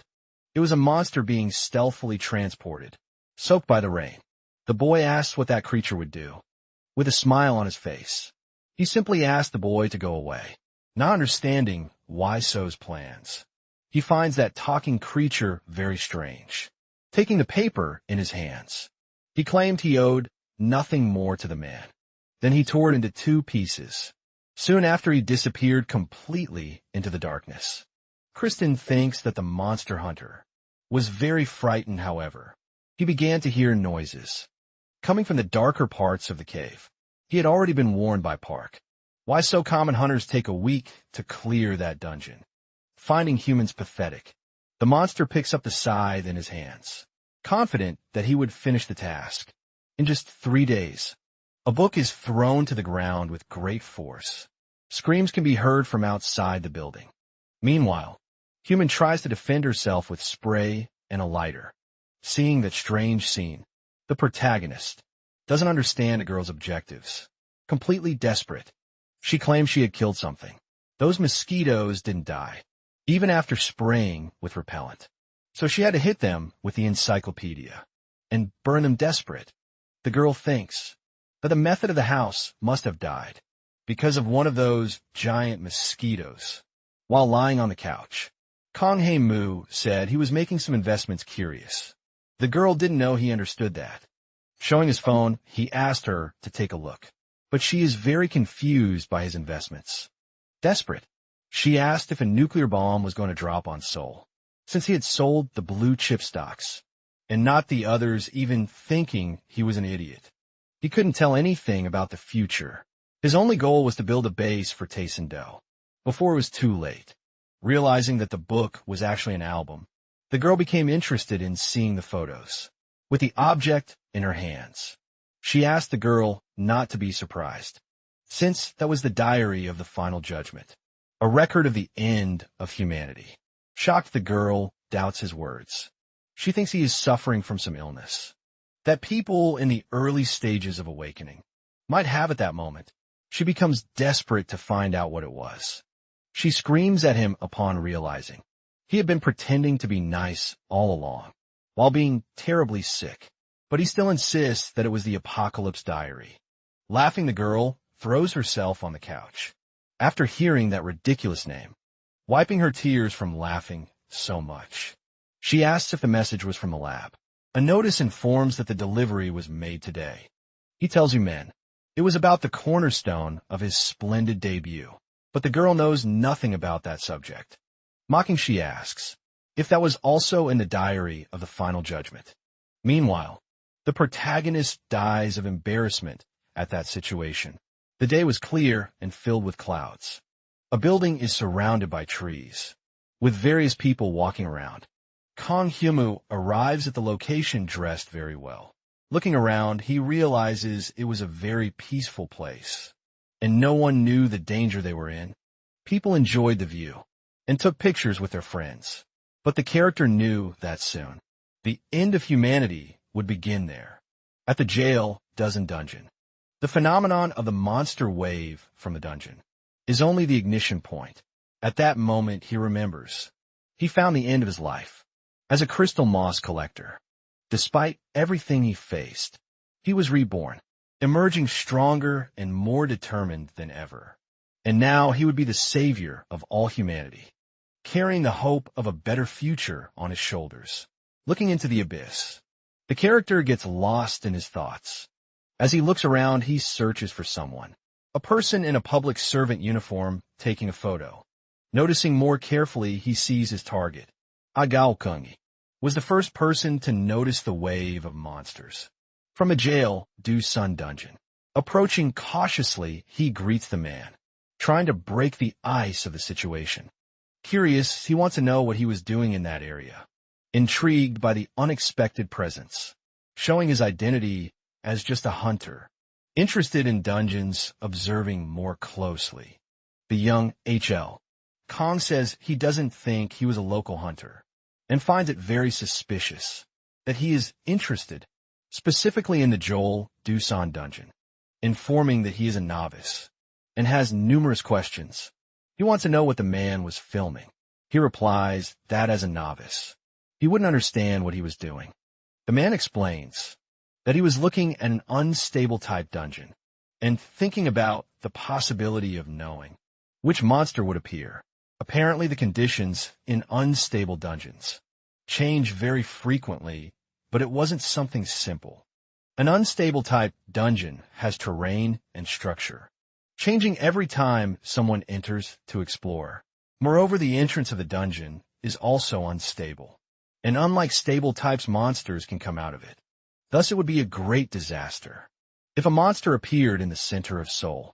But due to the number of hunters and military troops stationed, it wasn't something to worry about. The man was just worrying unnecessarily, and that was the reason his research wasn't receiving attention. Even if a monster managed to appear, it would die unless something happened. Like in the Baekdu dungeon 8 years ago, the number of monsters can increase, exclusively in unstable dungeons, with their numbers out of control. A good portion of them could escape and cause a wave of monsters. There's a story that a huge, mushroom-shaped cloud was seen in North Korea, where the back-to-dungeon was located. At that moment, the man feels embarrassed, realizing he just said something very serious. He explains that he often hears people say, they worry too much, the protagonist thinks that the man didn't know how useful that was for humanity. Smiling, he asked how the dungeon was today. Looking at his phone, he notices that the pattern was a bit strange, pointing to the object in his hands. The boy asks to see it too. He hands over the phone so he can observe the photos in his hands. He analyzes something on the screen with a smile on his face. He looks at the man, and while returning the phone, he says that one day Hashelkang's research will have great hope for humanity. Shocked, the man is left speechless, the surprise leaving him dazed with the scene. The boy walks away, disappearing quickly into the crowd. The man stands holding his phone, his mind still processing what he just witnessed. Noticing a strange situation that just happened, he feels a restlessness, as if something was about to change. He looks through the crowd in search of the boy, realizing he hadn't mentioned his name to him yet. The boy knew him. A huge staircase has people going up and down, with a book in his hands. The protagonist knew. It was the same as the photo he had just seen. Looking back, he senses the tension in the atmosphere. He was well prepared to take action. According to the records, the barrier collapsed 10 minutes after the occurrence of the wave of monsters. However, he was still being a bit premature. He was very early, since all of that would happen in 2 months. For this reason, he let Kurson wander through the dungeon, and it would be very difficult to get another opportunity. He knew that when the game officially started, he might not survive just being a hunter. Thus, his goal was to become a clan leader, seeking recognition and power. Passing by the officials, he concludes his busy day, reflecting on the challenges he faced. He knew he had to be more than just that, much more than the imposed expectations. Nothing would be enough before reaching the sky. His ambition, driving him to fight for great achievements. It should be enough if he could grasp the stars. Dandelion seeds fly close to my face. The wind blows the plants, leaving their traces wherever they pass. Calmly, people walk through the park, enjoying the sunny day and the gentle breeze. Elderly people, children, and even dogs are taking strolls, creating a scene of tranquility and joy. Everything was extremely peaceful, since no one knew what would happen. The protagonist had just felt something like discomfort, an intuition warning him. Looking at the ground, he notices something near his feet. He begins to make a strange movement. As he senses something, the landscape starts to change completely. The soldiers observe something appearing in the dungeon. Understanding what it was about, the young man already knew that this was a wave of monsters. Remembering his friend Carson, he thanked for the good work done. A helicopter flies over the area. The news shows images of the dungeon, from where the monsters were appearing. The reporter informs that over time, more and more monsters appeared, leading to the hypothesis that it was a wave of monsters. The government and the Hunters Guild mutually took responsibility for the negligent management. Meanwhile, the soldiers were reporting the situation. The helicopters continued to fly over the location, casting beams of light they didn't know if the cause was an intervention by the hunters or the explosion of a stable dungeon. A soldier reports that the first line of defense was breached, and the second line was blocking the wave, not holding out for long. The man tells the branch manager that a monster wave declaration needed to be made, urgently, with a population of 20,000 people. In Hapcheongdong, it would be impossible to make a withdrawal declaration without causing panic. If they made a monster wave declaration, the responsibility for everything would only increase. Director Oh Dae-sung was still rescuing isolated hunters. In the Jerry Mountain dungeon, CEO Lee Ji-tae went to Switzerland to attend the inauguration ceremony of an organization. Director Park Do-hyung was out of contact, and the vice commanders were coming. They needed support from other clans and guilds. if the damage and casualties increased. Due to the absence of leaders, the superiors would cut the heads of the generals. The news shows that the second line of defense was breached. At that moment, the man becomes desperate and asks the hunters to be prepared for battle. They would have to fight against the rat men, a type of beast even though it was more complicated to deal with than orcs. And goblins, he could still use his skill against them. Preparing himself, he cast the provoked spell. The rats began to scream as they tried to hold onto the wall. Due to the force, some fell to the ground, dazed by the intensity of the impact, while others charged into the attack, determined to continue the fight without hesitation. Despite the efforts, it was impossible to hold them back. With just the soldiers' power, the cracks in the barrier began to become evident. After some time, the wall could no longer bear the weight and ended up being destroyed. Debiers flew towards the general, the scene becoming chaotic in an instant. He was hit in the head and fell to the ground, the force of the impact leaving him dazed. A man stood beside him to ask if he was okay, concerned about his state. Not understanding what had happened, he declared that he was fine, trying to regain his composure and focus on the situation. His eyes widened upon seeing what awaited him. That was the feared boss monster, fierce and terrifying. It was a level 28 werewolf, howling to provoke its adversaries. The rat men continued to spread out everywhere. The general thought that this couldn't be happening. Just now, when they were without the leaders, a hand touched his shoulder as a form of comfort. Looking up, he didn't recognize that person. He called for Director O'Day's son, thinking it was him even though it wasn't the person. He expected the boy would take charge from then on. Confused, the general didn't recognize that face. The news continued to show new updates, filming the moment the protagonist approached. He didn't seem to be a high-rank hunter, but someone completely unknown. With a leap, he advanced towards his enemies, saying he would be the salvation of humanity. With his powers, he eliminated many rat men at once.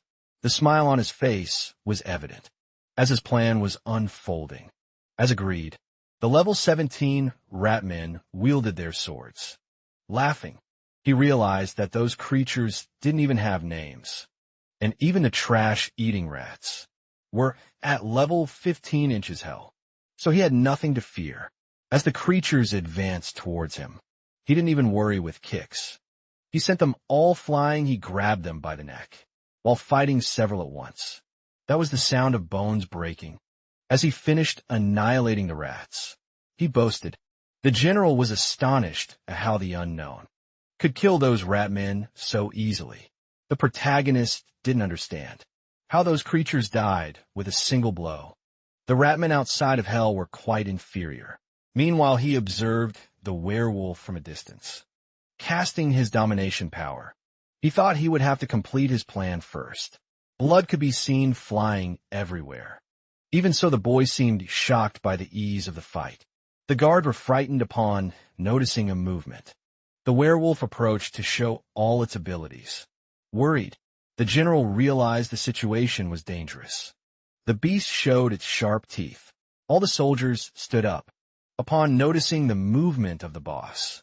But the boy is eager to fight that monster. In battle stance, he awaited his opponent, the tension growing with each second. He was anxious to see the results of the hell, prepared to face any challenge that arose. Meanwhile, the general shouted for the boy to be careful, his concern echoing in the air, and warning of the imminent danger. His expression changed completely upon seeing what was happening. In the blink of an eye, the boy was on top of the werewolf, managing to defeat him completely. The fight between the two was not close at all. The boy's strength was much greater than that of the werewolf. With a kick, he managed to injure the chief. When he was already kneeling on the ground, he threw him back, getting closer. He catches the creature's attention. With his eyes shining, he asks it not to die so quickly. Meanwhile, the beast is completely desperate, tears running down its face. While he supports himself on the beast, he asks it to stop its tail. Confused, the soldiers did not understand what was happening. It was the first time they had seen a monster do that. thinking it was some kind of ability, even not knowing what the situation was. It still felt strange. Monsters, even if weaker than humans, are unconditionally hostile to humans. Watching the scene, the general cannot believe what he sees. He thinks that boy could be a monster. As he turns, the werewolf tries to flee, but he would not let that rabid mutt escape. Putting one of his hands in his pocket, he decides to use the ultra-small held dart. With the blood of the famished. With a leap, the creature tries to jump the wall, seeking to escape the situation. Meanwhile, the warrior throws his dart, his precision demonstrating years of training. With perfect aim, he manages to hit its neck, the impact being immediate and devastating. Upon being hit, the werewolf falls to the ground, the force of the blow incapacitating it instantly, feeling the transformations throughout its body. The monster is restless from now on. It will be stronger than ever. The soldiers are shocked by the scene they witness. Everyone is dumbfounded watching that transformation happening before their eyes. The werewolf is 1,000 times more terrifying, and the protagonist realizes that his plan is working. With fear, the general realizes it was his son. As a monster howls, it manages to show all its power, trying to support its feet on the ground. The soldier is swept away by the wind. Even the howl of that beast had power, requiring at least 4 vice leaders for the fight. The sound made by the wolf attracted its friends. Now, the general believed that victory would be impossible, even with all his resources. This was not a disaster they could resolve. That was the werewolf bathed in madness. At level 38, that dart had been responsible for making the creature rise. 10 levels, even so, there was still a great difference between the difficulty of hell and that of that place, where level 38 was nothing. The protagonist is already ready for a new fight. Upon absorbing the blood of the famished, the absorption ability is activated automatically. The wolf leaps to attack its enemy, the ferocity in its movement evident. When he sees the scene, the soldier tries to warn, shouting to alert about the imminent danger. A great explosion occurs, the deafening sound echoing across the battlefield, and he shields his eyes. The wolf has to grab the protagonist with its claws, but he blocks it angrily. The werewolves attempt a second attack without success. Meanwhile, the protagonist continues to taunt the monster, saying it had forgotten the beating it just took. The powerful howl of the beast is not enough to make the protagonist move a finger. With a punch, he attacks his enemy, but he notices movement coming in his direction. It was another lower-level werewolf trying to grab him. Laughing, the protagonist states, "It was good to see the camaraderie." The fight intensifies with kicks and thunder's blows. There is nothing the soldiers can do. Imagining that, the situation would end with their deaths. That guy was risking his own life to do something. That was the duty of the officers, who were dying of fear for a hunter. That was the greatest humiliation. Meanwhile, the protagonist fought against the 3 werewolves. He did not seem tired at all, even though there was a difference in difficulty. He still declared himself disappointed. He asked the werewolves to try harder, to fight against him. His goal was to make a brilliant debut, showcasing his combat skills. Suddenly, the level 38 werewolf receives a blow. The force of the attack surprising everyone. The general decided to join the fight, his imposing presence changing the dynamics of the confrontation. As he approached the boy, he asked if he was okay, worried about his state after the battle. However, the boy's reaction showed something unexpected. His eyes were shining with an intense red. He didn't want any interruptions in the middle of his fight. At that moment, the general thought the boy would attack him, but the boy tries to protect the general, hitting the monster behind him. Jumping over his shoulder, he quickly positions himself to strike. He grips the wolf's tongue tightly, determination in his eyes, reflecting the intensity of the moment, and he tears it out with an extreme blow of violence, the brutality of the act echoing in the air around him. Angrily, the boy is thrown back, the beast's head in his hands. The lower-level wolf feels sad. Upon realizing what happened to his friend, seeking revenge, he goes after the protagonist, who jokes, thinking they were all part of the same family. But the monster can't take revenge, since the young man's fury is uncontrollable. Now, there was only one opponent left, the tension in the air palpable between them. With an air of superiority, the boy flashed a smile at the beast, confidently challenging it. All bloodied, he simply lowers his head, as if preparing for the final blow. The wolf was hit by knives, arrows, and swords in the back. Finally, the soldiers entered the battle. With their weapons, they finished off the beast. They celebrate the victory against the monsters. Meanwhile, they observe the giant head of the level 38 werewolf. The men are tired and breathing heavily. In the midst of it all, the protagonist remains standing. Looking at them, he informs them that the wave of monsters is not over yet, and the rat men are escaping confused. The general doesn't even know what orders to give. Regaining his composure, he orders them to drive away the rat men and organize the lines. The boy gazes at the stars in the sky, thinking he made a significant impact with his debut. He estimates it took about an hour and a half. To defeat the creatures, the general approaches him. Removing his cap, he shows a tattoo of his clan. He appears as Kote Kyung, head of the gang Book branch of the omnipotent Lotus clan.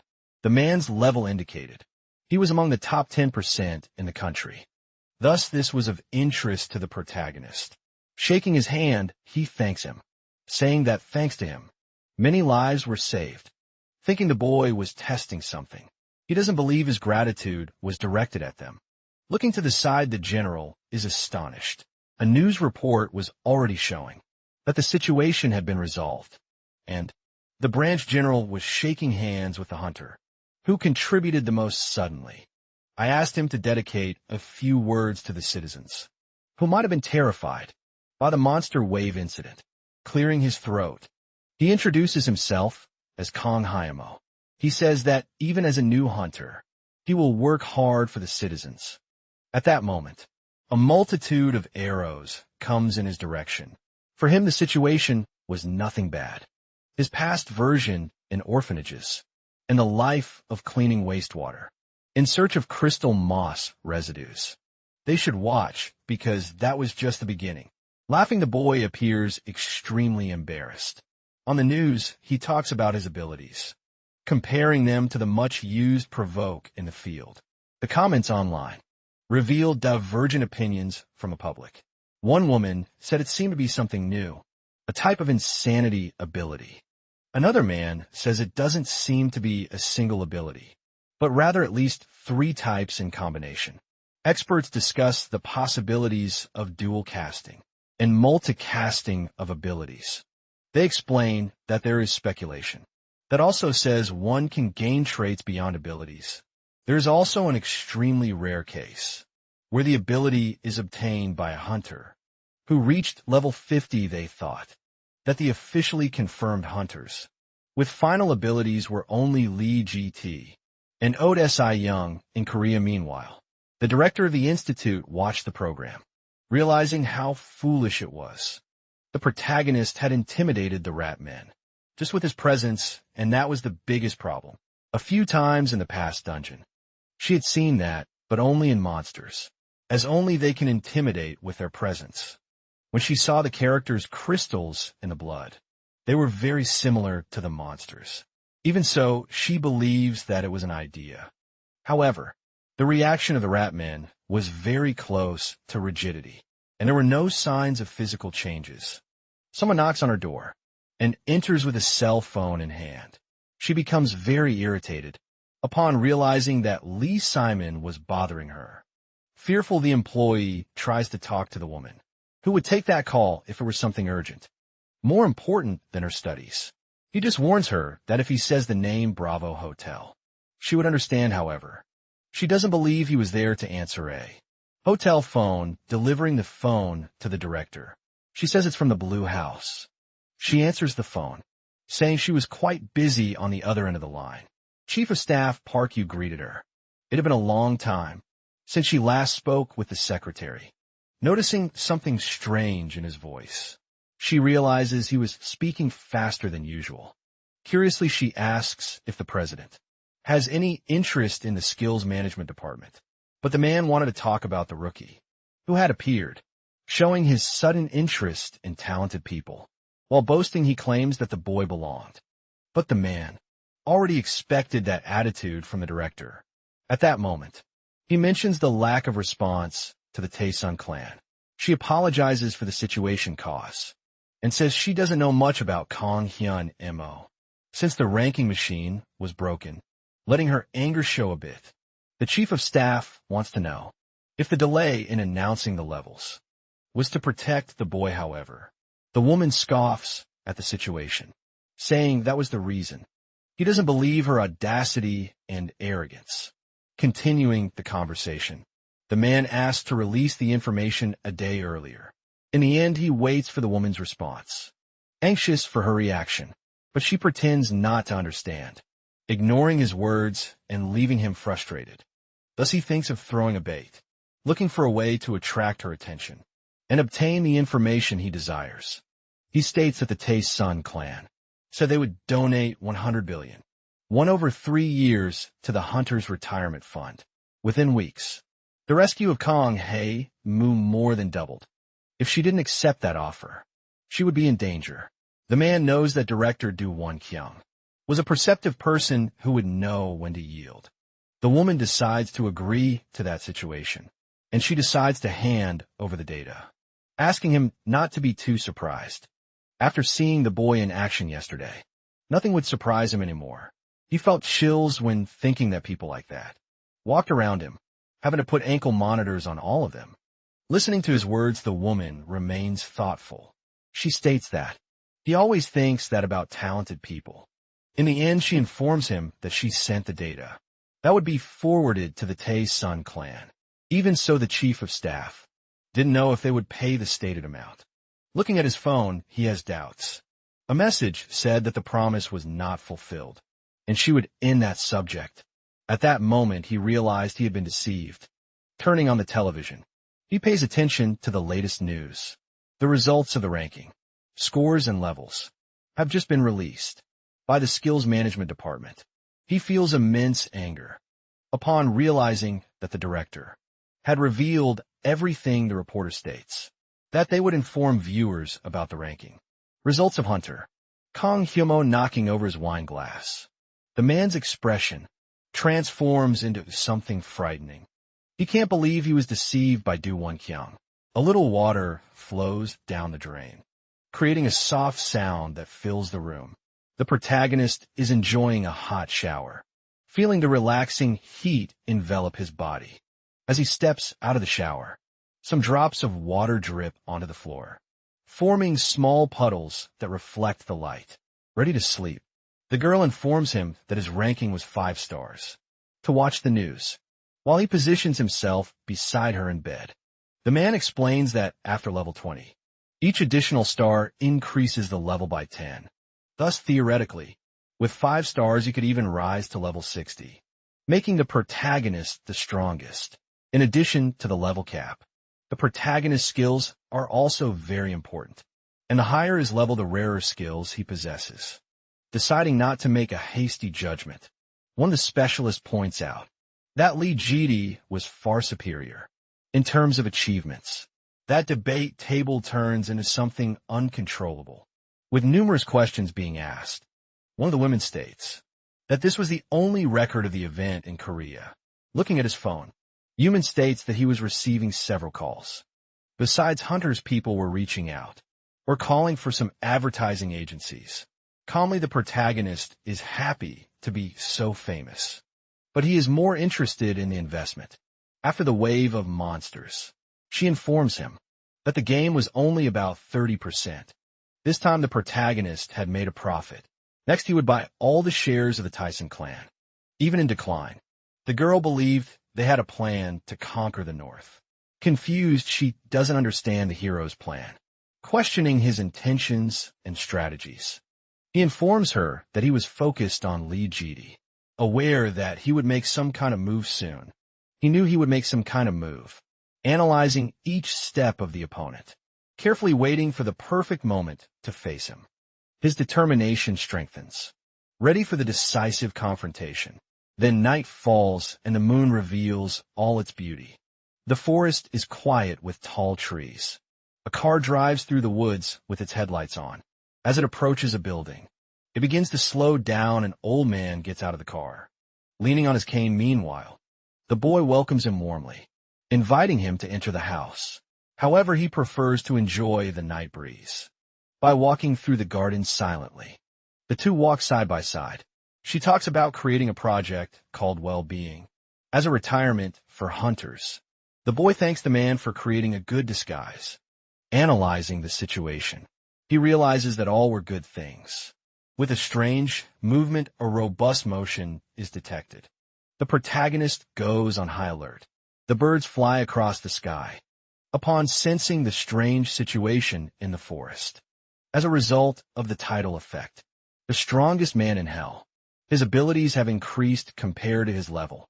At that moment, the man realizes that his human level is at 40. Thinking a bit more, he asks if the wave of monsters was provoked by the boy. Without answering directly, the protagonist says that the man already knew the answer. Upon hearing that, the man becomes extremely angry at the boy's foolishness, as something could go wrong. He tries to hit him, but with his new abilities, he becomes much faster and more agile. Showing his powers, the protagonist responds that he does nothing he can't handle. But the old man doesn't understand his purpose and still says he has a monster as an assistant. He thinks the young man wants to show off or gain more fame with his arm weapon. He points at his opponent. A red light emits from an object. Meanwhile, the man does not give up the fight. But besides being younger, Kong Humu possesses several new abilities. Due to the intact, he tries to hold himself to the ground. With a smile on his face, he tries to provoke the old man. The two engage in an intense battle, with strikes and defenses. The old man's sword is great since it is used as a cane. The protagonist thinks that must be a good item, since it remained intact after competing. Not breaking easily, however, the person wielding the sword is more important than the weapon itself. With intense movements, they continue fighting. Like a flash, a boy disappears from the man's sight. Suddenly, he finds himself behind him. Those abilities were indeed good and better. Realizing that the boy was really good, the man tries to start a conversation. Kong Hima says that the wave of monsters from the dungeon was something that would happen anyway. However, the man thought the young one was trying to stop the wave. The boy knew that no sacrifice would be made, and no one would die therefore. It would be good for him to appear to block. At that very moment, not satisfied, Park Wai-so changes his curious questioning to know if the spotlight was the cause of his appearance. The only thing the protagonist responds is that the man with the mustache is quite stubborn, and words wouldn't convince him. Leaping, he says he will subjugate him. Using his equipment, he activates his confidence, capable of amplifying the senses of the bearer. Thus the boy is thrown backward, not expecting that blow. He knows it was beyond his imagination. Without wasting time, the old man attempts a second precise attack. The boy falls among the bushes, irritated. He gets up to observe what was happening, but the man was ready to attack, holding his sword before he could position himself for an adequate defense. The young man is thrown far away again. This time he manages to plant his feet on the ground. To steady himself, not giving up so easily, he stands face to face with the adversary. Upon realizing that the man was quite fast, he becomes a bit desperate with his sword. He approaches the warrior's shoulder, but Kong Humu manages to quickly evade the attack. Suddenly he appears behind his opponent. Noticing the adversary's intentions, he shows his movements. He lets out a scream when he receives a blow to the back. He leans on his cane to avoid falling, with a few stings on his neck. The old man knew that the warrior's abilities were improving, therefore he should already know what his end would be. Realizing he had been poisoned, the man feels the deadly venom and fears for his life. With one foot, the protagonist kicks the old man. Meanwhile, some guards run desperately, not noticing the approach of the men. The boy stays alert at that moment. He calls for his friend Kurson. With a scythe in hand and friends by his side, he starts to run disappointed. The boy believed there was a certain type of mutual trust between the two as he activates his powers. He laments that everything ends this way. Equal Heart's obedience tracks the location of the person holding her and can temporarily reduce their stats by 50%, believing Legitai's words. The character thinks he has ignored the character's true interests. Accepting his end, the old man realizes it was all his fault. With a strike, the boy moves towards his body. He strikes the sword right in the middle of his chest. With the man falling, he holds the weapon in position. He begins to inject a poison into his blood. That comes directly from the sword. Park Waiso cannot hold on for long and loses consciousness. The goblins watch the scene of the boss closely. Closing his eyes, Kong Hae and Mo realizes what he has done. After capturing the bodyguards, they decide to stay with the men. But the protagonist does not want to kill anyone and asks his subordinates to return. Finally, he informs that he still has a conversation with the man. The forest listens even more. As the two characters stand still, Kong Humu orders the old man to stop pretending and get up. His hands begin to tremble constantly. Slowly, the old man starts to rise. Still weak and disoriented, he leans against a tree. The protagonist explains that the injected poison has some harmful characteristics for enemies and is beneficial for allies. But the final decision would be entirely Kong Hume's. Confused, Park Waiso questions why he was saved. The boy comments that his opponent also did not want to see him dead and had no intention of ending his life. Huffing, Park Waiso says, "The boy seems like a veteran of many battles." Accepting the statement, the boy says nothing but knows he is right deep down. The old man knows Kong Himu is a good person, but is worried about his decisions. Not accepting the description, the boy agrees that he is not a monster, or try not to seem like one. Even so, the young man asserts that he does not want people to think he is a monster. Park Waiso asserts himself as a relentless gang leader with some principles. He claims that his model will protect humanity and civilization when destruction arrives. The boy reflects alone on the meaning of that word. He only liked two types of people, a useful friend and a stupid enemy. The rest were faceless people he did not know. Ranting, Park Waiso asserts that it is necessary to understand that those with power have certain responsibilities. Contradicting the argument, Kong Hyumu says he had responsibility for all those people to him. Those in power are indifferent to so many unknowns. At that moment, the old man begins to reason what he was plotting. However, he wanted to establish himself in a place, to live a luxurious life still. A thought occurred to him, to ask if he was satisfied with all of that. The protagonist did not want just to reach the stars, but to return one shocked. The old man does not believe in that kind of thought, and in his broad ambition, he believed that no one would be able to end him, no matter how powerful they were. If Park Waiso promises his loyalty, his word is Ori enough, because next time he will have to crawl on his toes. A hammer with sharp points is thrown. The tips of a very red hair are observed. An intense fight happens shockingly. While holding a monster, the braided woman asked her auntie to look to her right. Listening to her colleague's command, the girl pays attention. A giant beast tries to hit her with a heavy weapon, attached to a chain with extreme agility.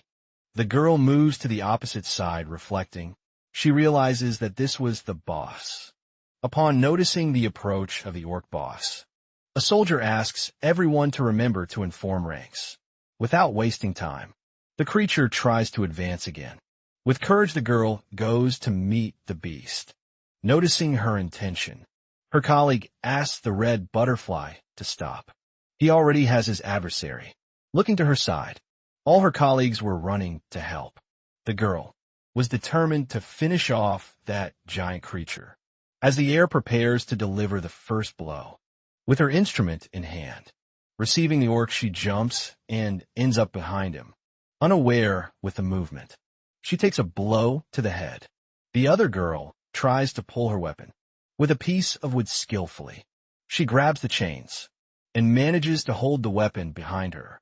A young man prepares to unleash some powers. Concentrated he aims at the enemy and pays attention to everything. The creature begins to be hypnotized, its eyes taking on a completely different color. The boy does not give up his attack and continues to control the beast. Dazed, the boss starts to feel very dizzy with the situation, and the red-haired girl enters the scene. A reaction can be seen from afar in his body. In the end, the beast is torn into 1,000 pieces. After the fight, a desperate boy asks why the red butterfly ignored the commander's orders.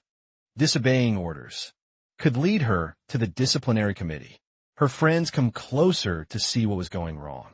The red-haired girl says nothing, just stands still, realizing she was being defended by many people. The boy falls silent in a gentle voice. The red butterfly apologizes, not to the commander, understanding that she had disobeyed the order, creating an action that could have put her colleagues in danger. Lowering her head, she said she would accept any kind of punishment. But the commander said that all of that was unnecessary, since she had apologized moreover. He also apologized for being too nervous over a simple mistake, feeling embarrassed despite everything.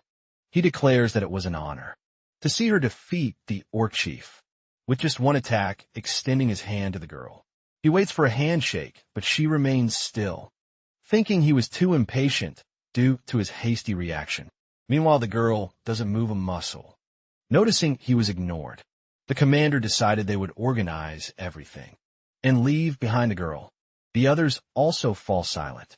A building is shown without revealing much of the place. A person is standing, with white shoes and a large watch on their wrist. Looking at the time, they seem to be waiting for someone. Upon hearing a noise, they turn to see who it was. Receiving the young lady, Red Butterfly. They congratulate her for reaching level 21. But she doesn't forget to mention the support of her companions, and the Tayson clan even proud. The man has something to discuss privately with her, not understanding his intentions. The girl does not respond. The two talk in a car, and he asks if the character is okay. Sachi said she made a mistake in a dungeon for not following the commander's orders. Even so, she had completed the mission without any injuries. At that moment, the man realizes that her nervousness might be related to Kong Hyamo. His theory was that to avoid stagnating her growth, she put herself in danger to test herself. Even so, he thought that competing was not her only goal. Handing something to the girl, he claims to have received it on the plane. While returning from Switzerland, he asked her to take a look and observing more closely. She's shocked apparently. It was about a wave sweating cold. The girl can't believe what her eyes are seeing. Looking at the tablet, she doesn't even know what to say. Noticing a person in the midst of everything, she asked if it was Kong Hyunmoo. The man in the white suit confirms it was him, and that he was trying to find out as much as possible about the young man, but had no success. That was a moment when even the slightest information was still necessary, so the only person who had ever competed with him came to mind curious. He tries to get the girl to answer his questions. She always knew he was hiding something. There was something different, because she felt she wasn't giving her all. Kong Hyunmoo was hiding his abilities with tears.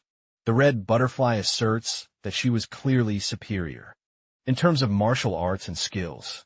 Recalling the day, she reports that she had some hallucinations, becoming mentally overwhelmed reflecting. The character begins to imagine that there might be restrictions. Even so, it was still something too powerful to be just a physical ability. Kang Haimu killed more than one werewolf with a single attack.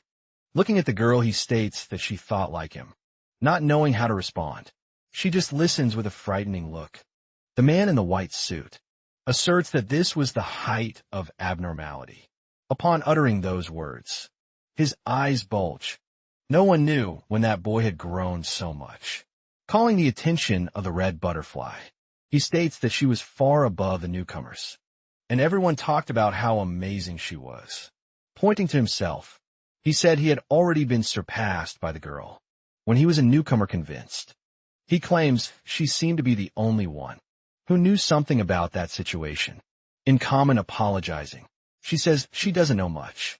The Taesong clan was forming a group to completely suppress that wave of monsters. So they needed to take advantage of this opportunity to focus efforts on stabilizing the dungeon. The girl had no experience with unstable dungeons, with jail Dyson being practically impossible for her current form. However, the Taesong clan and the man believed in the woman's potential. He leaves her shocked when he asked her to join them on the expedition. Meanwhile, her colleagues wait for their friend's return. Everyone was already aware of a wave of monsters coming from a dungeon curious. The boy asks what Lee Jidi had said. His plans included forming a team to stabilize the jail. This Sun dungeon, a small girl with light hair, asks about the guy who stopped the wave shouting. Angry and asks if they were talking about that bastard. Annie closes her eyes and recounts that it was indeed Kong Hanmu. Even so, she didn't know how everything had happened. Understanding the situation, her friend asks if Lee Jini asked her to join the expedition. The Red Butterfly received an offer to be part of the expedition team and accepted. Her colleagues are left speechless. Finally, the boy with glasses states that it was good.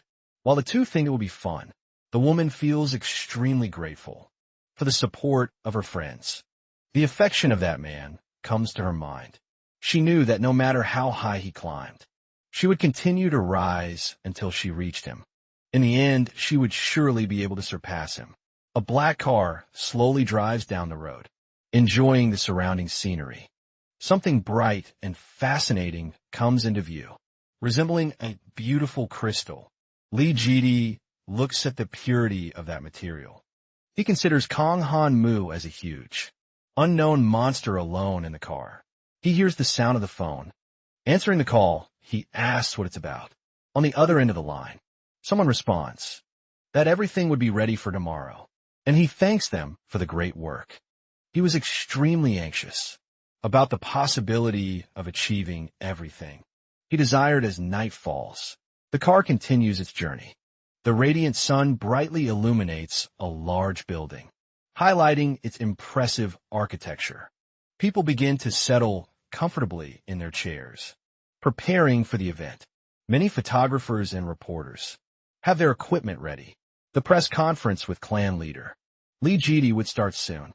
As he approaches the microphone, the flashes begin to go off, greeting his fellow citizens. Lee Jidi starts his speech, talking about the tragic incident at Jeldusen Shrine. Meanwhile, someone is training martial arts on top of a building. Lying in bed, Yuman listens to the words of the clan leader, mentioning the hunter, the Red Butterfly. Listened to everything and continued her training. While he stated that the incident served as a warning, he adds that fate had blessed them with a 5-star talent. He thanks Kang Hyamu for his heroic actions that prevented a great sacrifice. He asserts that the path taken by the hunters was a shared road at that moment. Human realizes his intentions to cooperate with humans, demonstrating that the crisis was not over. He promises that the Taesong clan would completely suppress the unstable dungeon. In the end, he said that no fees would be charged throughout the expedition. In the audience, Park Wai-so thinks that with the expedition, the Taesong clan would monopolize the items and corpses of the monsters that emerged. Lee Jidi's idea was to take everything for himself. Finally, the man invites someone who was at the forefront. The spectators are shocked to hear his words. Kong Hyumu is shown practicing his moves. The flashes intensified more and more, trying to capture the perfect moment. The protagonist knew that Lee Jidi would be unable to discover the base and history of his strength. Waiting a little longer, the Eternal Man feels extremely anxious. The protagonist knew he had a limit to what he could do. Now looking at that destroyed landscape, he realizes he lived in that hell, having judged outside his pride and becoming increasingly greedy. In the end, the leader of the Taesong clan states that they were inviting Kong Hae-mu The rays of sunlight reflect off the walls of the building. Several guests settle at tables, arranged in the main hall. While looking at her phone, a girl thinks that someone was very well dressed, but just wanted to eat. Her attention turns back to the phone screen. Watching a baseball game, she realizes her team cannot score. Frustrated, she starts to rant in anger. Meanwhile, a man calls for Miss Know-How.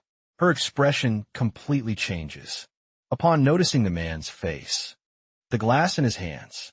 He states that it was a pleasure to meet the girl. His style was different, due to the new clothing choices made by his girlfriend. Laughing, he says that his beloved has a better vision than he does reflecting alone. He knows that even if he came as a beggar, no one would ignore him, but he knew that etiquette was necessary.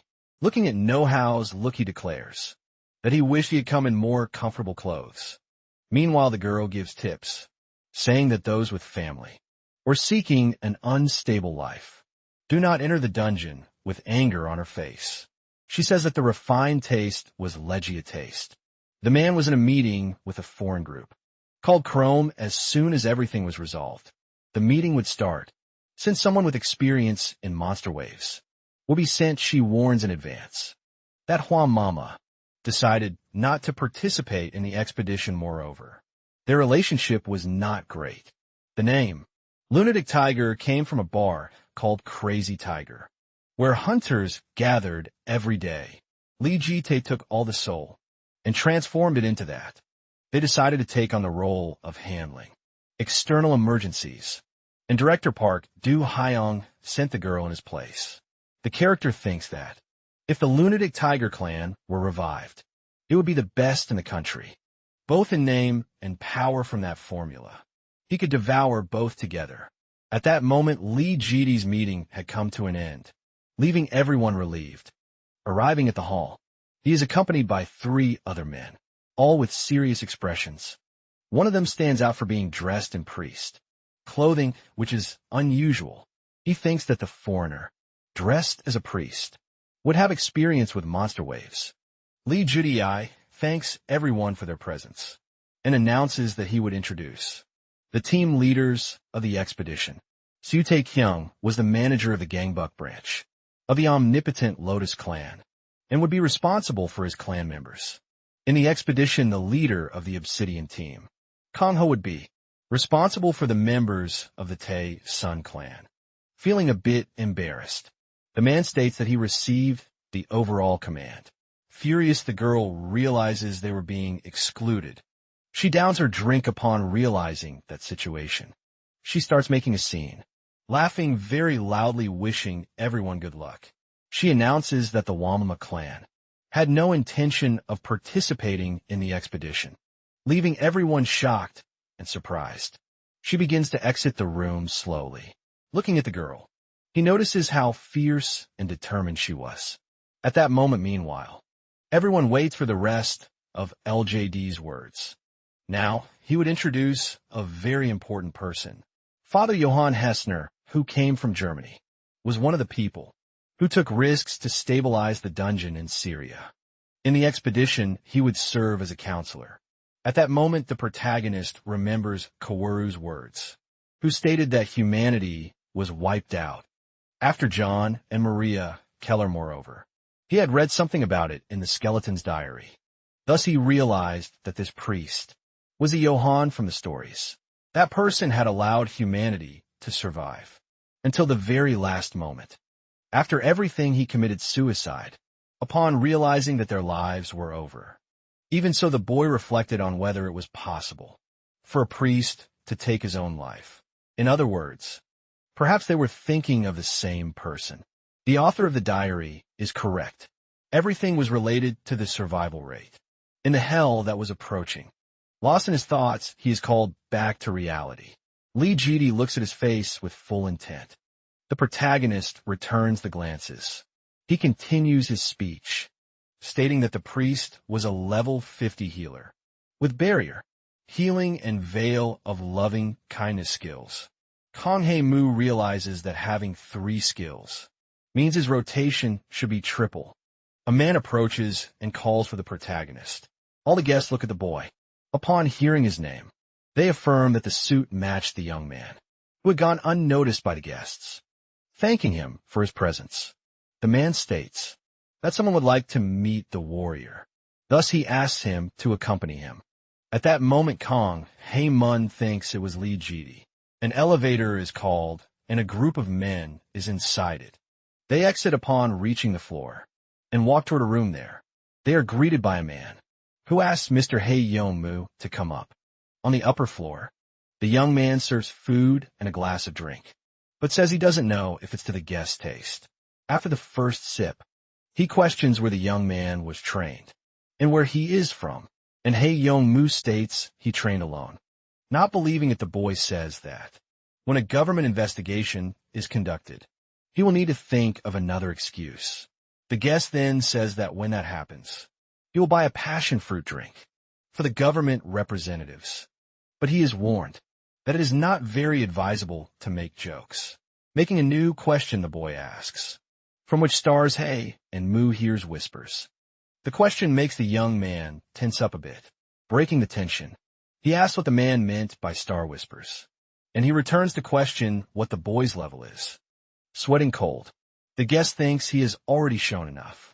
During the monster wave incident, upon analyzing the young man in front of him, he realizes he is a level 57 human, and that he possesses the title, the strongest man in hell, causing his abilities to increase compared to his level.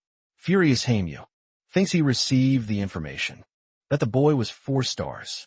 He grabs the host's hand, trying to calm him down. The blonde boy asks him not to get nervous and states that he didn't call him there to fight. Startled, the guest thinks he feels no ability. The blonde apologizes for what he just did. He says he is embarrassed for making the boy nervous, but that he cannot let his guard down. Curious Himu questions how old he appears to be, and receives the answer that he looks to be around 30 years old. Laughing, he thinks the host got it right. Returning to the questions, the blonde young man asks if Kong is really a 5-star, but he is answered with the same question. After a few seconds of silence, he says that the guest misunderstood, and goes back to questioning if he is really classified as a 5-star. Thoughtful, Haimu reflects that there are definitely others classified as 5 stars. The host says there is a superior air around the man, and that maybe he is a 6 or 7 star. But whatever it is, he has already surpassed the maximum level a human can reach. Kong says he is not that strong, however. The blonde says that the young man is indeed strong, but is not talking about strength. That this conversation may seem unexpected, but it doesn't matter then. He asks if he knows the novel Childhood's End, and says that if he reads it, you will see that a new race called Overlord appears. Explaining what this race was, he continues explaining that the story is a metaphor for the process of human evolution, and that there is something that transcends it. Without saying anything, Humu thinks he is not very interested in that topic, but the host keeps talking about the work, and how the Overlord maintains his race. Irritated, Kong thinks he will kill the young man if he called him to talk about a science fiction novel, unaware of the guest's anger. The blonde young man continues talking about the work and the romance. Then, in a sudden movement, he faces Hyunmo and says he smelled the scent of evil and fear as soon as he saw him, and that he has the same scent because he can also foresee the future. To a certain extent, he says a drastic change will come soon, and that it is a future no one could have predicted. Without thinking twice, he suggests that the two of them work together. Kong thinks he doesn't know how much malice the boy hides beneath his human face, but his thoughts are interrupted by the boy, who says that if he already has evil, he should use it to do good for him. The two look at each other, and Hayamu rehearses a response. Next to 2 other men, he wonders if he overreacted. He remembers the conversation when he asked if the other shouts the name of a skill. When he uses it, the blonde says he stopped doing that since he was 20. Standing up, he says he understood what Kong meant, and that the conversation was quite fun. Already saying goodbye, he says he needs to do something in the banquet hall, and that he will go ahead. In the elevator, Humu thinks about what the boy was saying when he mentioned something about leaders. and awakened once the door opens. He exits the elevator and is surprised to see that everything around him is destroyed. He remembers the boys' invitation for them to work together. Going to the parking lot, he continues to ponder the conversation and speaks aloud that he will disrupt the boys' persuasion about his success. Moreover, he knows that Lee GD's level is one of the best in the world. Level 21 sewer rats begin to appear. The boy finds the situation extremely disgusting as he stares at the animal in the sewage. Quickly, the animal charges at the boy, who tries to defend himself with his sword. Without thinking twice, he cuts the creature that was approaching rapidly. He says he has no choice but to cut them in half. A very strong smell fills the environment, and they say that if the boy gets covered in the released spores, he will become a parasite. Even so, he is glad not to let the tome absorb those spores, since it is very practical to use, analyzing the corpses of the animals. He says that for quick attacks, the sword is perfect. Far from there, goblins are gathered and making some potions. Someone appears and calls for Curson. He is surprised and goes to the chief asking if he has returned. The boy shows everything he managed to acquire during his time in the sewer, but he gets irritated because the goblins are not moving and are going to get it, and he doesn't have time to do everything alone. Everyone quickly rushes toward the objects worried. The boy asks if the workers wouldn't spit in the potions, and Carson says he doesn't think so, and that the chief forced them to do that. So he should be grateful. They are trying to kill or eat the boy. Then the young man remembers something he has kept. He takes out a green ball from his compartment and shows it in his hands. The goblin panics, asking why that is there, since it is quite dangerous, and the boy bursts out laughing. Even so, he asks if eating that will be parasitized, and the monster says yes, fearful. He questions if the boss is serious, and if he has already added the hungry blood trait.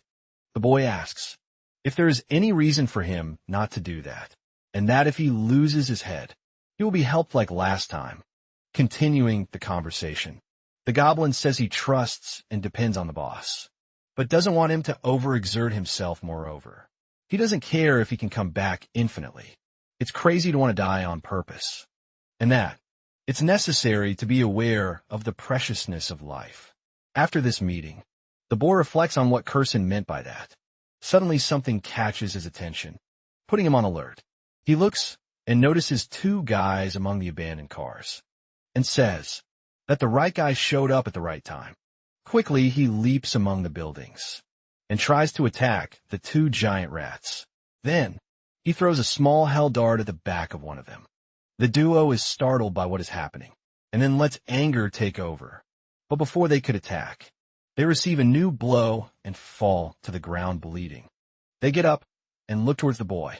He says that look is familiar, and then snaps his fingers. With that, the two men spit out a black liquid. The boy celebrates that this was what he expected. He looks up and the system alerts that there are 87 hours left until the next mission, knowing that his mission is in just 3 days. He realizes he will be dragged into the dungeon if he doesn't finish it on time, falling to the ground after jumping from a building. He knows he can no longer avoid it, and that somehow he will have to come up with an excuse to leave. In the middle of the attack, they inform that the Gia Dunson dungeon is silent, and no monsters are coming out of it, and that the attacks suffered in the dungeon, which was the first in Korea to go through. A wave of monsters is the responsibility of the Tae Song, and omnipotent Lotus clans. Moreover, the team seems to be the most powerful ever formed for an expedition. The average level of the participants is 30, or higher. Hero Kong Hae-moo and priest Johann Hessner are also part of the expedition, along with other powerful talents present, raising expectations to the highest level. Conversations talk about Lee Ji-dae and the fact that he managed to become a 5-star, as well as about the Taeson clan. In the center of the expedition, Lee Ji-dae appears. He orders everyone to advance. Suddenly, someone shouts and warns that there is an emergency. Not understanding, the captain questions what happened. The guard informs but they need to go to Gangwon province, in Chuncheon, since a wave of monsters has exploded there. An emergency message is sent to everyone's cell phones. Reading it, the boy with black hair is surprised, since the wave was only predicted for next year. But he knows that this wave happened 10 days after the one in jail. Desaine wonders if the dungeons are connected to each other. He doesn't understand if he shouldn't have already knocked down his first domino piece. Hours later, Jedi talks to a guy who says they need to postpone the expedition and stop the wave of monsters. A guard questions what could happen if the condition of the dungeon worsens. During that time, they continue discussing and asking about the other dungeons. They warn the people are already heading inland, even without signs of danger. In Hala, another guard says that Captain Daesong heard about the situation on Jeju Island and warned that he will return. They also mentioned that they receive a call from the Hua Mama clan, and the Ho Yun-ji team has already arrived in Chuncheon. Then they ask Ji Dae if it is possible to proceed with the expedition. As planned, the leader says he will do it that way, and he will go to Chuncheon. Everyone is perplexed by that information and doesn't quite understand. He explains that it is necessary to ensure that the situation is good there, since werewolves are higher-level monsters, and that he will leave the Obsidian team there, proceeding normally with the rest of the expedition. He also warns that the branch manager, Seo Taekyung, should take command, since he is the one who managed the dungeon and participated in dozens of expeditions. Before leaving, he also alerts them to ask for help from Priest Johan in case of difficulties. Finally, he informs that Kang Hyun-moo is there too. Talking to the protagonist, he asks if he can ask for a favor. Worried Kang knows the difficulty and believes there will be casualties, and that Ji-tae might make mistakes. That will cost him his reputation, so he decides to do it his way. Lee Ji-tae agrees and says it's fine looking. At the computers, a group questions where Lee Ji-tae is and why they have split into two teams. A blonde girl looks at her phone and reads a message saying he will return alive. She asks the guy to come back safely. The expedition group continues on their path. Advancing together, some monsters attack right away and warn that there are ratmen ahead. A bloody battle begins. Kane merely observes and thinks that the Lotus clan wasn't so reliable. He thinks that the red butterfly also seems good, not to mention Johan analyzing. He realizes that about 50 opponents were quickly eliminated. Someone appears and calls for Hyomu. It's a guard who says he noticed the boy is calm. Over there, the protagonist said he was curious about the other's abilities and was watching. He asked the boy to show his abilities in person, since he is also curious. Kang then walks towards his companion, looking face to face. He questions if the guy is telling the truth. The situation leaves both men in a tense atmosphere. The boy goes to the dead ratman and grabs something from the ground. He informs that there is a group that can be called leaders, and they carry a whistle like that, and that in case of danger, they call their comrades. The man says he has never heard of that. Kang thinks it's obvious, since he is still too stupid to use that. Suddenly, an explosion occurs, and everyone gets scared. Himu says he was expecting that, and that those he called through the whistle are arriving. The other expedition members start to fear what is happening and shout to prepare for battle. Kang tells them to rest and that he will be back soon. Frightened, they ask what he is talking about. The boy turns his back and leaves the others alone. Suddenly, a loud noise starts to arise and gets louder. Not knowing what to do, the members say to go. With the help of a flashlight, they search for Himu in the darkness and shout if he is okay without answers. They decide to continue while staying alert. They break a glow stick and throw it into the darkness.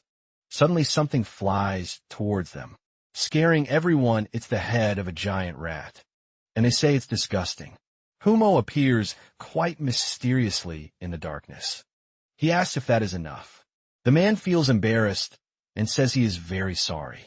Laughing, Kang says it's fine and that they should continue. Thoughtful, he reflects that he is much better off without Lee Jaidi, and that this must inspire fear in him. Everyone walks until a guy suggests they rest a bit. Sitting down, they talk. And a man says he noticed the protagonist's preparation, even before the monster appeared. Not caring, the boy explains that there are werewolves and rat men ahead who might attack Downcast.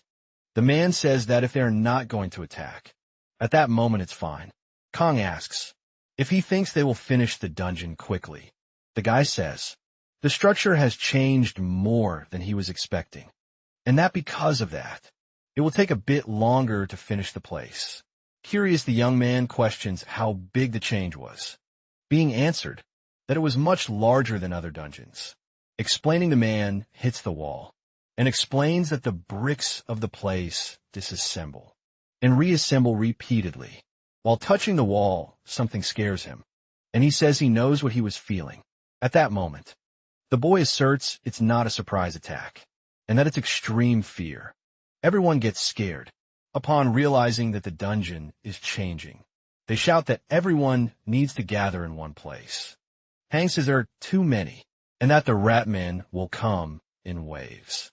Desperate, his companion gives orders to protect the escape routes. They run desperately towards the exit. Suddenly, a man falls into the abyss's darkness and is saved by a colleague who holds him. They shout that the escape route no longer exists. Looking at the dark corridor, Kan Huinmu reflects on what could be done at that moment. Meanwhile, the policeman was extremely desperate about the situation that was to come. Quickly, the army was getting closer and closer. The best thing to do would be to maintain the defense line so they wouldn't be exterminated. Immediately, with the order, the soldiers began to wield their protective shields. The gang was determined to eliminate any human that crossed their paths. The defense line is ready to withstand the first impact. With all their strength, the soldiers tried to hold their position, but the army of rat men was gigantic compared to the few men on the other side. Without rest, they climbed the shields and used their sharp weapons to attack, even injured and with serious wounds. The soldiers did not abandon their line of defense. At that moment, Father Johann began to invoke some spells. To aid in the battle, the magic flowed through the space, seeking a way to make the soldiers firmer and stronger. Their bodies began to glow with the power of energy. Konghe and Moon knew he would have to intervene in that battle. Sooner or later, the officer declared that they should hold out until the next wall shift, helping Father Johannes' team as much as possible. Upon hearing the order, his men took off running, standing amidst all the confusion. The protagonist felt confused regarding the Obsidian team. The officers quickly reached the front line, using their weapons. They tried to help in any way possible.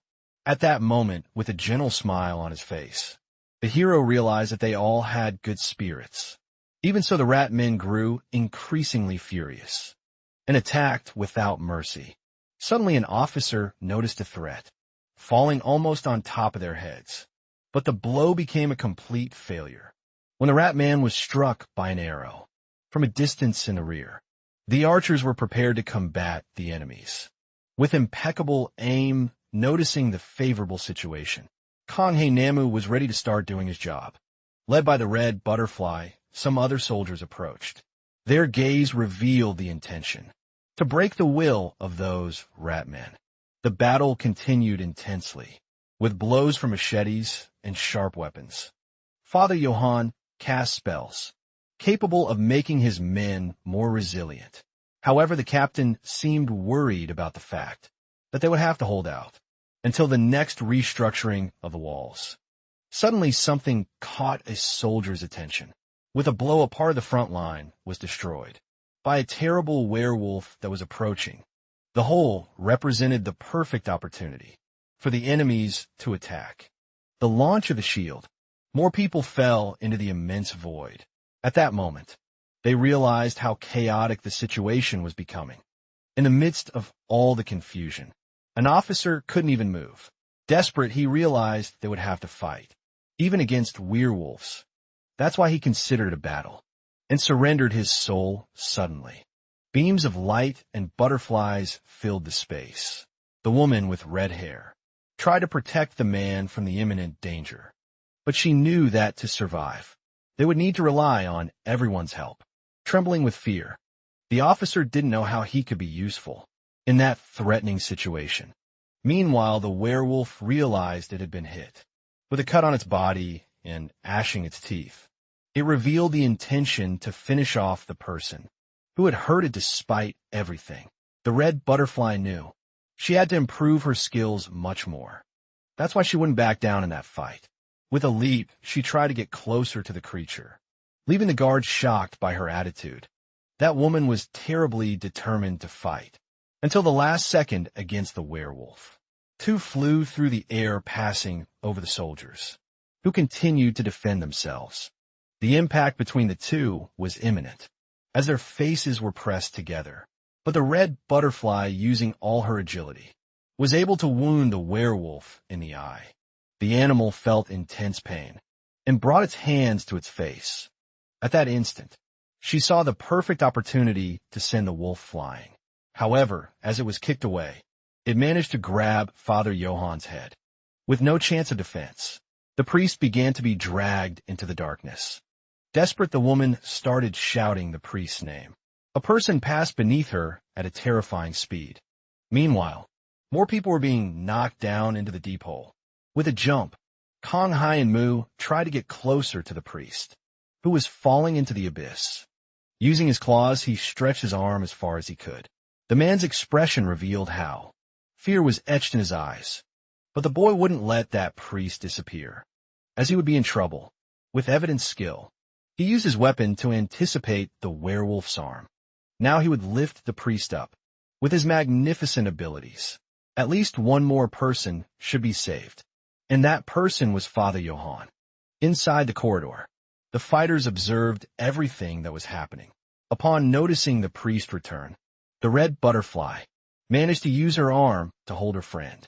Once the nervousness passed, she had to ensure that the priest was okay. However, she was shocked by what her eyes witnessed. Suddenly the passage was sealed, leaving Kong Himu outside in despair. She didn't know how to act anymore, and tried to break the wall, but it would be futile at that moment. They were safe after defeating an abundance of rat men. Even with a difficult battle, they did not give up and emerged victorious. There were no more rat men alive. Everything was clear, even though it was only the second battle. It was already hard to say if half of the people had survived. If the number of victims kept increasing, the situation would become worse and worse. Calling the attention of his soldiers, the captain declares that he had no idea the transformation of the dungeon would be so great. Having lost many members on the expedition, the best course of action would be to return. But the red butterfly had another idea. She was sure that there were many hunters alive, somewhere in the dungeon. Seo Taekyung knew that the information could be true, but he believed he wouldn't survive the new attack from the Ratman. The woman's goal was to find Kong Haimu, to clear the dungeon and stabilize it. Everyone knew that the wave of monsters was dangerous, so the manager's responsibility would be reduced. If the expedition ended in the case of failure, the captain would have to take full responsibility, in the absence of Li Jiti and Kong Humo. Even so, he believed that the young man was alive, and perhaps they should try to find him. The red butterfly seemed destined to convince the branch manager of her idea shortly after. He stated that he would not abandon anyone now. He would gather the members of the expedition to scour the entire dungeon. With determination in her gaze, the woman wanted to conduct a check here and now. Her suspicions indicated that Kong Humu resembled someone else very much. Meanwhile, the red sky flooded the landscape. The protagonist stares at that destroyed place, so familiar to him, with a smile on his face. He realizes that this was the ideal time. His only doubt was why the mission had not yet started.